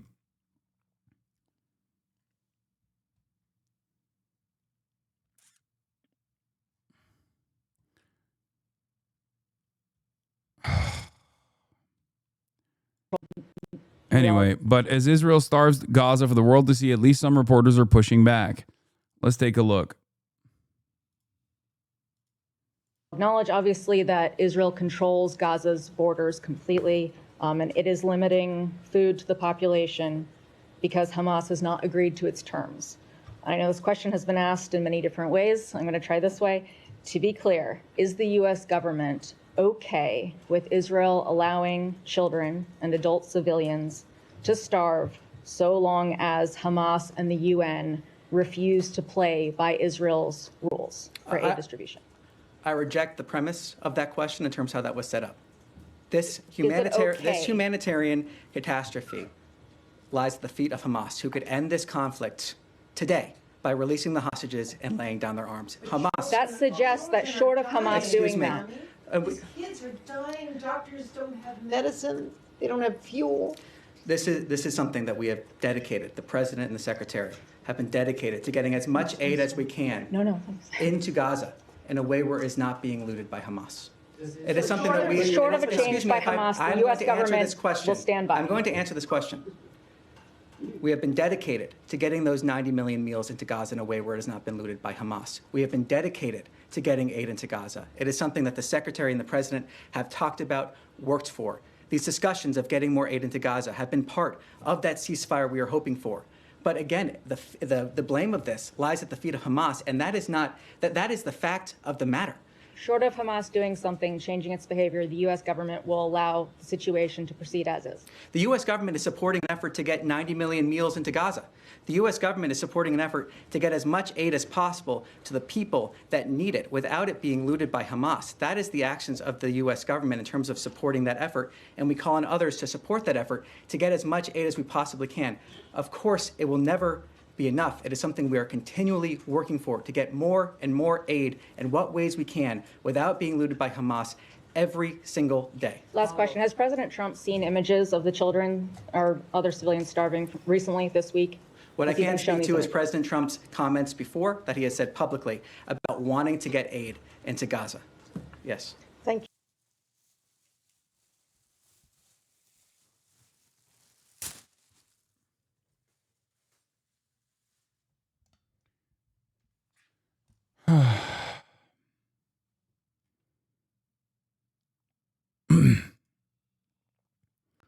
American Hosber to right-wing Israelis, please be normal. Right-wing Israelis, no. Oh, Cory Walker is like a American Hosberist. This minister is considered fringe and non-representative of the median minister in Israel. However, this is extremely reckless rhetoric that makes Israel look horrible. Unfortunately, it seems some Israeli politicians just don't care. Beitar responds to that to say he's not considered fringe and unaware why Americans keep saying such untrue things. Is the finance minister and national security minister also not mainstream? It's simply untrue. They represent the will and the government of the people of Israel. Because they do. This guy is basically like Ethan Klein, okay? Desperate to present Israel in a totally different light than it actually is. I really hope you understand the implications that has for the ICJ case. This is an acute game. It's playing with serious fire. We really hope you understand in Israel we have a democracy. Don't you think our voters have the right to choose our leaders? So American Zionists intend to tell us that we can't have Smotrich or Ben-Gvir or others as our representatives? They are mainstream Zionism. We don't have anything to apologize for. Harvuka, thank you for the 100 gifted subs.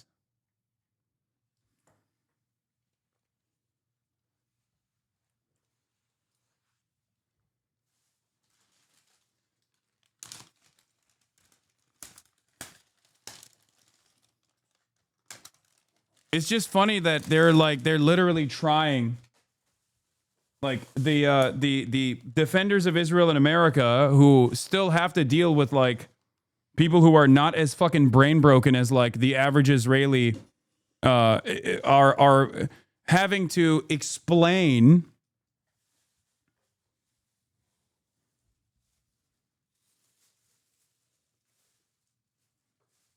that this level of unlimited bloodshed and support could potentially have repercussions for Israel.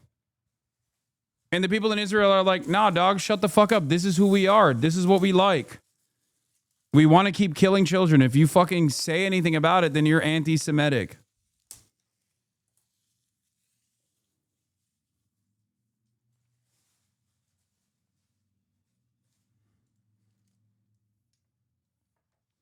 Do you think journalists would still be asking these questions if the Biden admin Harris was still in power? Yes, they did, because those are the same exact journalists who were asking those questions. And ironically enough, the Biden-Harris administration or the Biden administration's response was identical, if you noticed, to the response that's coming from the Trump administration. They literally used the same exact language, sometimes the same exact fucking terms.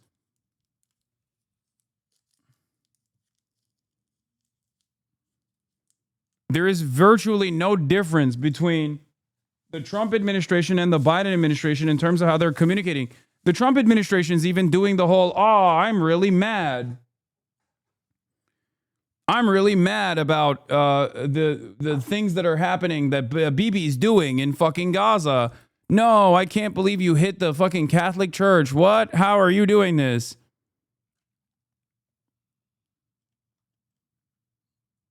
And yes, the journalists are the same journalists. And yes, they have done pretty decent work in terms of the NatSec reporters are pretty solid. Some of them are friends of the show. They have tirelessly fucking tried to call both administrations to task for its crime of continuing this genocide. And ironically enough, both of the administrations and their retaliation and their response to these questions have been identical.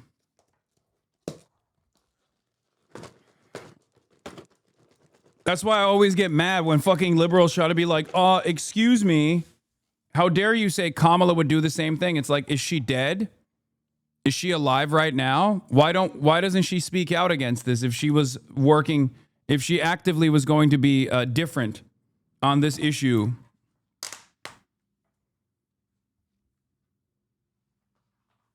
Also, the GHF has literally started utilizing a PR firm. I forget what it's called. There's like 7 words or something is the name of the PR firm. You know who is actually the PR firm? You know who the PR firm is comprised of? The Biden administration's State Department employees, including Fat Sauger. Remember Fat Sauger?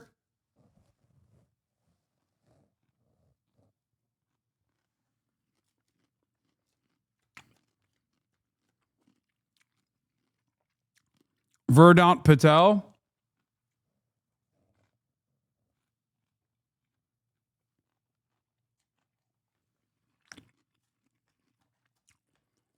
Yeah.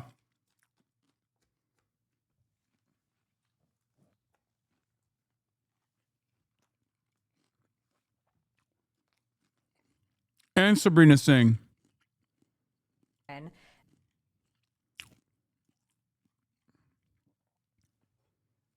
Democrat PR firm 7-letter.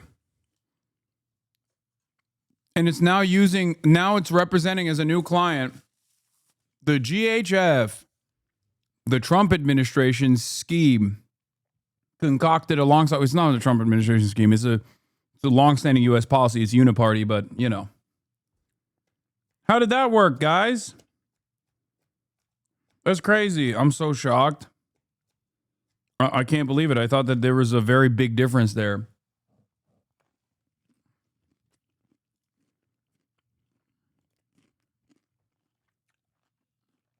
Anyway.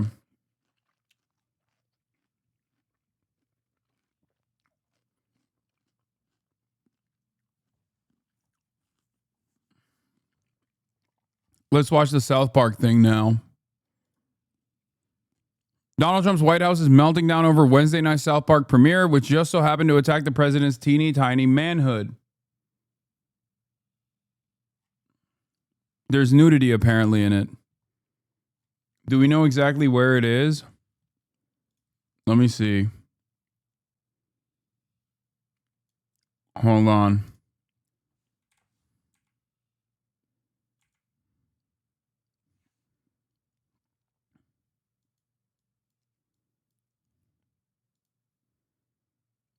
I'm looking to see if his dick can be seen. There's AI. The Trump pee-pee isn't AI generated. It's a finger made to look like a pee-pee. Oh, it is. It's a finger with it's a finger with like a hot dog thing on it. What the fuck? Oh my God, it's gross. Okay. Here. Wait, what is it? This shows some of the bits without nudity. Hey, you haven't been working.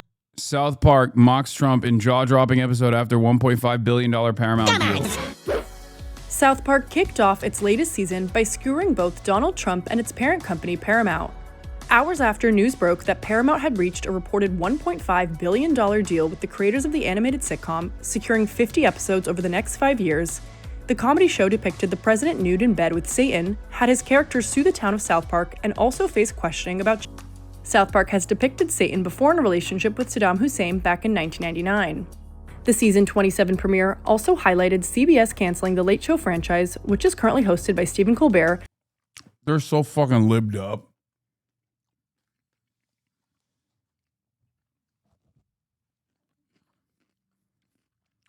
I'm glad that it's pissing off the Republicans though, because this is like the one show that they love. Because they, once again, think like Cartman is on their side.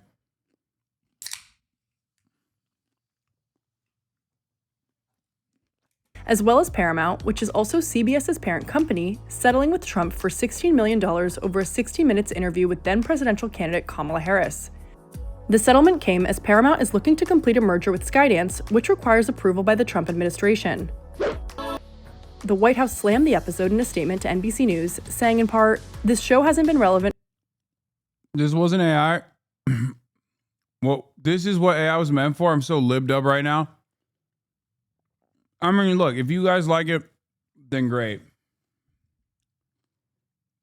For over 20 years and is hanging on by a thread with uninspired ideas in a desperate attempt for attention.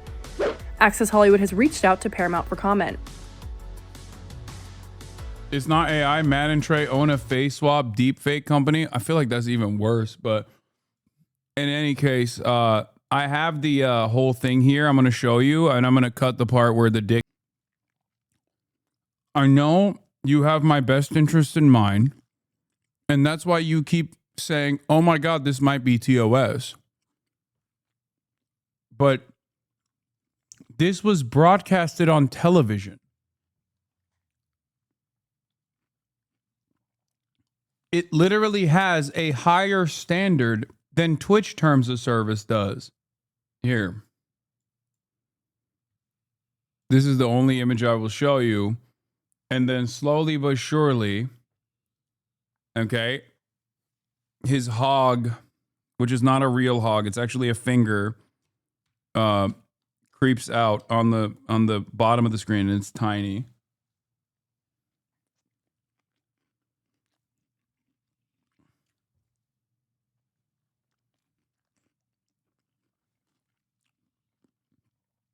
What, you don't appreciate seeing Melania Trump's POV?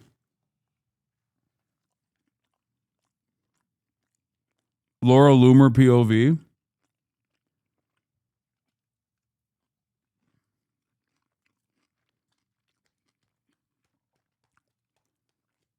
What's the problem?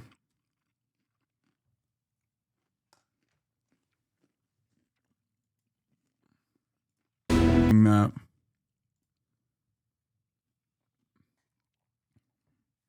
Bro is eating unfazed? Yes. This is nothing to me.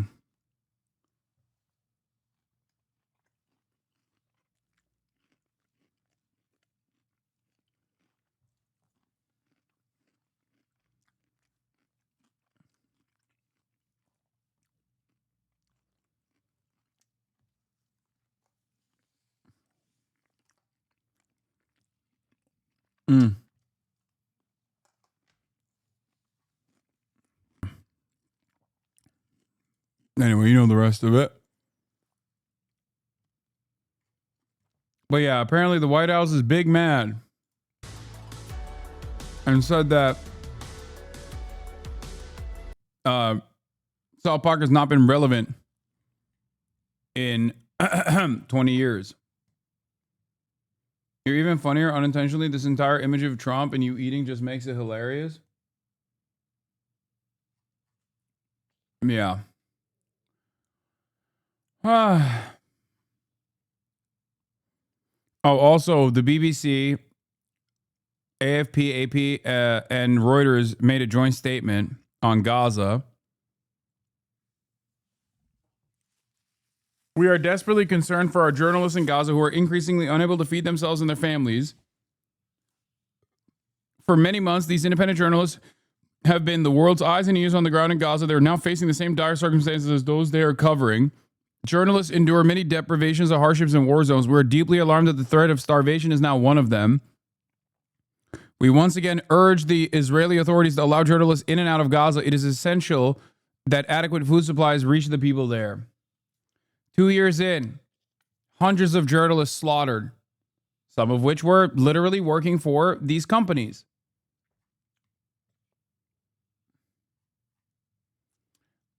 How deeply anti-Semitic of the BBC to make such demands? Don't you know that a demand for journalists to reach the Gaza Strip, like Western journalists to reach the Gaza Strip, or a demand that the Israeli government stop starving the journalists that are in Gaza, is a deeply anti-Semitic endeavor? Really, really fucked up, guys. Shameful. Shameful stuff. How dare they?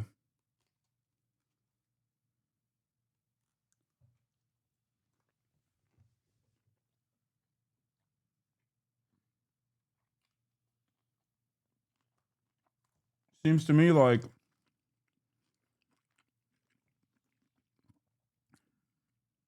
BBC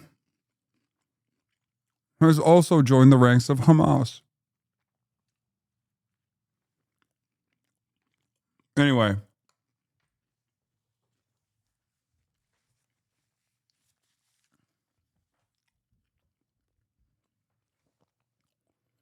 Back to Jeffrey Epstein.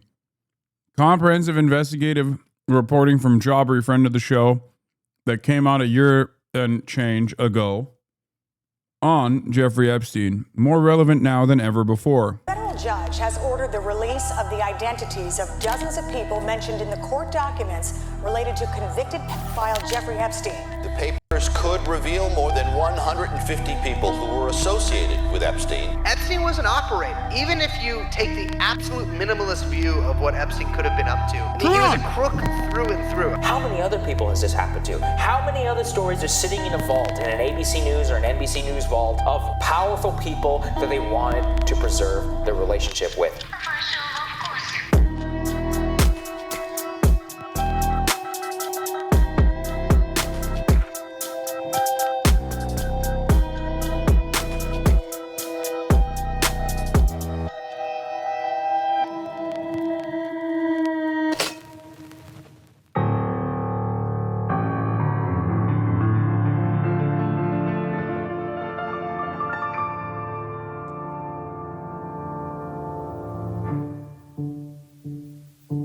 On the morning of December 5th, 2010, Woody Allen was photographed here with his wife and stepdaughter, leaving the Upper East Side mansion of New York financier and at that point recently convicted pedophile Jeffrey Edward Epstein. Over a decade ago, I doubt the average American had even heard the name Jeffrey Epstein. Yet, the 57-year-old had just gotten off house arrest for soliciting a minor for prostitution and registered as a sex offender only 3 months prior to the big celebration he was throwing for the Duke of York, and then fourth in line to the throne, Prince Andrew, as journalist Alexandra Wolf reported all the way back in 2011. While several of his guests that day, which included the ABC anchor George Stephanopoulos, CBS personalities Katie Couric and Charlie Rose, and comedian Chelsea Handler, have all expressed regret for not doing more research into their host, except for Charlie Rose, who was actually pretty close to Epstein and would even meet girls through him. All of these people were convening that day in a $77 million mansion that would later be dubbed a House of Depravity by Epstein's victims. Physicist Lawrence Krauss, despite knowing exactly why Epstein had spent time in jail, told the Daily Beast in 2011, "I do not feel tarnished in any way by my relationship with Jeffrey. I feel raised by it." Everyone and their dog is now aware that Jeffrey Epstein had connections in the highest of high places, but largely been shrouded in mystery. And that may be by design. These connections include, but of course are not limited to, well-respected scientists, scholars, actors, lawyers, real estate moguls, US presidents, and international leaders from all around the globe. While Prince Andrew's now infamous camaraderie with Epstein made quite the splash in British media 10 years ago, Prince Andrew's ex-wife was given £15,000 by his American friend Jeffrey Epstein to pay off some of her debts. That friend, a convicted sex offender. The American press stayed unusually quiet back then. This Daily Beast article was one exception, but even Wolf herself asks in it why nobody, particularly New York socialites, seemed to know or even care about what Epstein had just admitted to doing in Palm Beach. Remember, this dinner party happened 3 years after Epstein very publicly pled guilty to procuring a minor for sex, and 8 years before he would be arrested again on federal charges of human trafficking, then die under mysterious circumstances that remain the subject of intense debate today, even becoming somewhat of a running joke. Thank you so much, James. Yeah. And remember, Epstein didn't kill himself. Okay, got it. Very clever. And now, with the judge recently ordering thousands of past court documents to be unsealed, Epstein and friends are back under the spotlight of public scrutiny once again, with all the pop-based, pop-crave, poo-crave Twitter accounts teasing the news like it was a new Travis Scott album or something. For a while, you could even place bets on which celebrities might be exposed as an Epstein client. Did you see Bet Online is letting people bet money on who will be on the Epstein list? I'm doing that right now. Wait, what? An official betting pool for it? Harvey Weinstein, easy slam dunk. Hillary, probably. Joe Biden, I think he's probably too old. Like, I don't even think he knows what planes are right now. Which is a long way of saying that despite the man himself being long gone, the Epstein saga is anything but over. This story has fascinated and frustrated me for as long as I've been paying attention to it. And the more you dig in, the more questions seem to crop up. It's a complex tale, often mired in conspiracy and littered with political interests. Bill Clinton. Nice guy. Got a lot of problems coming up, in my opinion, with the famous island with Jeffrey Epstein. A lot of problems. My brother in Christ, you were on the plane. It's also about shedding light on what we still don't know and what we may very well never know. We won't get to everything today since this is only one part of what will eventually be a 3-part series, but I hope it can at least be a starting point for those not as privy to the timeline of the late trafficker's reign of terror, and those who maintained correspondence with the man even after his guilt became abundantly clear. Everyone now knows the name Jeffrey Epstein, but the question I intend on answering is how it all came to this. Tonight, more newly unsealed court documents just released involving accused sex trafficker Jeffrey Epstein. Tonight, the blast radius from Jeffrey Epstein's reach continues to grow. The accuser in the case did claim that she met the former president on Epstein's private island. Jeffrey Epstein's mansion was a hive of activity today amid uproar over his suicide behind bars. Jeffrey Epstein victims recounted in sworn deposition. First video I ever watched of Tyler Olivero was him unironically swimming to the Jeffrey Epstein mansion. Little St. James Island. Sorry, not the mansion. Swimming to Little St. James Island. And even then, I thought that he has some sus vibes. Since then, of course, he's become... yeah. Tyler Hitler Vera. Years ago, tried to go to the Jeffrey Epstein Island, Little St. James Island. And, you know, he was chased off by some security, if I recall. And I remember thinking to myself, this motherfucker's got some sus-ass vibes, bro. Yeah, it was a jet ski.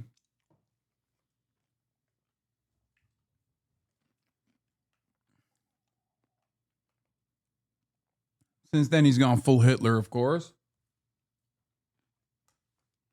About the many powerful and famous men they met in Jeffrey Epstein's orbit. I don't know what to make out of these documents. I don't know how these lists were compiled. I have nothing to do with that. You know, that's not my business. What I'm concerned about is my brother's murder. I'm talking about Jeff Epstein, the New York financier. Yes! We're talking about the same Jeff Epstein. No. Yes. No. Yes.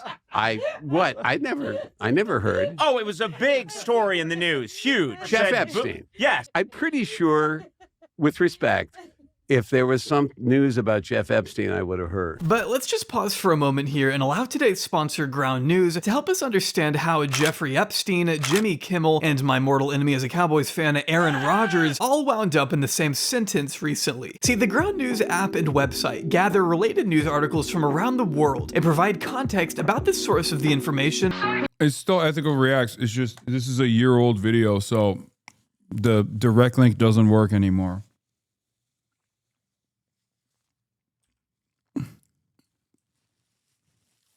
Like, I suspect.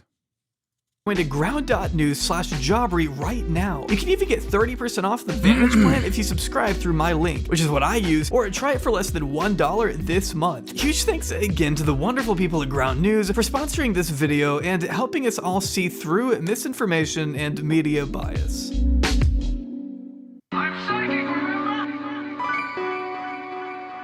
Lots of people doing lots of hard work, and hard work didn't translate into success either. It wasn't what you knew or how hard you worked. Has Ground News ever offered you money? I think not me directly, but Fear and I think we said no. Like, we almost did a Ground News ad, or did we do a Ground News ad on Fear and? I can't remember. I think in the process of, like, I don't know.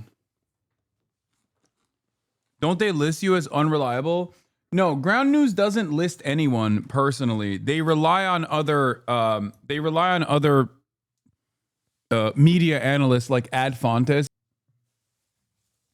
That famous laughable chart that puts me in the same as like Alex Jones.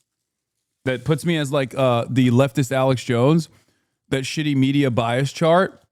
But it's really funny because that bias chart is not only hilarious because it places me in the same wavelength as Alex Jones, which is so ridiculous, even though all my haters love using that. But it also fucking ranks like MSNBC and Breitbart as at the same level of like competence. People have not paid attention because they just love being like, oh yeah, this fucking media bias chart shows us on at the same level as Alex Jones. And then they just like don't look at anything else, I guess.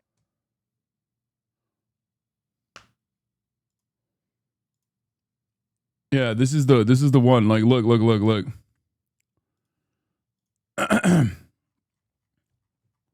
Wait, this isn't even the whole thing. There's like, yeah, they put me down here at contains misleading info, also because, you know, Israel. And then, wait, where's Alex Jones? They don't even have Alex Jones on here. Yeah, I'm at the same wavelength as Mike Lindell. But what's really funny about it is that they have like an insane approach to this, like putting Fox News Live at a higher degree of factual reporting than like Christian Amanpour, for example, or fucking Inside Story, CNN Newsnight. Like Fox News Live as a higher degree and is less biased than all of CNN combined. 60 Minutes. They also have Russell Brand as a they have Russell Brand as like a in the middle of the ideological boundary, higher degree of news value and reliability than myself. Literally a fucking state broadcaster for Russia that I don't even use. But again, most people don't realize that because they're just so hyper-focused on this shit. But yeah, right there with my goats, Breakthrough News is the PSL one, right?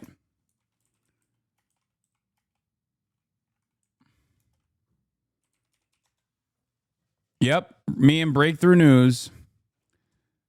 My goats over at Party for Socialism and Liberation.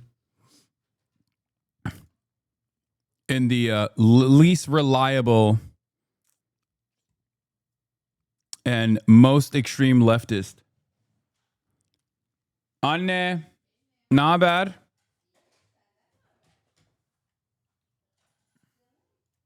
Latest one. Oh, here's a more comprehensive one.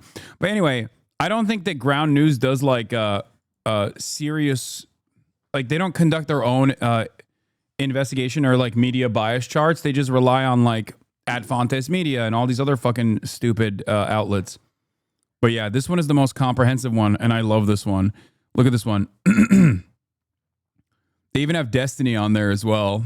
Because, I mean, anyone who puts me down here probably is a fucking Destiny head to begin with. But where is it? Look, they got Joe Rogan above me. Like, literally, the most anti-vaxxer motherfucker out there is more reliable. A guy who fucking covers misinformation and false narratives that Republicans are spreading. Half of this side of the spectrum I actively cover because they spread unimaginable, untold amounts of misinformation. And they have these like, all of these like New York Post, the Washington Examiner, Fox News, Quillette.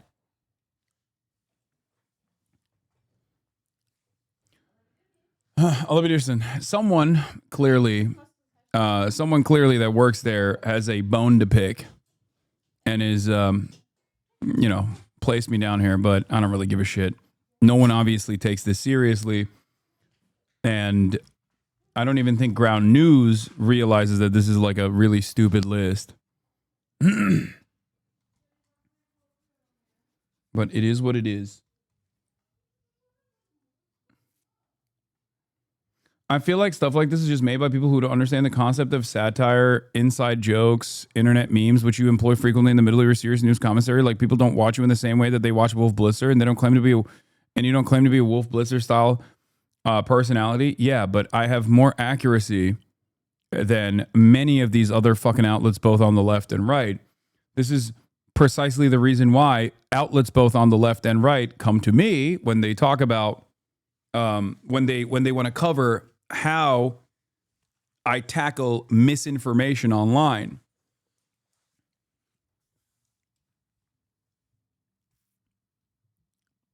It is what it is, though. Yeah, Barstool, Breitbart clears me, Barstool clears me. But it's not just about me. I need you to understand, like, the list in and of itself is so busted that they have fucking, like, they have, like, Jezebel, MSNBC, Media Matters lower on the reliability and news value than fucking New York Post or the Washington Examiner. Okay? Like that, let's not even talk about me. If you want to understand their biases, if you want to understand how fucking stupid these guys are and how slanted to the right they are, look at the way that they cover right-wing broadcasters like Russell Brand, who is a literal rapist and also a complete nut job. They present him as like center-right, skews right. Joe Rogan, skews right. Motherfucker endorsed Donald Trump. How can you skew right?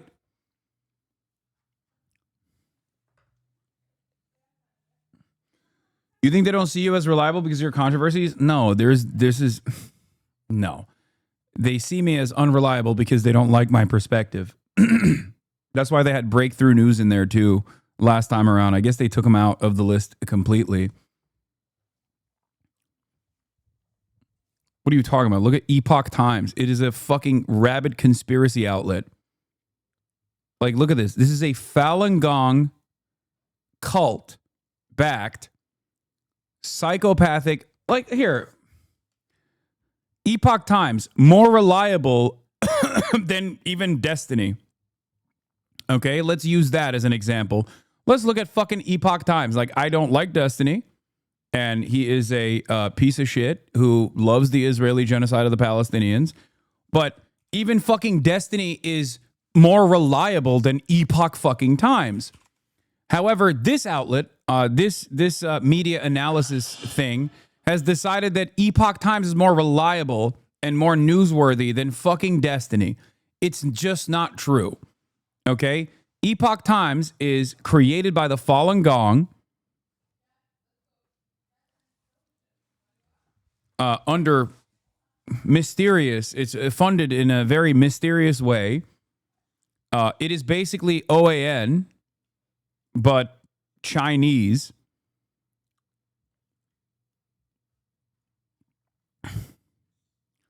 Americans were subsidizing the world's pharmaceuticals. Satellite pics expose 4 CCP spy stations. How intermittent fasting dietary changes. Big Doge update. $160 billion saved by Doge. Literally a falsehood. Steve Bannon. Trump is waging economic warfare on the Chinese Communist Party. They're also massively anti-vax.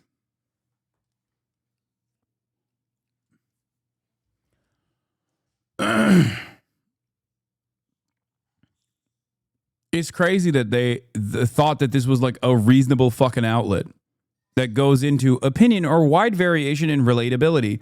Like, they are literally up there with Pod Save America or Media Matters. Are you out of your fucking mind?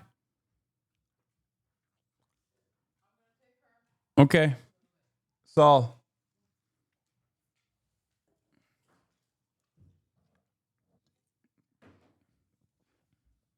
There's a difference between covering things using your opinion backed by facts and just straight up lying, and this chart puts them in the same category. I know. They're anti-medicine. On this list, if this list was like a little bit sincere and wasn't like incredibly slanted on the right, half of these right-wing channels that they have up here would literally be down in the bottom right corner. Okay? Most right-wing outlets, all the way from the most mainstream, like Fox News, down to the Ben Shapiro's of the world and the BillO'Reilly.coms of the world and the fucking Hannity broadcasts, all the way to Candace Owens, would be in the unreliable, contains misleading info and contains inaccurate, fabricated information side of things. It's ironic because the media bias chart, or Ad Fontes Media that uses the media bias chart, is basically my job. Like, my job is to show you the biases that many media outlets have, regardless of their supposed independence, right?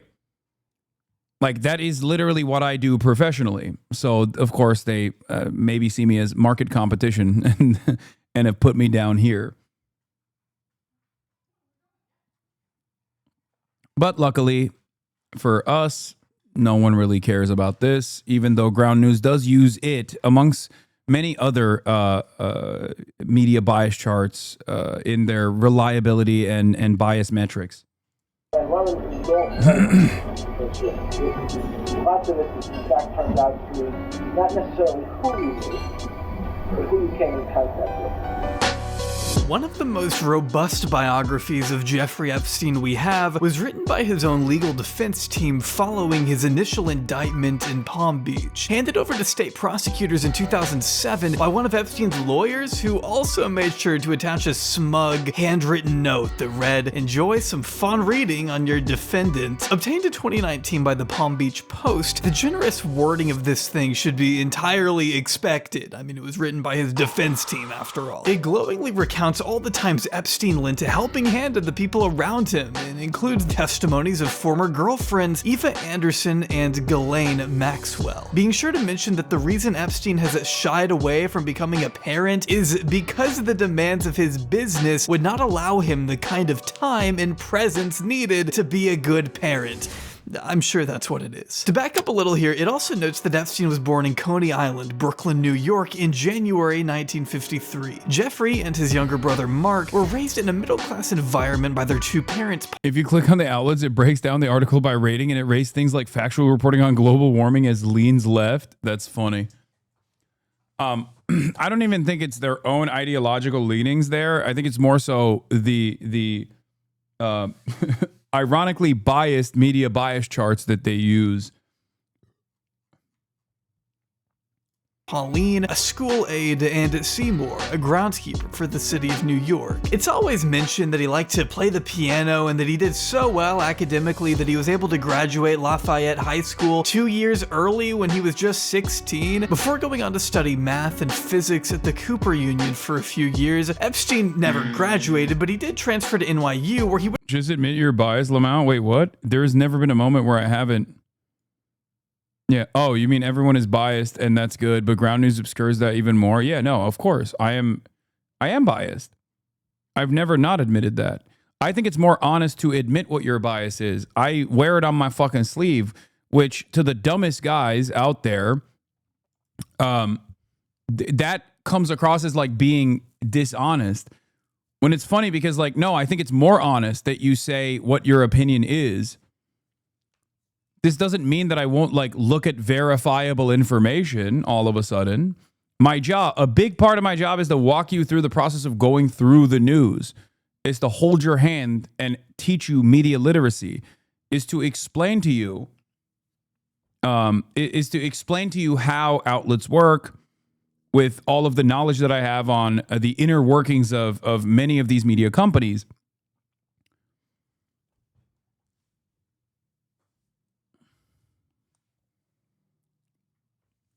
That's literally what I do.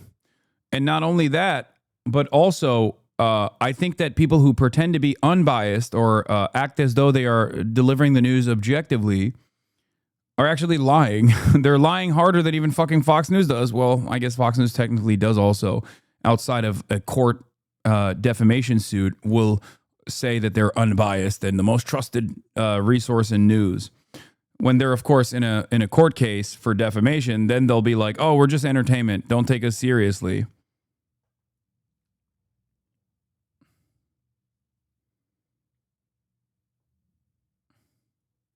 They posted you speaking to your audience of 40,000 people like they've discovered a hidden secret. See, he admitted it. Yeah.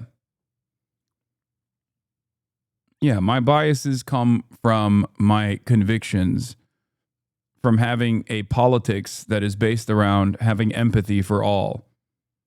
Also not graduate. So the natural question becomes, how did a two-time college dropout get a job at teaching math at the prestigious Dalton School the same year he left NYU behind? After all, the Dalton schools produced a number of notable alumni, including Chevy Chase, Anderson Cooper, Sean Ono Lennon, and specifically while Epstein was there, Prudence Murdoch, daughter of Fox News founder Rupert Murdoch, and actress Jennifer Grey, according to NPR. The New York Times reports that the school's headmaster at the time Epstein was hired was Donald Barr, who, fun fact, is the father of William Barr, the U.S. Attorney General under Trump, who you may know for being in charge of the DOJ when Epstein died in custody decades later, which is just one of the many strange tidbits we'll see throughout this story, like the fact that Donald Barr once wrote a book called Space Relations, about a planet ruled by oligarchs who engage in child sex slavery. So glad that's something I know, and now so do you. As former Dalton social studies teacher Susan Semel told The Times, Barr was explicitly looking to hire teachers with less conventional backgrounds in the field. And while Epstein was about as unconventional as it got, he was barely 21 years old, had no experience in the world of education. I mean, he's a two-time dropout and would show up to school wearing fur coats and gold chains that would dangle in front of his grossly exposed hairy chest. I'm sorry for the mental image, but I think it's worth illustrating here in detail. His tenure at Dalton, though, wouldn't last long, according to the interim headmaster, who alluded to Epstein's lack of effectiveness. If you ask his students what they thought about the eccentric instructor, the consensus seems to vary. Some described him as caring and attentive, while others recall a clear inappropriateness about the way he conducted himself. It's also been reported that he'd attend student parties where underage drinking would occur, to the point that it would become widely talked about among the school. Epstein's bizarre behavior even made it all the way up to the headmaster that replaced Barr, Gardner Dunnan, whose attorney has since told The Times he denies being aware of any concerns of Epstein's conduct. It's also worth noting that Dunham himself was later accused of sexually assaulting a 14-year-old. Epstein may have been out at Dalton, but he sure wasn't down on his luck, struggling to find his next gig either. Ever since the beginning, one of his few talents may have been his ability to suck up to the gaggle of powerful people in his vicinity. Robert Couturier, an interior designer who knew Epstein during the 80s, told Vanity Fair in 2021 that Epstein was a flat. Wait, I have a friend that I recommended you to watch, and his response was, I don't like Hasan. I watched a couple of YouTube essays about him, and I don't like how he speaks in absolutes, like he's always right, especially when he's wrong about Ukraine and Russia. And when I asked, have you ever watched or listened to what you said in full, he said no. That's the kind of people that can be easily swayed by the list. I know, but the easiest solution to that is to convince them to watch one fucking video or to watch like one particular thing or watch the stream. I make my content readily available for free for everyone to enjoy wherever they want to. Not only that, but also on top of that, people can even literally make money off of the content by editing it and then repackaging it and posting it on YouTube on their own. People make hundreds of thousands of dollars doing this. So the reality of the matter is the Piker Broadcasting Service is sponsored by you, the viewers, for you, the viewers. Okay? To be fair, you can be arrogant. It's an arrogant ass sometimes. Yeah. If it's something as severe as like a fucking ongoing ethnic cleansing campaign that is unfolding in broad daylight and someone is coming in and being a fucking douchebag about it and wearing their sociopathy like a fucking mark of courage, then yeah, there are times when I just fucking pop off. But having said that, you said some pretty sus stuff yesterday about black people. Yeah, like I said, black people cannot escape white supremacy no matter how hard they say, I voted for Kamala Harris and I did my job. If that's considered suspicious to you, then there's not much I can do, you know?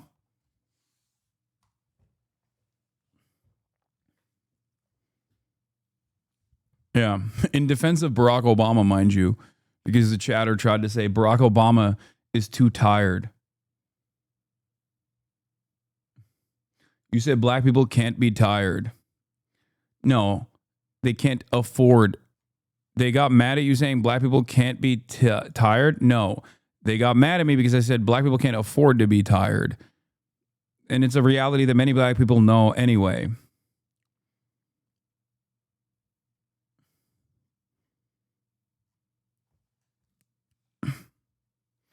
But regardless, it's just, it's a very stupid thing. And I actually don't fucking give a shit. If people get mad about that, like, I don't care. Okay, you voted for Kamala Harris. Have fun with that.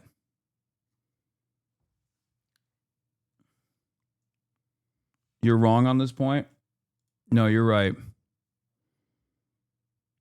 You said some pretty sus stuff. That wasn't the point the person was making. BS. Nah. Yeah. No, you're wrong on this point. I know. That's the problem.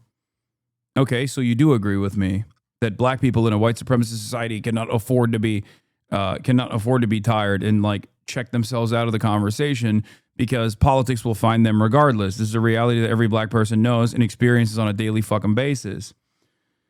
So you agree with me. Got it. Okay, cool. Thank you. So standpoint theory in this regard is idiotic.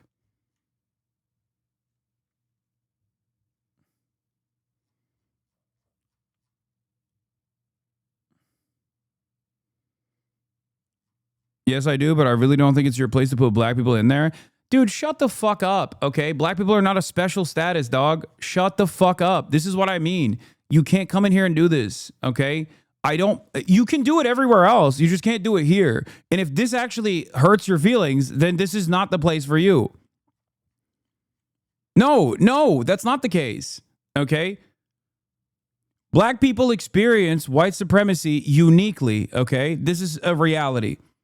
This is a reality. But having said that, there is no world where you can come in here and be like, no, you don't understand. Like when you're talking about solidarity, black people have every right to say we're no longer a part of this political conversation because you're not white. Saying that doesn't turn you into a white woman. You know what I mean? So I don't understand. This is like the most shocking thing that I hear all the time. You may never understand what it feels like to be black and tired, so shut the fuck up. I don't care. I don't know why. I don't care. I don't know why you don't understand this. Okay? This is my point. It's not like there is no rad lib shit here that works. Okay? I don't care. Lock up Obama. That's not my point. Point is, who are you to tell black people they can't be tired? Oh my God. Oh my God. Oh my God. Every single time this conversation comes up. Every single time this conversation comes up. I try to get some black people to tune into your show. They all told me you're racist. Now I see why. Yes, because I'm fucking racist. Because I'm racist enough to acknowledge that white supremacy will never let go of undermining black people. So simply saying I voted for Kamala Harris, it's time for me to fucking stand down when all of these untold atrocities are happening is a fucking stupid position that wine moms can entertain. Liberal white wine moms can entertain that position, but black people can't because politics will find them regardless. It is an accurate reflection of white supremacy and how it is experienced. What do you mean? Hearing it from a white guy like me doesn't change the veracity of the fucking statements, okay? Shut the fuck up. Jesus Christ. I'm sorry. I treat every single person in here like a normal human being and don't do the fucking stupid ass rad lib bullshit. Like, oh, I'm so sorry. I'm so sorry. I've spoken out of turn. I'm so sorry. God damn, dude. What is this? What has happened in like fucking stupid ass rad lib spaces that make people think that they could just like say this to be like, no, you have to apologize. Even though I agree with you, it might potentially not even though I agree with you as a black person, even though I understand the point that you're making, I think there are other black people that might misunderstand the point that you're making and not agree with you, and it might come across as racist, so you have to apologize for the hypothetical black people that might get mad is a ridiculous point. Don't you perhaps think that I, at least, although I am white, as a Muslim dude fucking consistently advocating for Palestine, have heard this same exact song and dance a million times over from Jewish advocacy groups that are seemingly only interested in Israel's defense? Don't you think that this kind of standpoint theory is just fucking idiotic wrecker behavior that I obviously will not entertain because I care more about fucking building a class first solidarity movement rather than entertaining some dumb psyop shit where I have to tell people, no, actually, it's okay.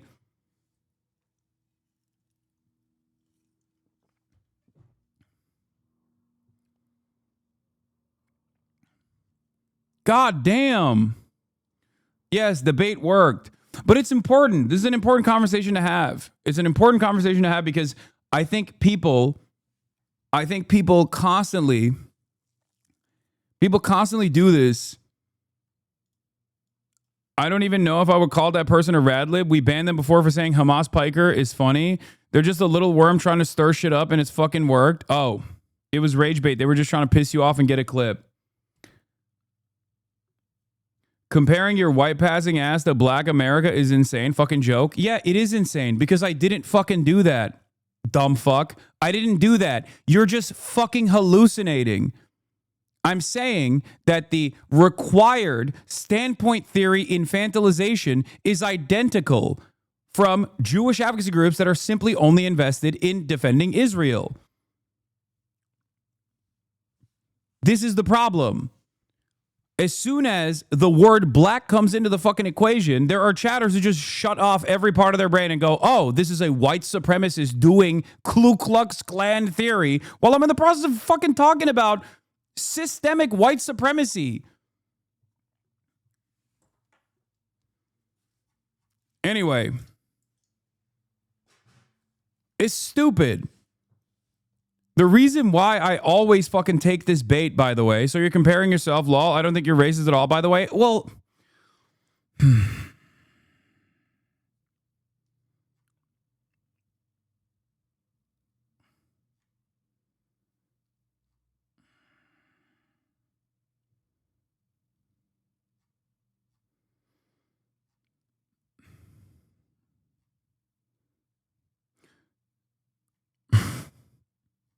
what do I do? I mean, you're just stupid. Like, you what do I do here? What do I do here? I just told you, I'm comparing the experience I get from people that are offering cynical criticisms, which you are doing right now as a white person, okay? I'm comparing two different groups, two different communities that experience varying degrees of marginalization. Obviously, black people's marginalization is far, far more spectacular than the discrimination that Jewish people experience in America. Okay, something that I've talked about quite frequently, as a matter of fact. I'm comparing those two conversations. Okay, I'm not saying my experience is identical to a black person or I can understand what a black person goes through. Shut the fuck up. I'm sorry. It is at a certain point, it's your fault. It's not mine. What am I supposed to do? I've explained it to you in good faith. And even in that process, even in that fucking process, it still doesn't matter. You go, well, you just described it to me, but honestly, I don't even think you're racist. I just wanted to piss you off.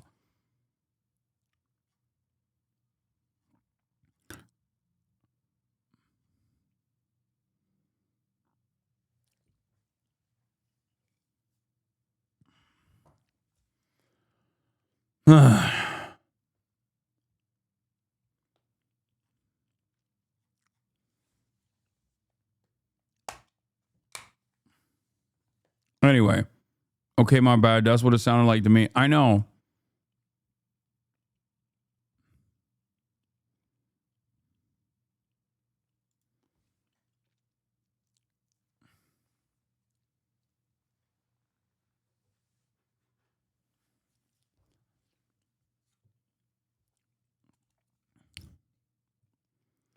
I'm a closet drama frog. Just FYI, there have been marching orders about this kind of thing in a specific Discord server. Oh my Lord. I think I entered yesterday's VOD on this exact same topic. You so consistently butcher the messaging on this issue. Your point is correct, but this will never translate in the way that you're approaching it. No, I don't, because I don't care. I don't think you understand. I don't care. I don't care. I cannot stress this enough.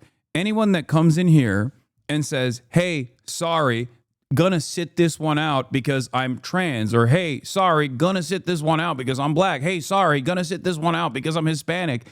Okay, shut the fuck up.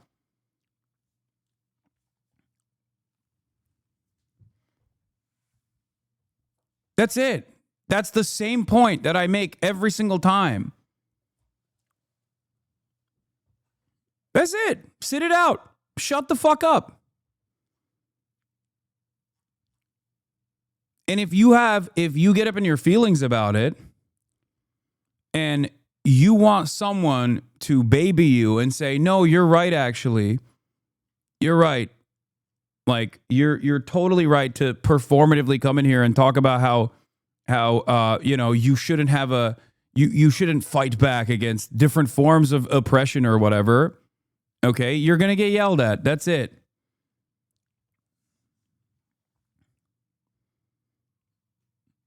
It's just so stupid. Because guess what? You could just sit this one out by shutting the fuck up.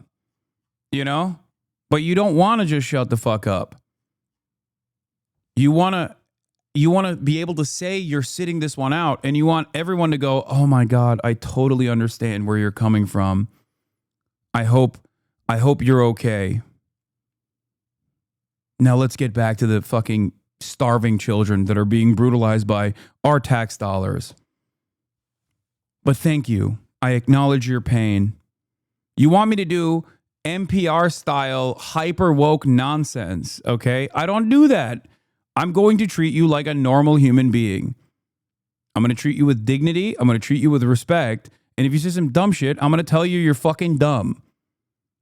Your background does not change this reality. And guess what? The overwhelming majority of Americans also operate with this fucking same boundary, okay? Normal people in the real world also operate like this. There's no fucking holding space. I just got in. But if that's what the convo is about, I agree. Some black people want permission to check out, and it's dumb for sure. I know. It's just so stupid because the same fucking forces that are doing untold amounts of white supremacist violence to the Palestinian population are the ones who are training the local police departments to do very same methods of surveillance, kettling, corralling, and also death and destruction for the black community. They're collaborating. You can't sit it out. It's that simple, okay? They're collaborating at the international level. They're incredibly well funded. You can't just sit this one out. It doesn't work that way. It's idiotic. It's especially idiotic if a black person is saying this, because white supremacy puts the crosshairs on black people first and foremost. It is the primary crosshairs. It's never changed throughout the inception of the American state. Half of the fucking founding fathers were slave owners. What the fuck are we doing? There's no sitting it out. You know what I mean? Just voting for Kamala Harris is not changing anything. The real reason why you're upset is because I'm saying voting for Kamala Harris or Barack Obama is not actually fucking detangling white supremacy. And you don't want to hear that from a fucking white guy, and it hurts your feelings. That's it. So instead of trying to re-examine why you said this, and what kind of recognition you want from someone like myself, you have to immediately go, this is just like every other white person. He's being insensitive to black plight. Ironically enough, I'm talking about white supremacist structural forms of violence while you're in the process of saying, no, you must be a white supremacist for being insensitive about black plight. No, I'm not. That's it. That's it.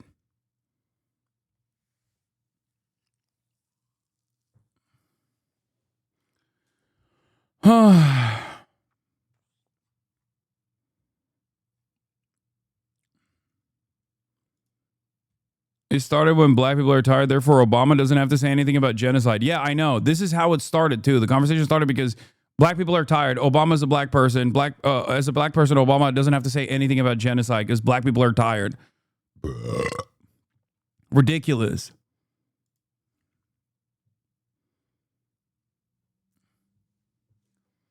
It's like mostly boomer, Gen X, older, millennial shit too. It's like you don't hear that from any other fucking demographic. It's just people who want permission for saying that they want permission and acknowledgement for all the struggles that they've engaged in. And it's a totally bad faith. But of course, because it's a messy conversation, and it's one that I'm willing to entertain, and it's one that really fucking pisses me off, that it's so clippable, and then people will clip it and posterize it all over the fucking internet to be like, Hasan hates black people. Okay, dude. Well, it's up to you to also do a little bit of fucking media scrutiny and look at, I don't know, any other thing that account has posted. You know? Because I'm willing to bet 3 videos down the line, they're probably calling black people the N-word because those are my fucking enemies. Those are my ideological enemies who want to disparage me for the reasons that I ironically am talking about, which is the exact opposite of the way that people try to present me.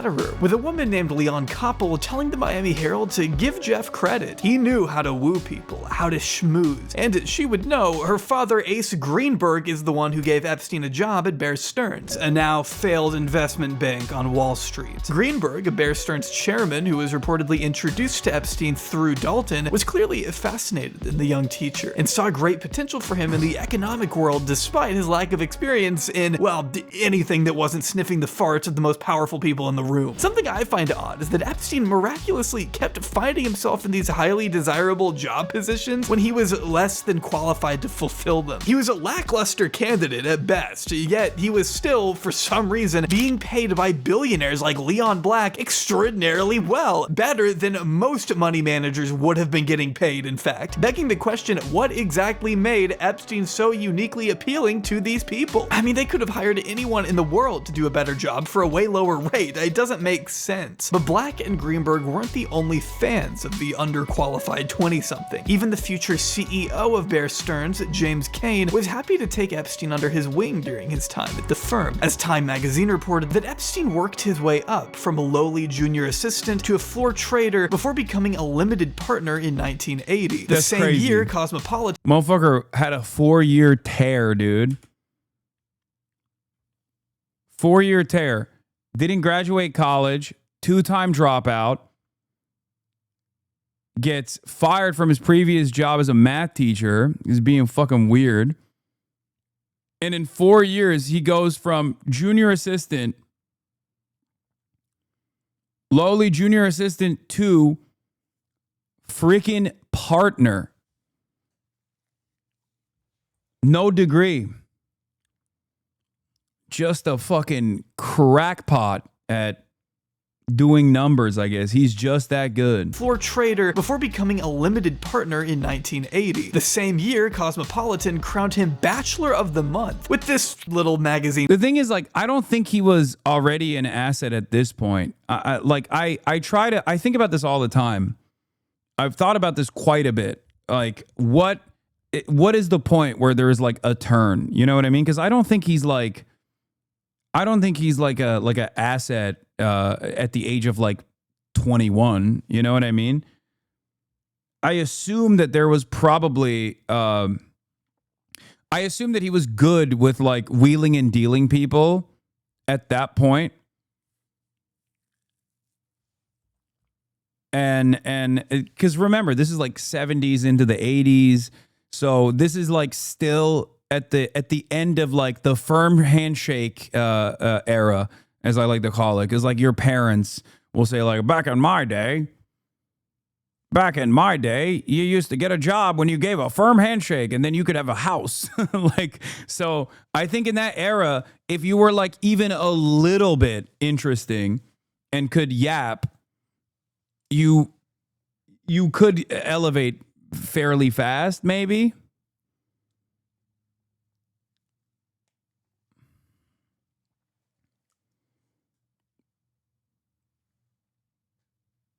Maybe. Or maybe he was like a sleazeball that was willing to do things that others weren't, you know?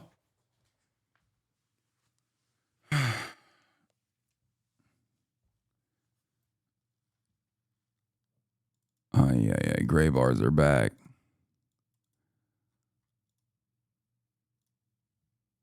Snippet, they claim the 27-year-old talks only to people who make over $1 million a year. If you're a cute Texas girl, write this New York dynamo at 55 Water Street. All I can hope now is that no Texas girl actually did that. He left the next year to start his own thing, but continued trading with Bear Stearns until their collapse in 2008. Around the time Epstein was experiencing somewhat of a collapse of his own, but don't worry, he'd still have plenty of ways to move massive hordes of money around all the way up until his death. But let's just put all of that to the side for a second. First, talk about one of Epstein's more lucrative connections he made up until this point. A peculiar little character by the name of Les Wexner, whose real-time net worth hovers around a humble $6 billion, is the 86-year-old founder of a global retailing empire. Launching the clothing company The Limited all the way back in 1963, Wexner went on to make a series of business acquisitions that allowed his influence to expand exponentially over the following decades. He acquired Victoria's Secret in 1982, Abercrombie & Fitch in 1988, Bath & Body Works in 1990, and by 2003, Fortune magazine considered Limited Brands the most admired specialty retailer in the world. And at that point in time, Wexner's financial manager was none other than Jeffrey Epstein. His ties to Columbus native Wexner have been brought into the national spotlight.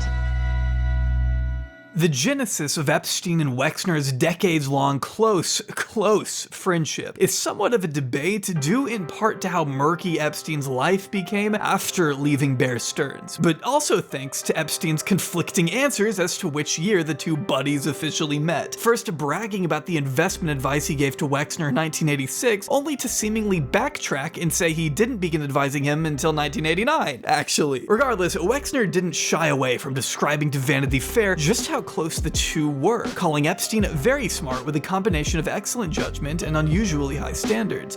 Whatever that means. But then again, this was his, quote, most loyal friend, at least in 2003. And I know you may be wondering, hey, this was years before Jeffrey Epstein got publicly exposed as a serial sex trafficker, so is it really that fair to criticize the guy if he didn't know Epstein was bad until at least 2008? And I might agree with that, if Wexner hadn't been so personally involved with the man to the point where Epstein reportedly told a friend that Wexner knows everything about me. He knows every experience I've had. With Vanity Fair also noting that Wexner was warned hundreds of times by Robert Meister, who originally introduced the two men, to drop Epstein after learning about his sexual proclivities before.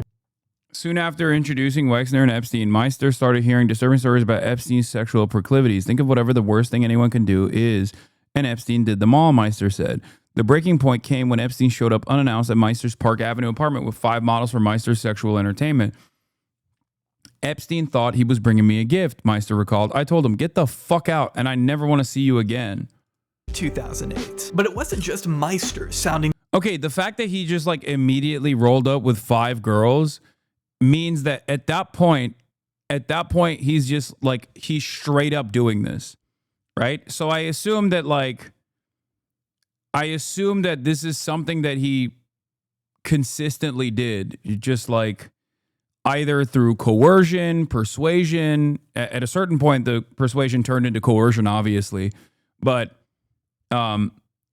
maybe at first he was doing this through persuasion, and then that's how he was elevating himself because he was like known as like maybe a party guy amongst the Bear Stearns crowd or whatever, and then eventually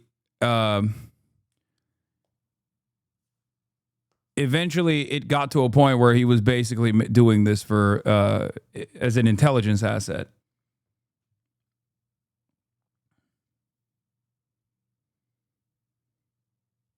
You know what I mean?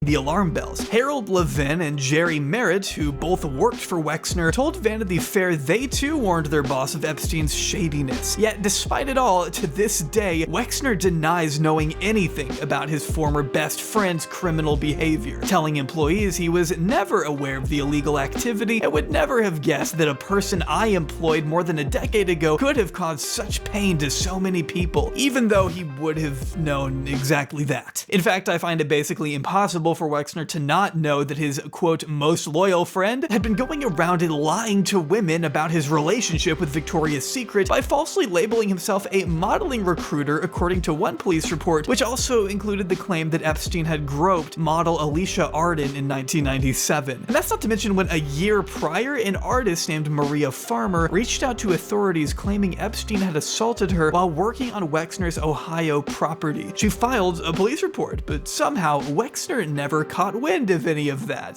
I guess, and didn't cut ties until 18 months after charges were brought against Epstein in Palm Beach. In fact, Epstein not only remained Wexner's power of attorney for almost 2 decades, he also served as a trustee on the board of the Wexner Foundation, oversaw the construction of his super yacht, and even drafted a prenup for Wexner and his wife. And if that wasn't enough, Wexner would reportedly sell Epstein a Boeing 727 for $10 million in 2000. And also allow Epstein to take possession of his multi-million-dollar Upper East Side mansion for the low price of free, which is a long way. Yeah, I mean, Les Wexner is like the guy that gave him the unlimited amount of power, finances. Like, he is one of the primary responsible parties here.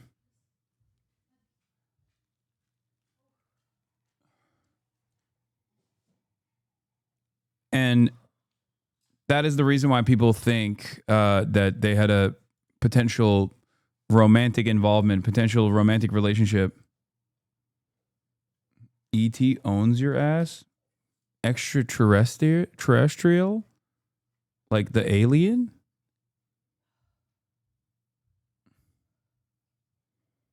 What? What does that even mean?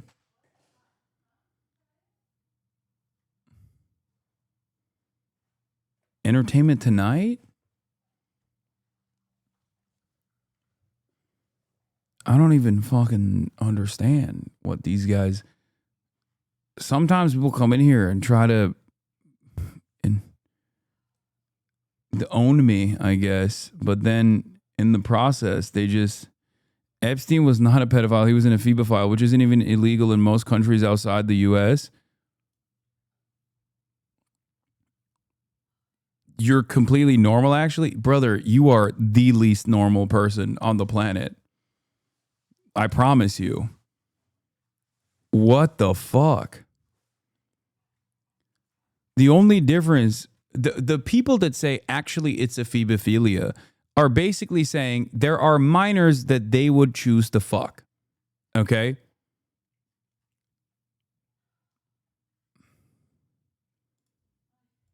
Oh, maybe he means Epoch Times owns your ass.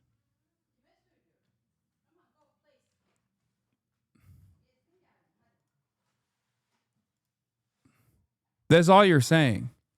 Gaia, place. Thanks, Mom.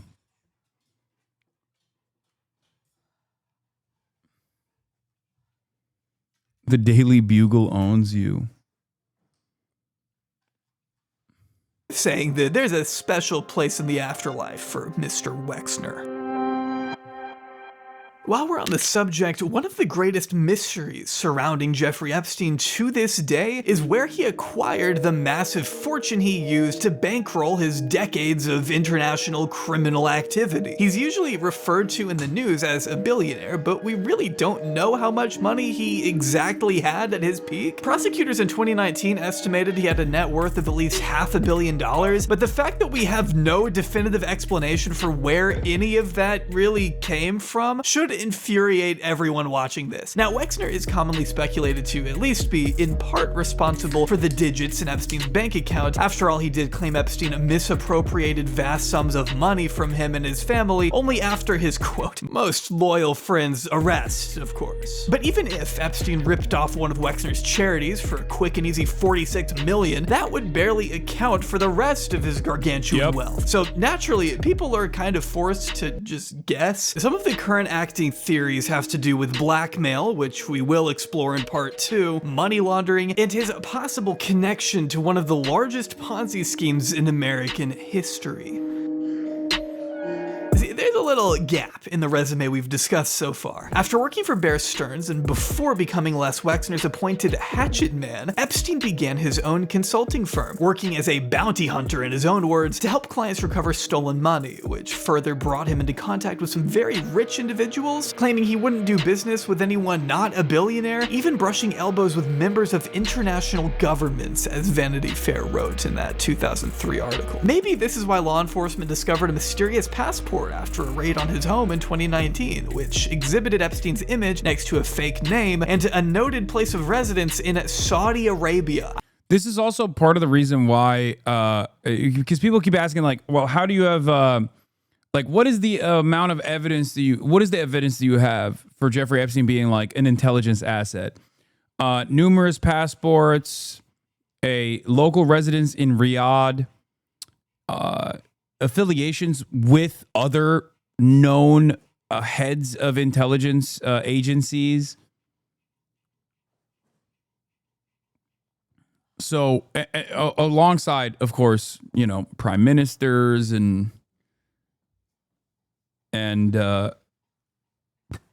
numerous heads of state. Also, the little bit about Alexander Acosta, who said, and actually never really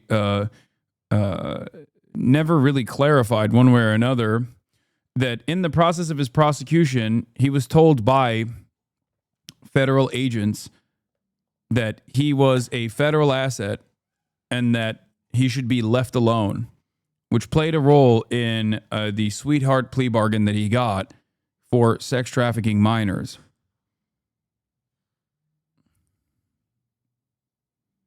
I promise we'll get to the Ponzi scheme thing in a second. Okay, we're almost there. His lawyers at the time said he needed this fake ID for protection as a Jewish person traveling regularly to the Middle East. Why was he going to the Middle East, you ask? Well, one of Epstein's clients at this time was identified by journalist Vicky Ward as Adnan Khashoggi, who, among other things, was a middleman in the Iran-Contra scandal who helped smuggle cash for the Marcos family out of the Philippines. During his travels overseas is where Epstein was reportedly introduced by alleged arms dealer Douglas Leese, known for his involvement in a multi-billion-dollar weapons deal between Saudi Arabia and the United Kingdom, to American businessman and future convicted fraudster Stephen Hoffenberg. Hoffenberg, over the next several decades, would spend 18 years behind bars for his involvement in a $475 million financial scheme that he now says Epstein masterminded. Okay, see, I told you we'd get to the Ponzi scheme thing eventually. It just took a minute, but thanks for sticking by. Hoffenberg told NPR. Yes, Adnan Khashoggi is the father of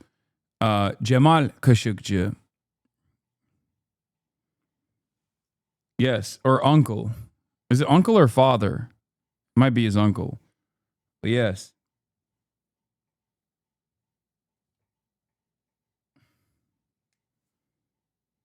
In 2019 that he considered Epstein to be brilliant, extraordinarily gifted and talented in convincing people to buy from him. And also he was a criminal mastermind, by the way. The criminal enterprise that Hoffenberg is describing rather openly here went by the pretty uncreative name of Towers Financial. Hoffenberg and his self-described best friend Epstein, who worked as a paid consultant through the 80s and 90s, ran a team of people on Wall Street, investment people that raised these $1 billion illegally, as Hoffenberg told CBS News. Feeling the need to emphasize emphasize he was my guy, my wingman, which is personally not a term I would use to describe Jeffrey Epstein in any circumstance, but over the course of 5 years, prosecutors allege the company raised 9 figures, almost $500 million of investors' money by selling them fake bonds. They'd then use the money to repay earlier investors while pocketing the difference. A classic Ponzi that you may be shocked to hear lasted as long as it did, but keep in mind, this was a pre-Bernie Madoff era, so a financial fraud of this scale was almost unheard of in the early 90s. The strangest part of it all, however, is that despite multiple parties being so able to recall Epstein as a prominent component of the Ponzi scheme, Epstein himself was never charged alongside his buddy Stephen Hoffenberg, who pled guilty to 5 criminal charges in 1995. As Terrence Corrigan, a lawyer representing over 2,800 people defrauded by Towers, told CBS, as I understood, Epstein was sort of a senior VP. If he was not the number 2 guy, he was certainly the number 2 or number 3 person at the firm. I know we saw organization charts, and yes, Epstein's name was on them. With another attorney, one representing Towers Financial, reinforcing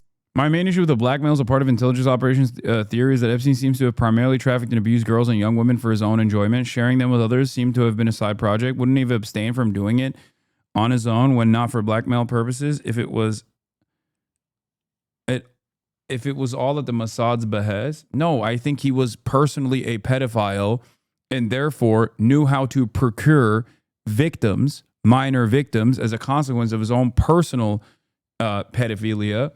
And therefore, his own personal pedophilia played a formative role in the blackmailing operations. None of this is mutually exclusive. You can be a personal pedophile and also do pedophilia blackmail. As a matter of fact, who do you think are most likely to be confidential informants, or who do you think are most likely to be assets for intelligence? It's people that are already engaged in criminal enterprise.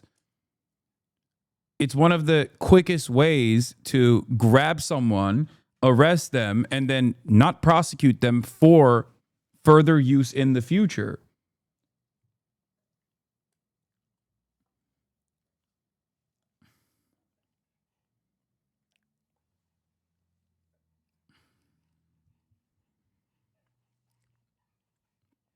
But yeah, as far as the primarily of trafficked, abused girls and young women for his own enjoyment, I think I call bullshit on that as well. That's just Ghislaine Maxwell's testimony, and she's not dead. So I assume that testimony is part of the reason why she's not dead. Do you understand? Because I feel like anyone who would uncover the connective tissue between Jeffrey Epstein and all of these other like intelligence communities, or anyone who even entertains that discovery, that revelation, will most likely no longer be alive. Numerous affiliates of Jeffrey Epstein and Jeffrey Epstein himself are no longer alive. The fact that Ghislaine Maxwell still is alive calls into question what kind of testimony she will offer now that the Trump administration is looking to offer her leniency in exchange for some kind of reliable narrative that will most likely absolve Trump and all these other financial elites from any sort of wrongdoing. Corrigan's memory. Epstein was a consultant at Towers Financial. I met him there and I drafted a consulting agreement as I was an attorney at the company. I remember him. Epstein was even mentioned in a lawsuit against the company filed by the Illinois Department of Insurance, who, now you're probably wondering, why was Illinois involved? Well, they claimed Towers had carried out an illegal transfer that violated Illinois law. As you can see here, Epstein's name appears in their documents multiple times, yet for whatever reason, Epstein never once appeared as a defendant in the 1993 federal case against Hoffenberg. Although Hoffenberg's testimony to the grand jury included mention of Epstein being the mastermind behind the whole thing, as reported by Julie K. Brown, Epstein was nonetheless dropped from the case for reasons that are still unknown today.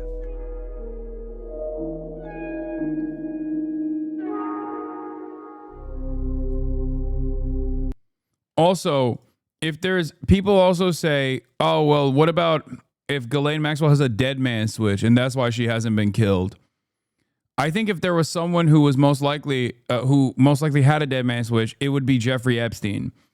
So the fact that no information has been uncovered since his untimely demise, I suspect that the real reason why Ghislaine Maxwell is alive and kicking is because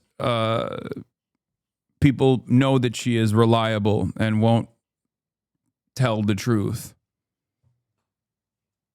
What's a dead man switch? Come on, guys. A dead man switch. Like when you fucking die, it's like timed. It's like timed release of information, compromising information. Oftentimes, it's not a literal switch that you hit when you're dying, but instead, it's something that you have to consistently log into to show that you are alive.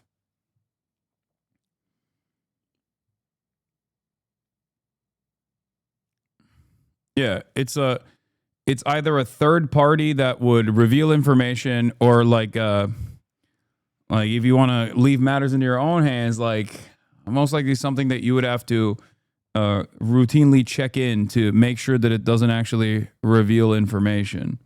It's not like literally a switch. It's just like a protocol.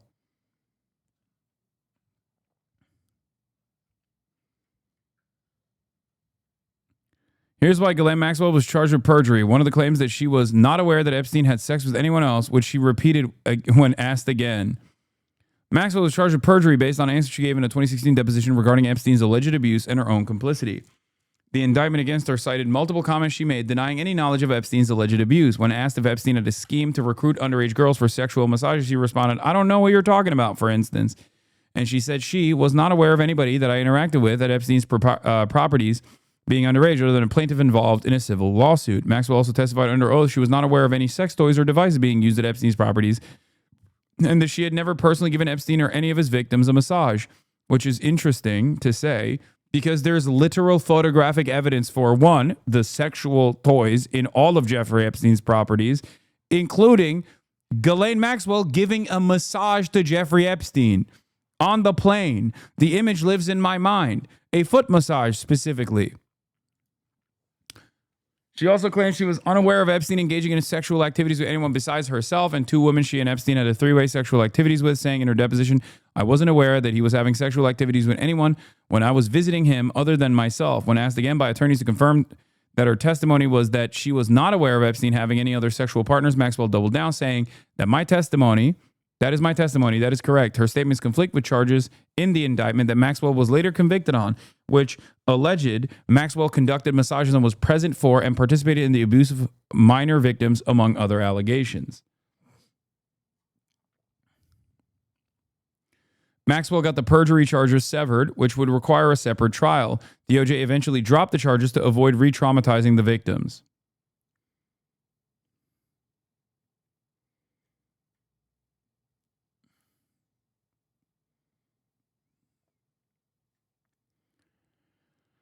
I think it's also awfully suspicious that Ghislaine Maxwell has not been further scrutinized for her involvement beyond the charges that she took and is serving a prison sentence over. That's another thing. Ghislaine Maxwell's attorney, David Oscar Marcus, on her meeting with Deputy Attorney General Todd Blanche, looking forward to another productive day. Ghislaine honestly answered every question that Mr. Blanche asked, and she will continue to do so. We are grateful that the government is trying to uncover the truth. They have never before spoken with her, so we trust the process.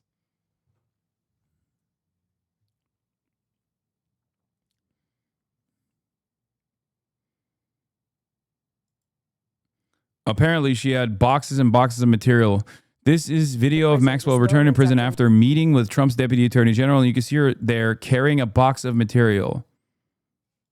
Meeting with Trump's Deputy Attorney General, and you can see her there. Actually, if you look closely, I just don't fucking trust this admin at all, especially after the way that Donald Trump has talked about this issue, especially the way that Donald Trump has talked about Ghislaine Maxwell specifically.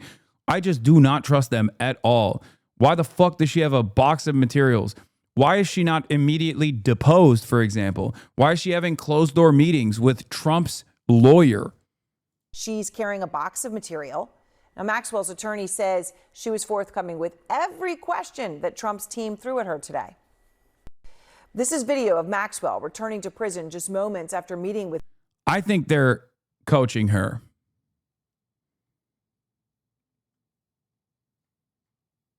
I think her testimony is going to be entirely fabricated. And given that we don't have access to the actual information that was uncovered during the trial, a lot of the information that was redacted, we have no way of knowing. The public has no way of matching her testimony to the information that was discovered in the trial that was heavily redacted, also in the trial. So even if she were to turn around, even if she were to fucking turn around and be like, oh, well, Trump was certainly infallible here. I mean, he was morally uncorruptible. He's never been around young women ever, especially given that she is an unreliable narrator to begin with. She committed perjury before in depositions. It's obvious to me that they're going to present Ghislaine Maxwell as like an exit ramp to try and shut this conversation down. And then the dumbest fucking propagandists for the administration will consistently point to her to be like, what, you don't trust her?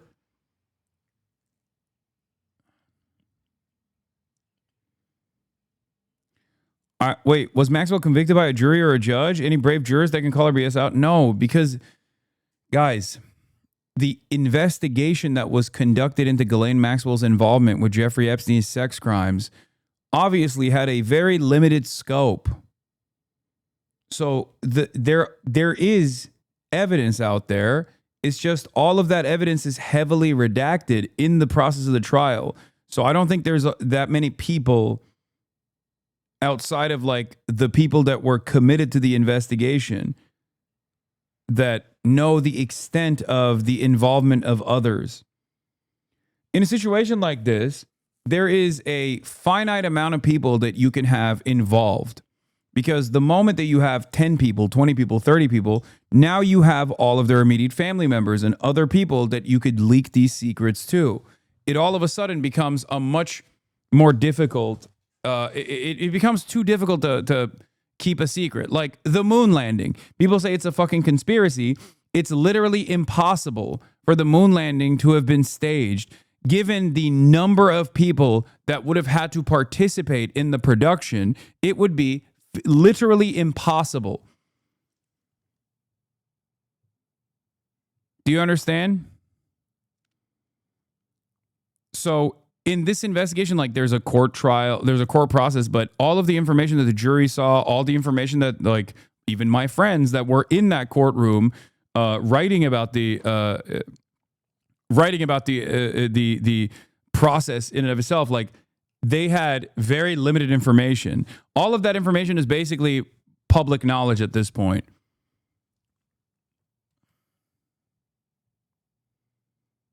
Yeah, here is it's a fake. I don't. Here is Ghislaine Maxwell. Prince Andrew picture where Virginia Giuffre is fake. I don't believe it's real for a second. In fact, I'm sure it's not. There's never been an original. And further, there's no photograph, right? And I've only ever seen a photocopy of it. I don't believe it happened.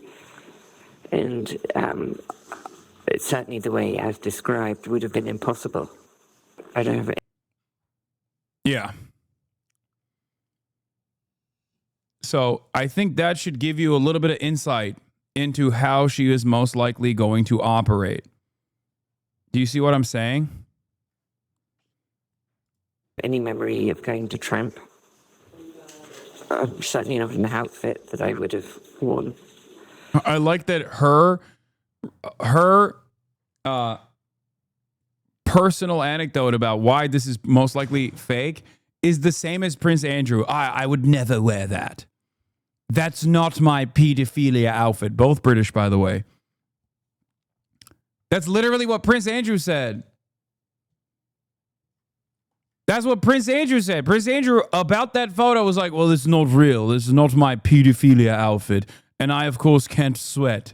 I physically cannot sweat due to a grave injury that I got in the Falklands. It could not have been me.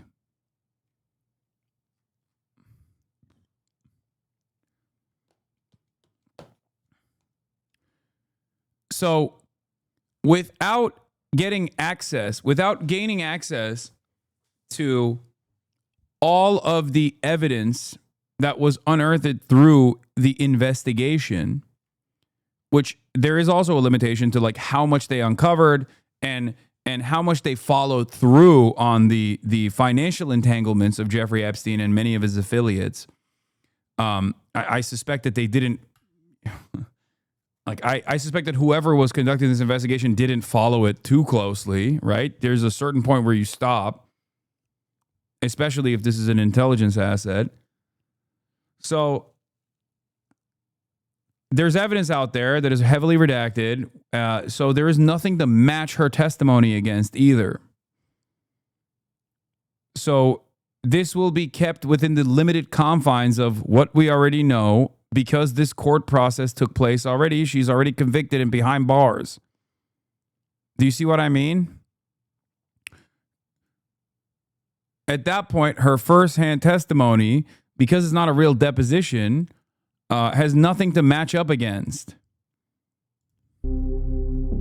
While Hoffenberg was awaiting a jail sentence, Epstein was busy frolicking around the White House and schmoozing power brokers at dinners and events like the White House Historical Association fundraiser in 1993, which included such beautiful guests as Clark Clifford, a man responsible for establishing BCCI in the United States. BCCI, which we definitely don't have enough time to dive into here, was an international bank used to transfer dark money between international governments later found to be involved in a litany of shady activity ranging from money laundering to illegal weapons sales to human trafficking. Clifford himself had charges brought against him that would be dropped not because prosecutors thought he was innocent all of a sudden, but because of Clifford's poor health the same year that he attended this fundraiser with Epstein. Frankly, the idea that a man accused of helping to facilitate one of the biggest Ponzi schemes in American history could avoid prosecution and immediately pal around with some of the wealthiest and most powerful people in the country at an exclusive White House fundraiser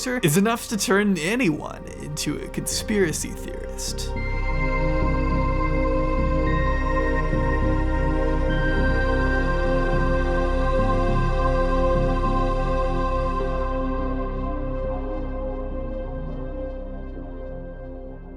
Other than that 2003 Vanity Fair puff piece and a glowing profile in New York Magazine that we will get to in a bit, Epstein had lived much of his life in the shadows since the early 80s, making it all the more tricky for investigators and journalists to track his elusive movements. A lot of the insight we now know is thanks to Miami Herald journalist Julie K. Brown, who presents an extremely comprehensive timeline of events in her excellent book Perversion of Justice, which I read in preparation for this video and would recommend to anyone looking to learn more about the Epstein story. Brown, who has covered the story extensively for years now, writes that the earliest instances of Epstein's sex crimes I do have the BCCI hat from Chapo. I wear it from time to time. Against minors date back to the mid-90s, when, at a Michigan summer camp in 1994, he and his then girlfriend Ghislaine approached a 13-year-old child. According to the Daily Mail article Brown cites here, the anonymous girl's mother says she looked even younger than she was. Then, years later, when Ghislaine's trial was underway in 2021, one of the lawyers representing the now convicted trafficker wrote this young victim's story off as the result of her own conduct, and that the girl had voluntarily or negligently assumed a known risk, consenting to the abuse. A 13-year-old. Dude, defense attorneys are such nasty little freaks. I mean, straight up. That's what you gotta do if you're defending a pedophile, an internationally known criminal pedophile. If that is your client, this is the type of shit you do. Isn't that fucking insane? That is what lawyers representing Epstein and Ghislaine have consistently thought of the hundreds of girls who were systematically trafficked throughout their childhood. So just keep that in mind as we move forward here and discuss Epstein's track record of abuse across the United States. Some of it taking place in New York, some at his New Mexico baby farm, as he called it, and of course a lot of it occurring at the Palm Beach mansion he bought in 1990. To understand Epstein's years-long pattern of abuse, we have to establish the location of this 14,000 square foot monstrosity. Unfortunately, the neighborhood that housed Epstein's $44 million oceanfront property was only a short drive away from a much less privileged area of Palm Beach, Florida. Testimony from even more victims prove he explicitly sought out girls from broken families, girls who were either homeless or on the verge of homelessness, those who came from tragic backgrounds wrought by addiction, suicide, and abuse already, girls who lived in trailer homes and were in and out of foster homes, girls who Epstein knew would not be taken seriously by the legal system. A prediction that his infamous plea agreement years later would ultimately prove right. And just a fair warning, a lot of this video from here on out will be discussing what victims experienced at the hands of Epstein and his associates, so if that's something you're unable to listen to, I completely understand, and just wanted to make it very clear before we get into any of the details. Throughout the mid-90s to the early noughts, Epstein would employ several tactics to prey on girls who primarily attended Palm Beach Gardens High School, Lake Worth Middle School, and Royal Palm Beach High, which the Palm Beach Post named Ground Zero in Epstein's operation. One of those girls was Michelle Licata, who was just 16 years old when she was approached by a friend at school in the days leading up to Christmas, 2004. Michelle, who recalled to ABC working at a supermarket and being strapped for cash at the time, was looking to earn some money in order to buy her family gifts for the holidays. According to her friend, all Michelle needed to do was massage an old guy and she'd get $200. This made Michelle curious, and because she was led to believe the massage would take place in a professional environment similar to the spas she had seen in the past, she obliged. It was only on the drive there that Michelle realized they weren't going to a professional facility. They were going to a house. And after finally arriving outside a sprawling mansion in a neighborhood she had never seen before, her friend hastily remarked that the man who lived inside might ask her to undress during the massage. Before she knew it, Michelle was whisked inside and led upstairs by several other women she had never met to a cold, dark bathroom where she was forced to encounter Jeffrey Epstein, lying face down on the massage table, talking on the phone. In that moment, Michelle was lost, confused, and left all alone with a man old enough to be her father. She then goes on to recount how Epstein molested her, noting that his face was enough to terrify her for the rest of her life. After the incident was over, Epstein paid her $200 and asked her to deliver another $100 bill to the friend who had brought her there. She got back in the car and told her friend what had happened, to which the friend responded, "Oh, that's okay. He tried to do that with my other friend too," as Michelle told Brown. Interestingly though, as Michelle told ABC, there were in fact other adults present at the estate. Gardeners, butlers, housekeepers, etc. It's just that they did nothing, as if they were used to seeing such girls come and go all the time. And as everyone knows now, that was the case. He did this frequently. When Palm Beach police began interviewing teenagers in 2005, they were astonished at what dozens told them about Jeffrey Epstein. Every girl that meets Jeffrey starts off with giving him a massage. The more you do with him, the more you make. Basically, if you take off your clothes, you're gonna make more. If you let him do things to you, you're gonna make more. I did it naked, but I wouldn't let him touch me or anything like that. So after that, he's like, you know what?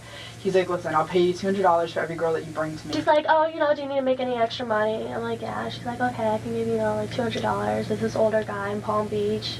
He gets a lot of massages from girls. That was really, that's all she told me. He asked me to take my shirt off, so I took my shirt off, and that's how that was it. Did you ever take your panties off and be completely nude? Every now and then, yeah. It's like a train.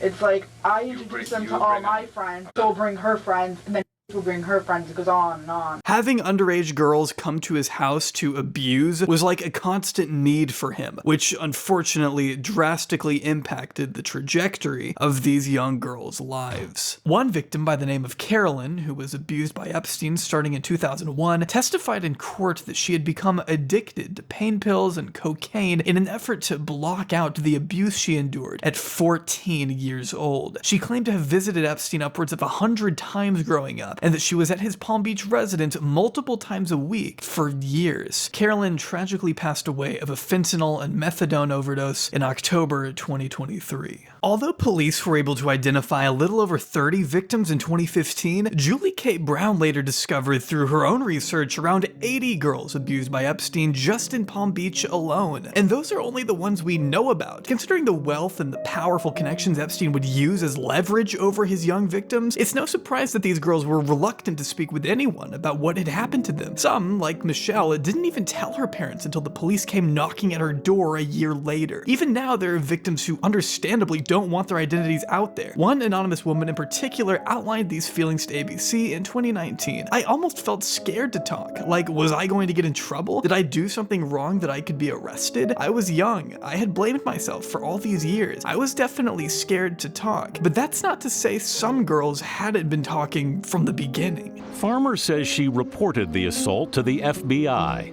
but she told us it wasn't for another decade, just before Epstein's first arrest in 2006.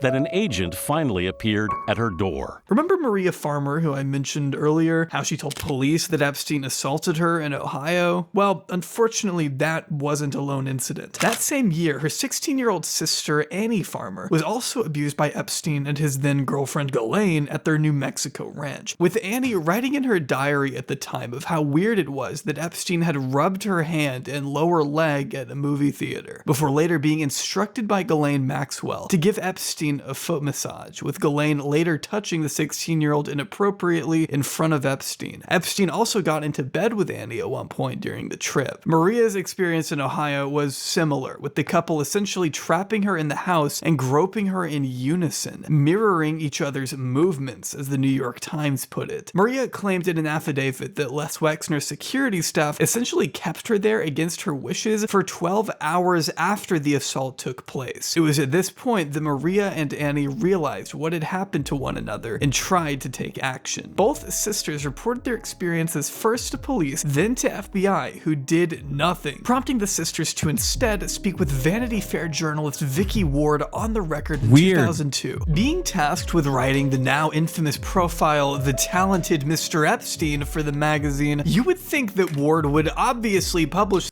It's a really weird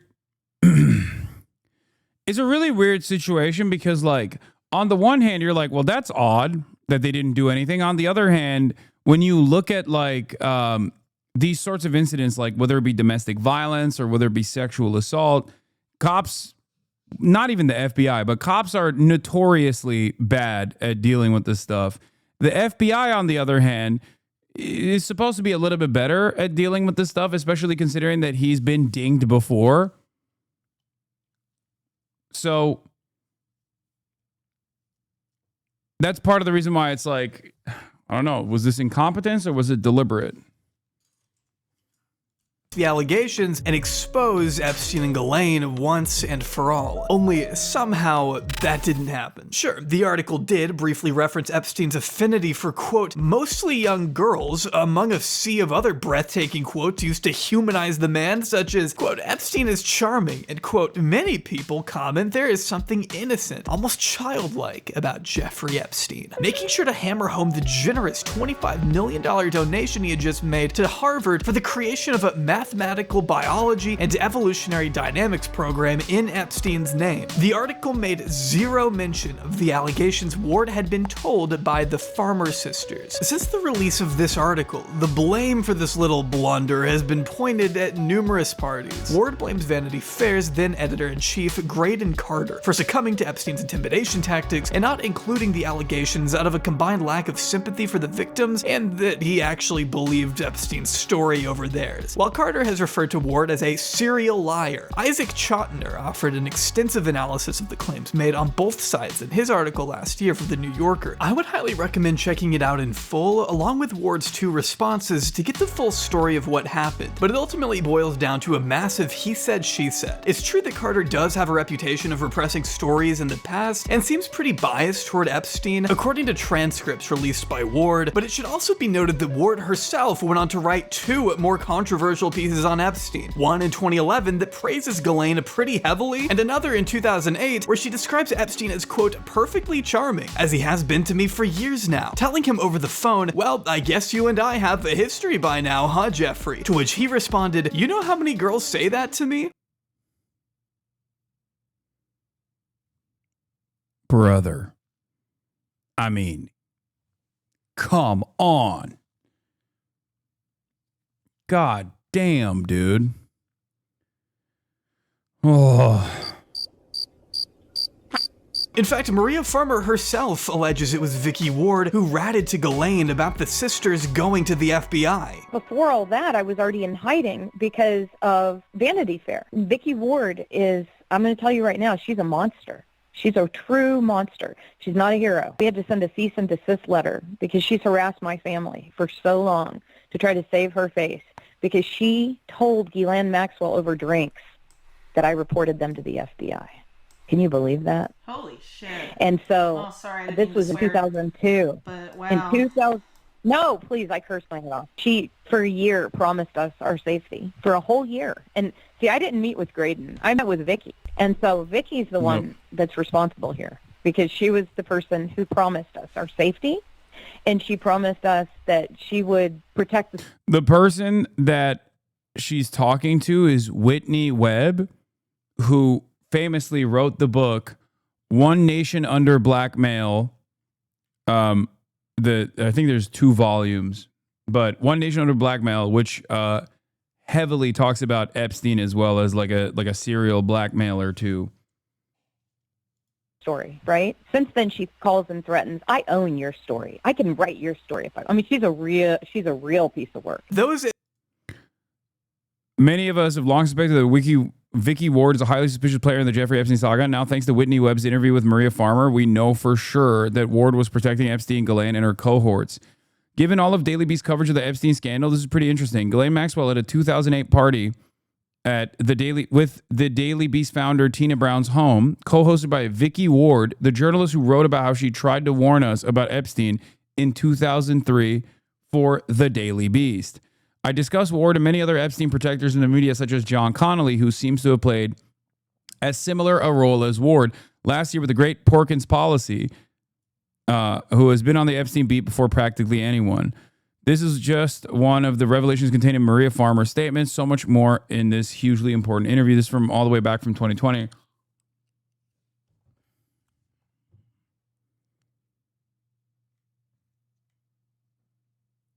Yeah. One Nation Under Blackmail also talks about Roy Cohn, the original Epstein and also Trump's mentor, Roy Cohn. Roy Cohn apparently was like heavily featured and talked about as Trump's mentor in the Trump movie that came out, which didn't really make a lot of waves for some reason. What was the movie called? I kind of want to watch that because Adam told me it was really fucking good. The Apprentice.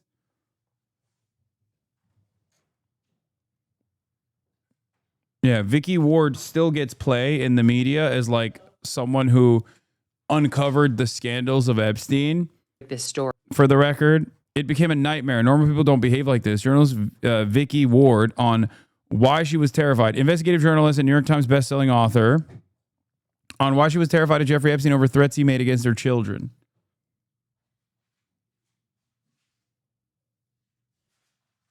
I said, what's the name of the movie? This person said, Baki the Grappler, I believe. Yeah, I don't think it's called Baki the Grappler.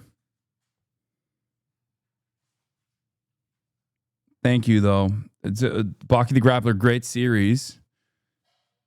Probably not about Donald Trump. Although Donald Trump is in Baki the Grappler in the manga later down the line as the president. Great anime overall.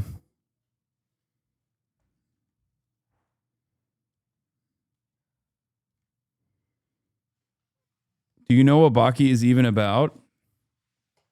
Yes. I will not be mentioning what his involvement in Baki the Grappler is. Trump's mention in Baki, what it looks like.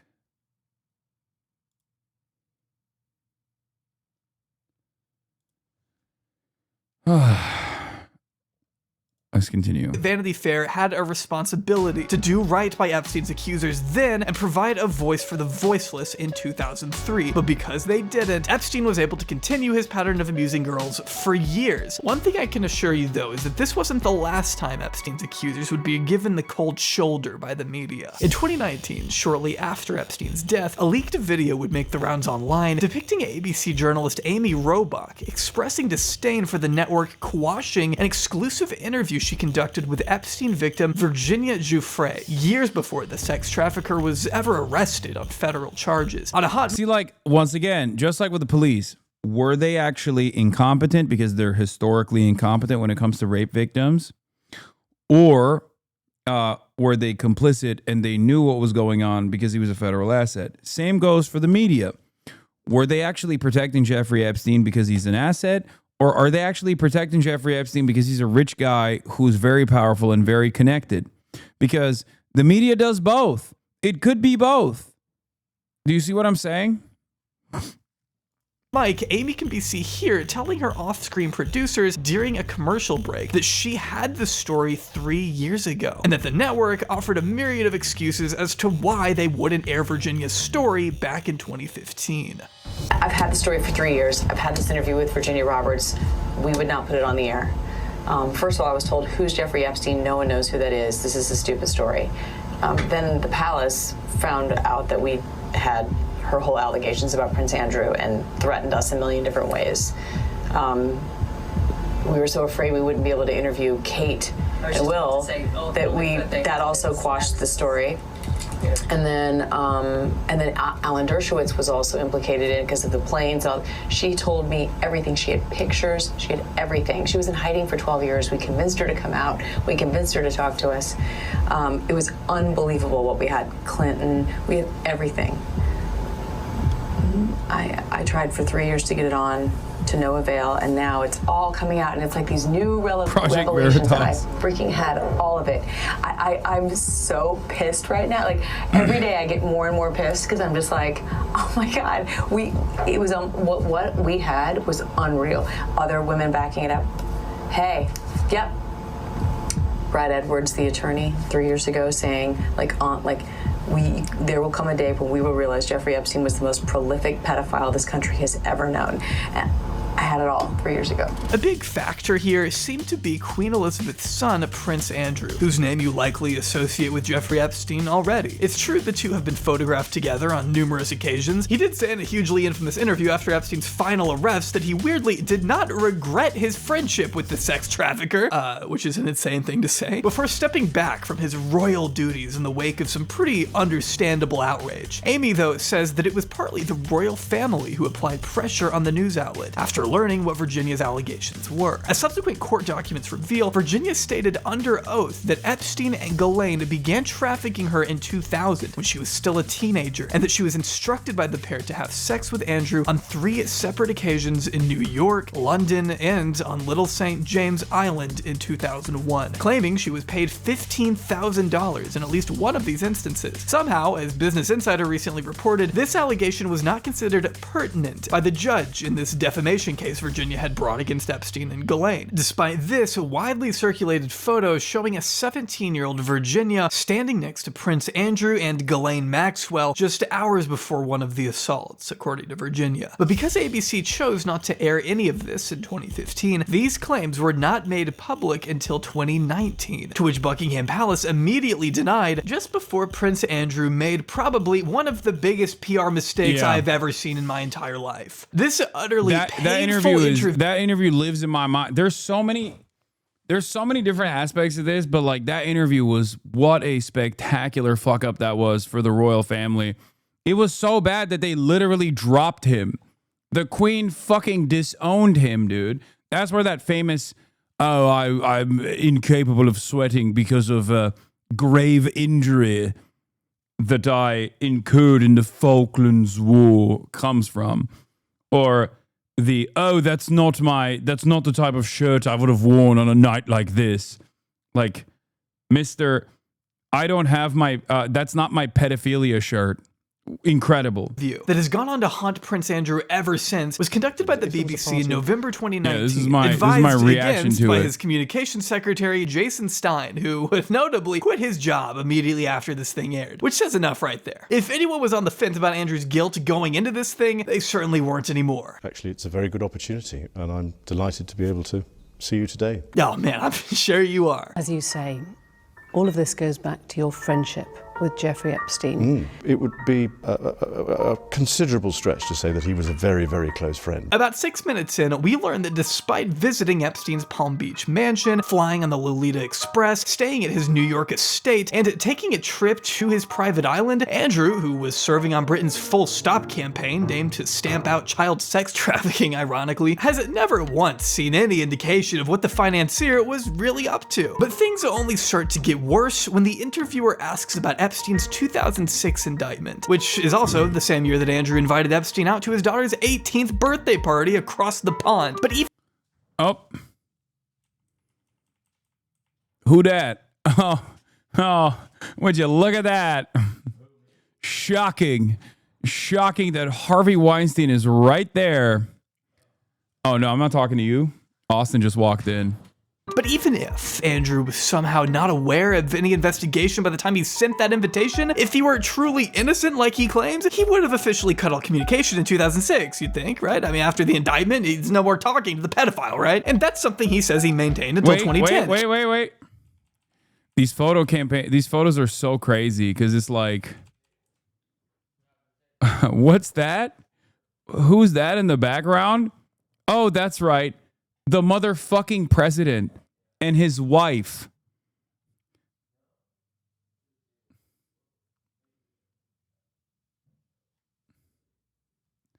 Every photo, dude. It's like, you know what's crazy? It's basically like Hunter Biden and his affinity for doing crack. He has to take a photo every time he does crack and wave his gun around. Donald Trump seemingly had to be in every photo with Jeffrey Epstein. Anytime this motherfucker was photographed at a party, Donald Trump is right there, dude. Right there. You'd think, right? I mean, after the indictment, he's no more talking to the pedophile, right? And that's something he says he maintained until 2010. Keyword there, until 2010. Well, I ceased contact with him after I was aware that he was under investigation. And that was later on in 2006. And I wasn't in touch with him again until 2010. So I just This is why I don't understand the point of this interview. You are admitting to millions of people that you knowingly hung out with a convicted pedophile. I still don't know why he did this interview. Like, I don't know why he thought this was a good idea. Why did he say any of these things in the interview? None of it makes sense. Like, was it the royal family that was like, you have to do this to like clear your name? But in that case, like, it's much better to just like ship him off to like, I don't know, another island that's far away. You're a fucking royal. You don't have to answer to any of these things. I'm glad he did. 4 years after you say you cut him off. What, did you just change your mind? You were against pedophilia in 2006, but you got a change of heart in 2010? And we're supposed to think you're innocent? By December of 2010, you went to stay with him at his New York mansion. Why? Why were you staying with a convicted sex offender? Right. Now, I went there with the sole purpose of saying to him that because he had been convicted, it was inappropriate for us to be seen together. Well, that plan really worked out, huh? You were literally photographed with him on that trip. I felt that doing it over the telephone was the chicken's way of doing it. I had to go and see him and talk to him. Yeah, man, we wouldn't want to disrespect the convicted pedophile, would we? And we had an opportunity to go for a walk in the park. And that was the conversation, coincidentally, that was photographed, which was when I said to him, I said, look, because of what has happened, I don't think it is appropriate that we should remain in contact. Prince Andrew. Royals, man. They have a way with following protocol. Yes, you see, as royalty, it would be dastardly to not tell my former best friend that I could no longer establish contact aside from going to his house and doing a little bit of pedophilia for good old time's sake.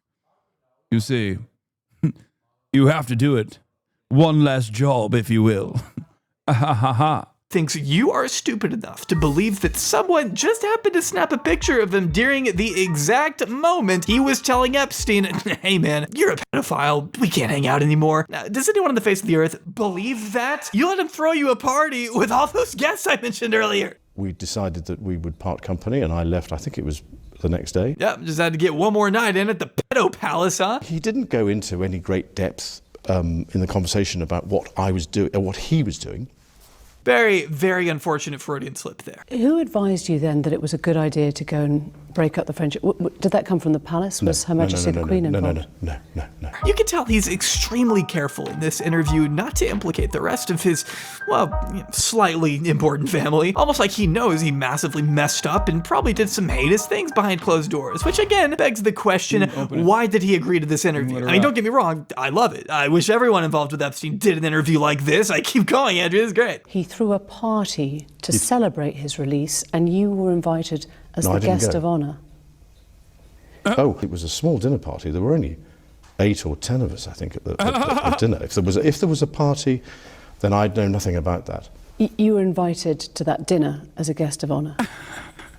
Well, I was there, so there was a dinner. I don't think it was quite as you might put it, but yeah, okay. I was there at a dinner. Yeah. Okay, let's say it was a dinner. Okay, you moron. It doesn't matter. It doesn't matter how many people came. You were still. That's the most innocent man, dude. That's the most innocent man on the planet. Okay. What do you mean? What do you mean? It was just a dinner party. I was there. I was dining. What do you expect me to do? I was famished. Having a ball, yucking it up with your friends, the sex traffickers. You said you went to break up the relationship, and yet you stayed at that New York mansion several days. I'm wondering how long. But I was doing a number of other things while I was there. But you were staying at the house of a convicted sex offender. It was a convenient place to stay. Oh man, I love it. I'm reliving the experience, the mind-melting experience I had when I first watched this live. Okay, if you want to see my reaction, the Honorable Prince Andrew, it's back in November 21st, 2019. It's right here for those of you to watch if you would like to. Wait, what is this? Like, he's like the Justin Trudeau of, you know what? That last fire. I wonder if he f***ed a little girl that last time too, which wasn't even the last time they saw each other. You know what I mean? Like, I think this guy is just addicted. Like, he's like the Justin Trudeau of fucking little girls. You know how like Justin Trudeau can't stop doing blackface? Like, I feel like he just can't stop fucking underage girls. You know what I mean? Like, what other reason should there be to ever meet Jeffrey Epstein? Unless he is an intelligence asset directly tied to like either the CIA or even Israel, which is not even a fucking unique proposition or an anti-Semitic conspiracy, considering Ehud Barak was pictured coming out of his fucking house like last year.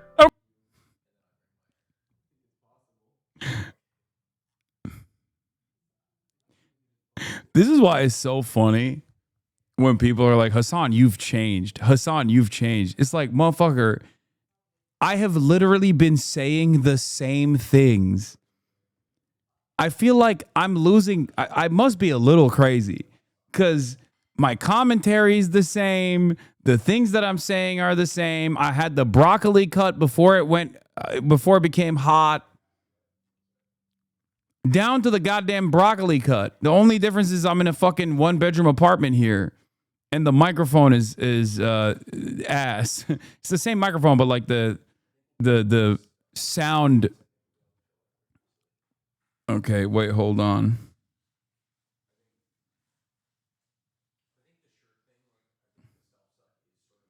You were skinnier here too? No, I wasn't skinnier then.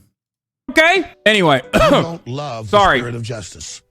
Why else would Your voice definitely changed? No, my voice didn't change. The microphone, the audio balance changed a little bit. That's it.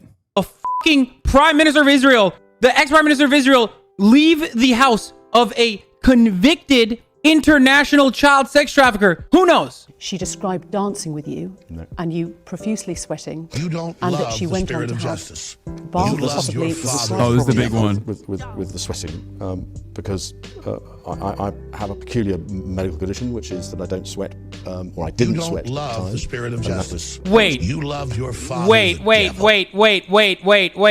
I thought this was a meme, dude. When Will explained this to me, I was like, oh, that must be a joke. Like, he's like, Will is joking. My man didn't just say, I was unable to sweat at that moment in time. No. He didn't say I don't sweat, because he's obviously sweating. He's sweating right now. So it's insane for him to say I don't sweat. I have a medical condition. He straight up said I couldn't sweat at that time. Yeah, he didn't sweat. He got cured. Oh, thank God. Thank the Jesus. Thank the Lord. All of our prayers have been answered. He wasn't able to sweat, but now he can. I have never seen such bad defense. Never do an interview, dude. You are a part of the royal family, you fucking moron. Why would you God, even I said the same thing there. I literally said the same take. Oh, Jesus Christ. Okay, let's just keep going. Just gives up at a certain point. Like, you knew she was gonna ask these questions. Why are you shocked that you're having to answer for your behavior? I mean, he is only a little entitled, I guess. The guy did grow up in a literal castle. At the time, I felt it was the honourable and right thing to do. My judgment was probably coloured by my tendency to be too honourable. You heard it here first, everybody. The honorable thing to do is meet with a guy you know is a pedophile in person to tell him you can't be friends anymore over the course of a 4-day dinner party extravaganza. I mean, I just can't wrap my mind around this. So why wouldn't you announce this breakup when you got back? Why wouldn't you publicly explain what you'd done? Oh, that's a great question. And the answer is because he's lying. He didn't take that trip to break up with him or whatever. That's an excuse he came up with from the looks of it 30 minutes before this interview. But, you know, that's just my guess. One of Epstein's accusers, Virginia Roberts, Yeah. has made allegations against you. She says she met you in 2001. She says she dined with you, danced with you at Tramp nightclub in London. She went on to have sex with you in a house in Belgravia belonging to Ghislaine Maxwell, your friend. Your response? I have no recollection of ever meeting this lady. She described dancing with you and you profusely sweating. I have a peculiar medical condition, which is that I don't sweat, or I didn't sweat at the time, and that was, yes, I didn't sweat at the time, and it's only because I have done a number of things in the recent past that I'm starting to be able to do that again. So I'm afraid to say that there's a medical condition that says that I didn't do it, so therefore. So in the midst of very shamelessly lying about his sweating habits, Andrew... One of the worst statements. It is up there. It is an all-time great, okay? I don't sweat. Well, I can sweat now. I'm sweating at the moment, but I couldn't sweat back then. It's a peculiar medical condition. goes on to rattle off a detailed alibi for himself on the specific evening that Virginia says the assault took place. And that's before he goes on to say that, no, he might have met Virginia. And yes, in fact, he has seen the photograph of the two of them together, but strangely, he's unable to offer a convenient excuse for why such a photo exists. Other than, hey, maybe it's fake, right? And mind you, this was before the days of Midjourney and Dolly, so if there's anyone out there who genuinely thinks this is the result of some master Photoshop work, I'd love to meet them, shake their hand, and ask them to get their eyes checked. You think it is you next to her? Well, Ghislaine Maxwell, another person who has, as recently as 2 years ago or last year, new Wall Street Journal leak? Wait, what's the leak?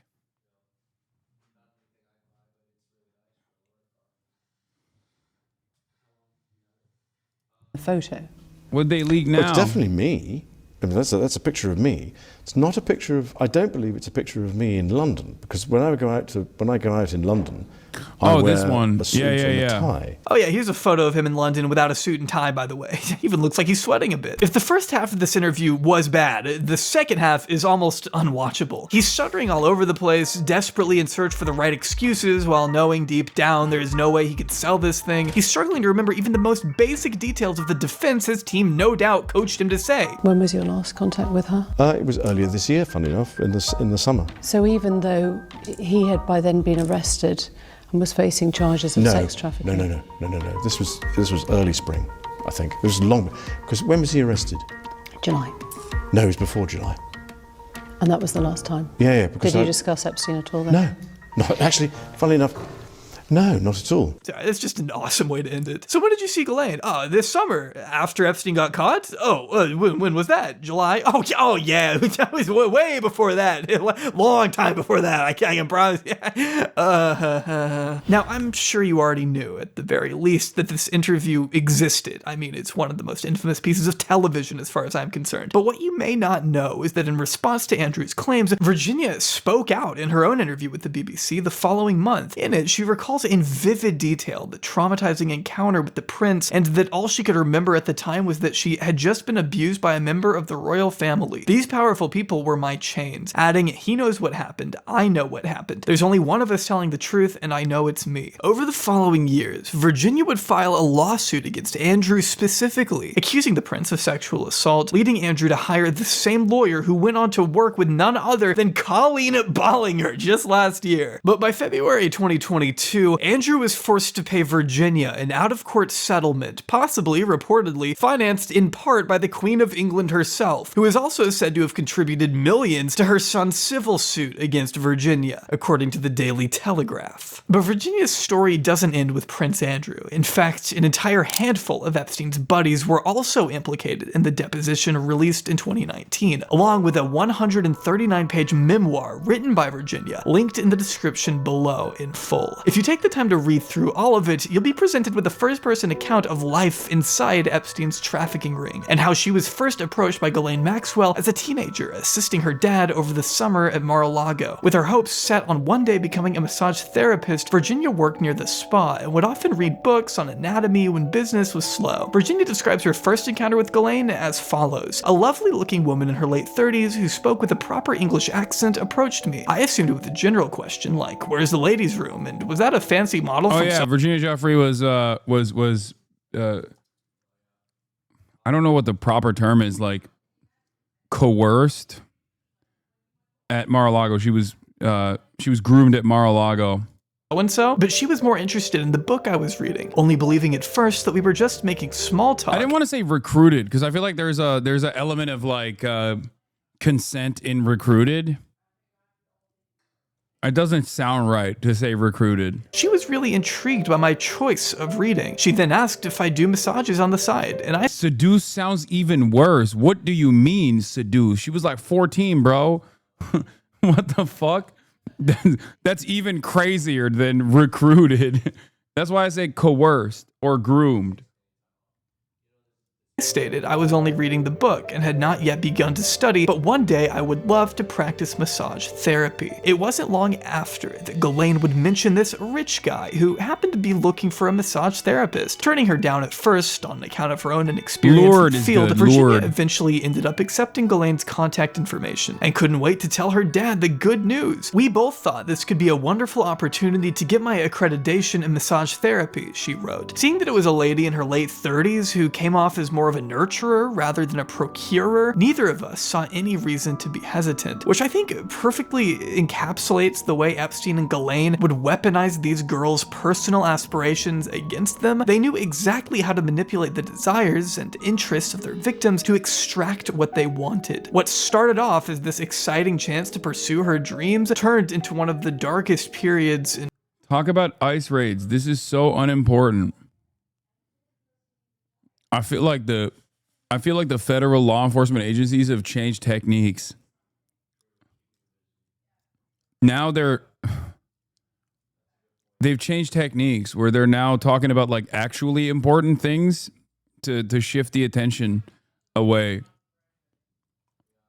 It's like, bro, stop. This story is so unimportant, dude. Please. Please stop. Talk about Gaza, please.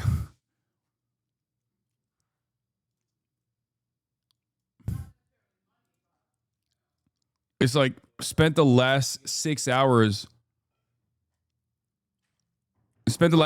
talking about it, and it's like, no, just dude, come on. Virginia's life. But boring. it was supposed to be, a massage therapy. And I thought, wow, that might be a good job to learn. And when I met him, he was just in jeans in front of his mansion and just seemed like a regular guy. I had no idea what was going on.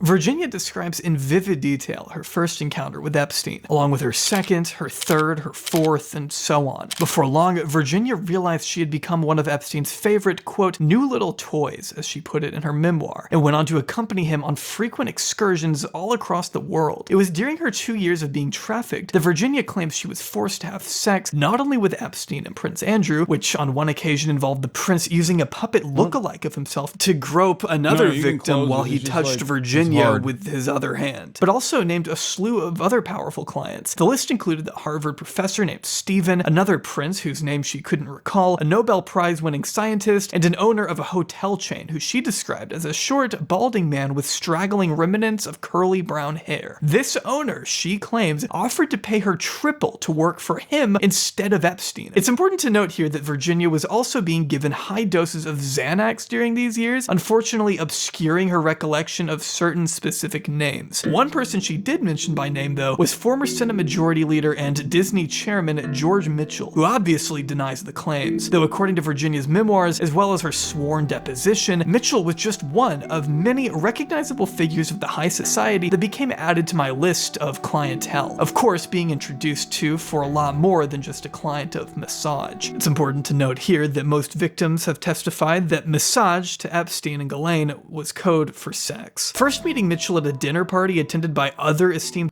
I need to remind everyone that another reason why people understandably suspect, myself included, understandably suspect Jeffrey Epstein of being an intelligence asset that was running a blackmail operation is because of the fact that aside from these heinous sex crimes that he was committing, he also had cameras everywhere and seemingly filmed everything that took place in his many properties, including these quote-unquote massages. So, billionaires and widely acclaimed scientists, Virginia wrote, "My body was put on the banquet menu." Other prominent figures Virginia named include the late governor of New Mexico, Bill Richardson, who we also know received thousands of dollars in campaign donations from Epstein, billionaire hedge fund manager Glenn Dubin, who Virginia says had sex with her while his pregnant wife was asleep in the next room. His wife being Epstein's former girlfriend, Eva Anderson, by the way. And of course, French modeling agent Jean-Luc Brunel, who Virginia says she was sent to have sex with at many places. But one man Eileen Ford does associate with in Paris is this man, the head of Karen... Another guy who just died under mysterious circumstances in prison, this time in Paris. Models, one of the largest and most prestigious agencies in the country. His name is Jean-Luc Brunel. Brunel has always carried a reputation of being an absolute monster, dating as far back as the late 80s when a 60 Minutes investigation spearheaded by Diane Sawyer revealed his habit of drugging and abusing models from all over the world. His elusiveness earned him the nickname Le Fantôme, or the Ghost, by French prosecutors. Brunel is also a noted longtime personal friend of Epstein, with flight logs indicating he took at least 25 trips on the Lolita Express from 1998 to 2005. According to a report from The Independent, Brunel established an agreement that he would use his influence within the world of fashion to scope out underage girls to groom for Epstein, noting that Brunel continued this work even in the years following his firing from his original agency. He simply started a new one, of which Epstein invested over $1 million to help get off the ground. Brunel was also known for leaving cryptic messages for Epstein at his Palm Beach residence, according to further unsealed court documents. A few examples that have made their way to the press include just did a good one, 18 years. And he has a teacher for you to teach how to speak Russian. She is 2 at times 8 years old, not blonde. Lessons are free and you can have your first today if you call. Epstein had proudly slept with over 1,000 of Brunel's girls, according to Virginia, who also claimed that Brunel once gifted Epstein 12-year-old French triplets for his birthday. As a part of her sworn deposition, Virginia recalled that Jeffrey bragged after he met them that they were 12-year-olds and flown over from France because they're really poor over there and their parents needed the money, adding that she had in fact seen these triplets with her own eyes. She continued, "He was so excited about the entire event, replayed it over and over again over the next course of weeks, how cute they were, and how you could tell they were really young. He went on to tell me how Brunel bought them in Paris from their parents, offering them the usual sums of money, visas, and modeling career prospects. Laughing the whole way through, Jeffrey thought it was absolutely brilliant how easily money seduced all walks of life. Nothing or no one that couldn't be bought. The triplets were flown back to France after Epstein was done with them." Getting another drink? Brunel unsurprisingly denied all allegations in 20. You have an appetite that needs to be stopped, okay? I need caffeine. This fucking guy, bro. This fucking guy. This guy, bro. This guy. 2 days in a row, I got. Oh my god. Why? Why are you up at 7:30? 2 days in a row. I'm in streamer training camp. Oh, okay. I'm practicing before I go on my main channel. I'm proud of you. I'm proud of you, man. Not actually. It's just practice. It's not real. Okay. 15. But following Epstein's arrest 4 years later, a new French investigation was launched into the disgraced modeling agent. And in December 2020, Brunel was finally arrested, taken into custody on charges of rape, sexual assault against minors, sexual harassment, criminal conspiracy, and trafficking human beings. While awaiting trial in February. Interesting hat. Interesting hat from Jean-Luc Brunel. Odd hat, dude. Anyway, I gotta end it here for now. I'll be back tomorrow for more. And we'll finish this video and maybe even dive into more Jeffrey Epstein stuff as well, depending on if there's more information coming out. But I have to go do the podcast right now. Love you guys. And yeah, tomorrow's my birthday. I'm gonna be a 34-year-old man tomorrow when I'm live. So that's all I got for now, though. Peace, everybody. Love you all. Sorry for the whiplash here, but Will's going to be here in a second, and we're going to start the pod. Peace. See you tomorrow on my birthday. Bye-bye.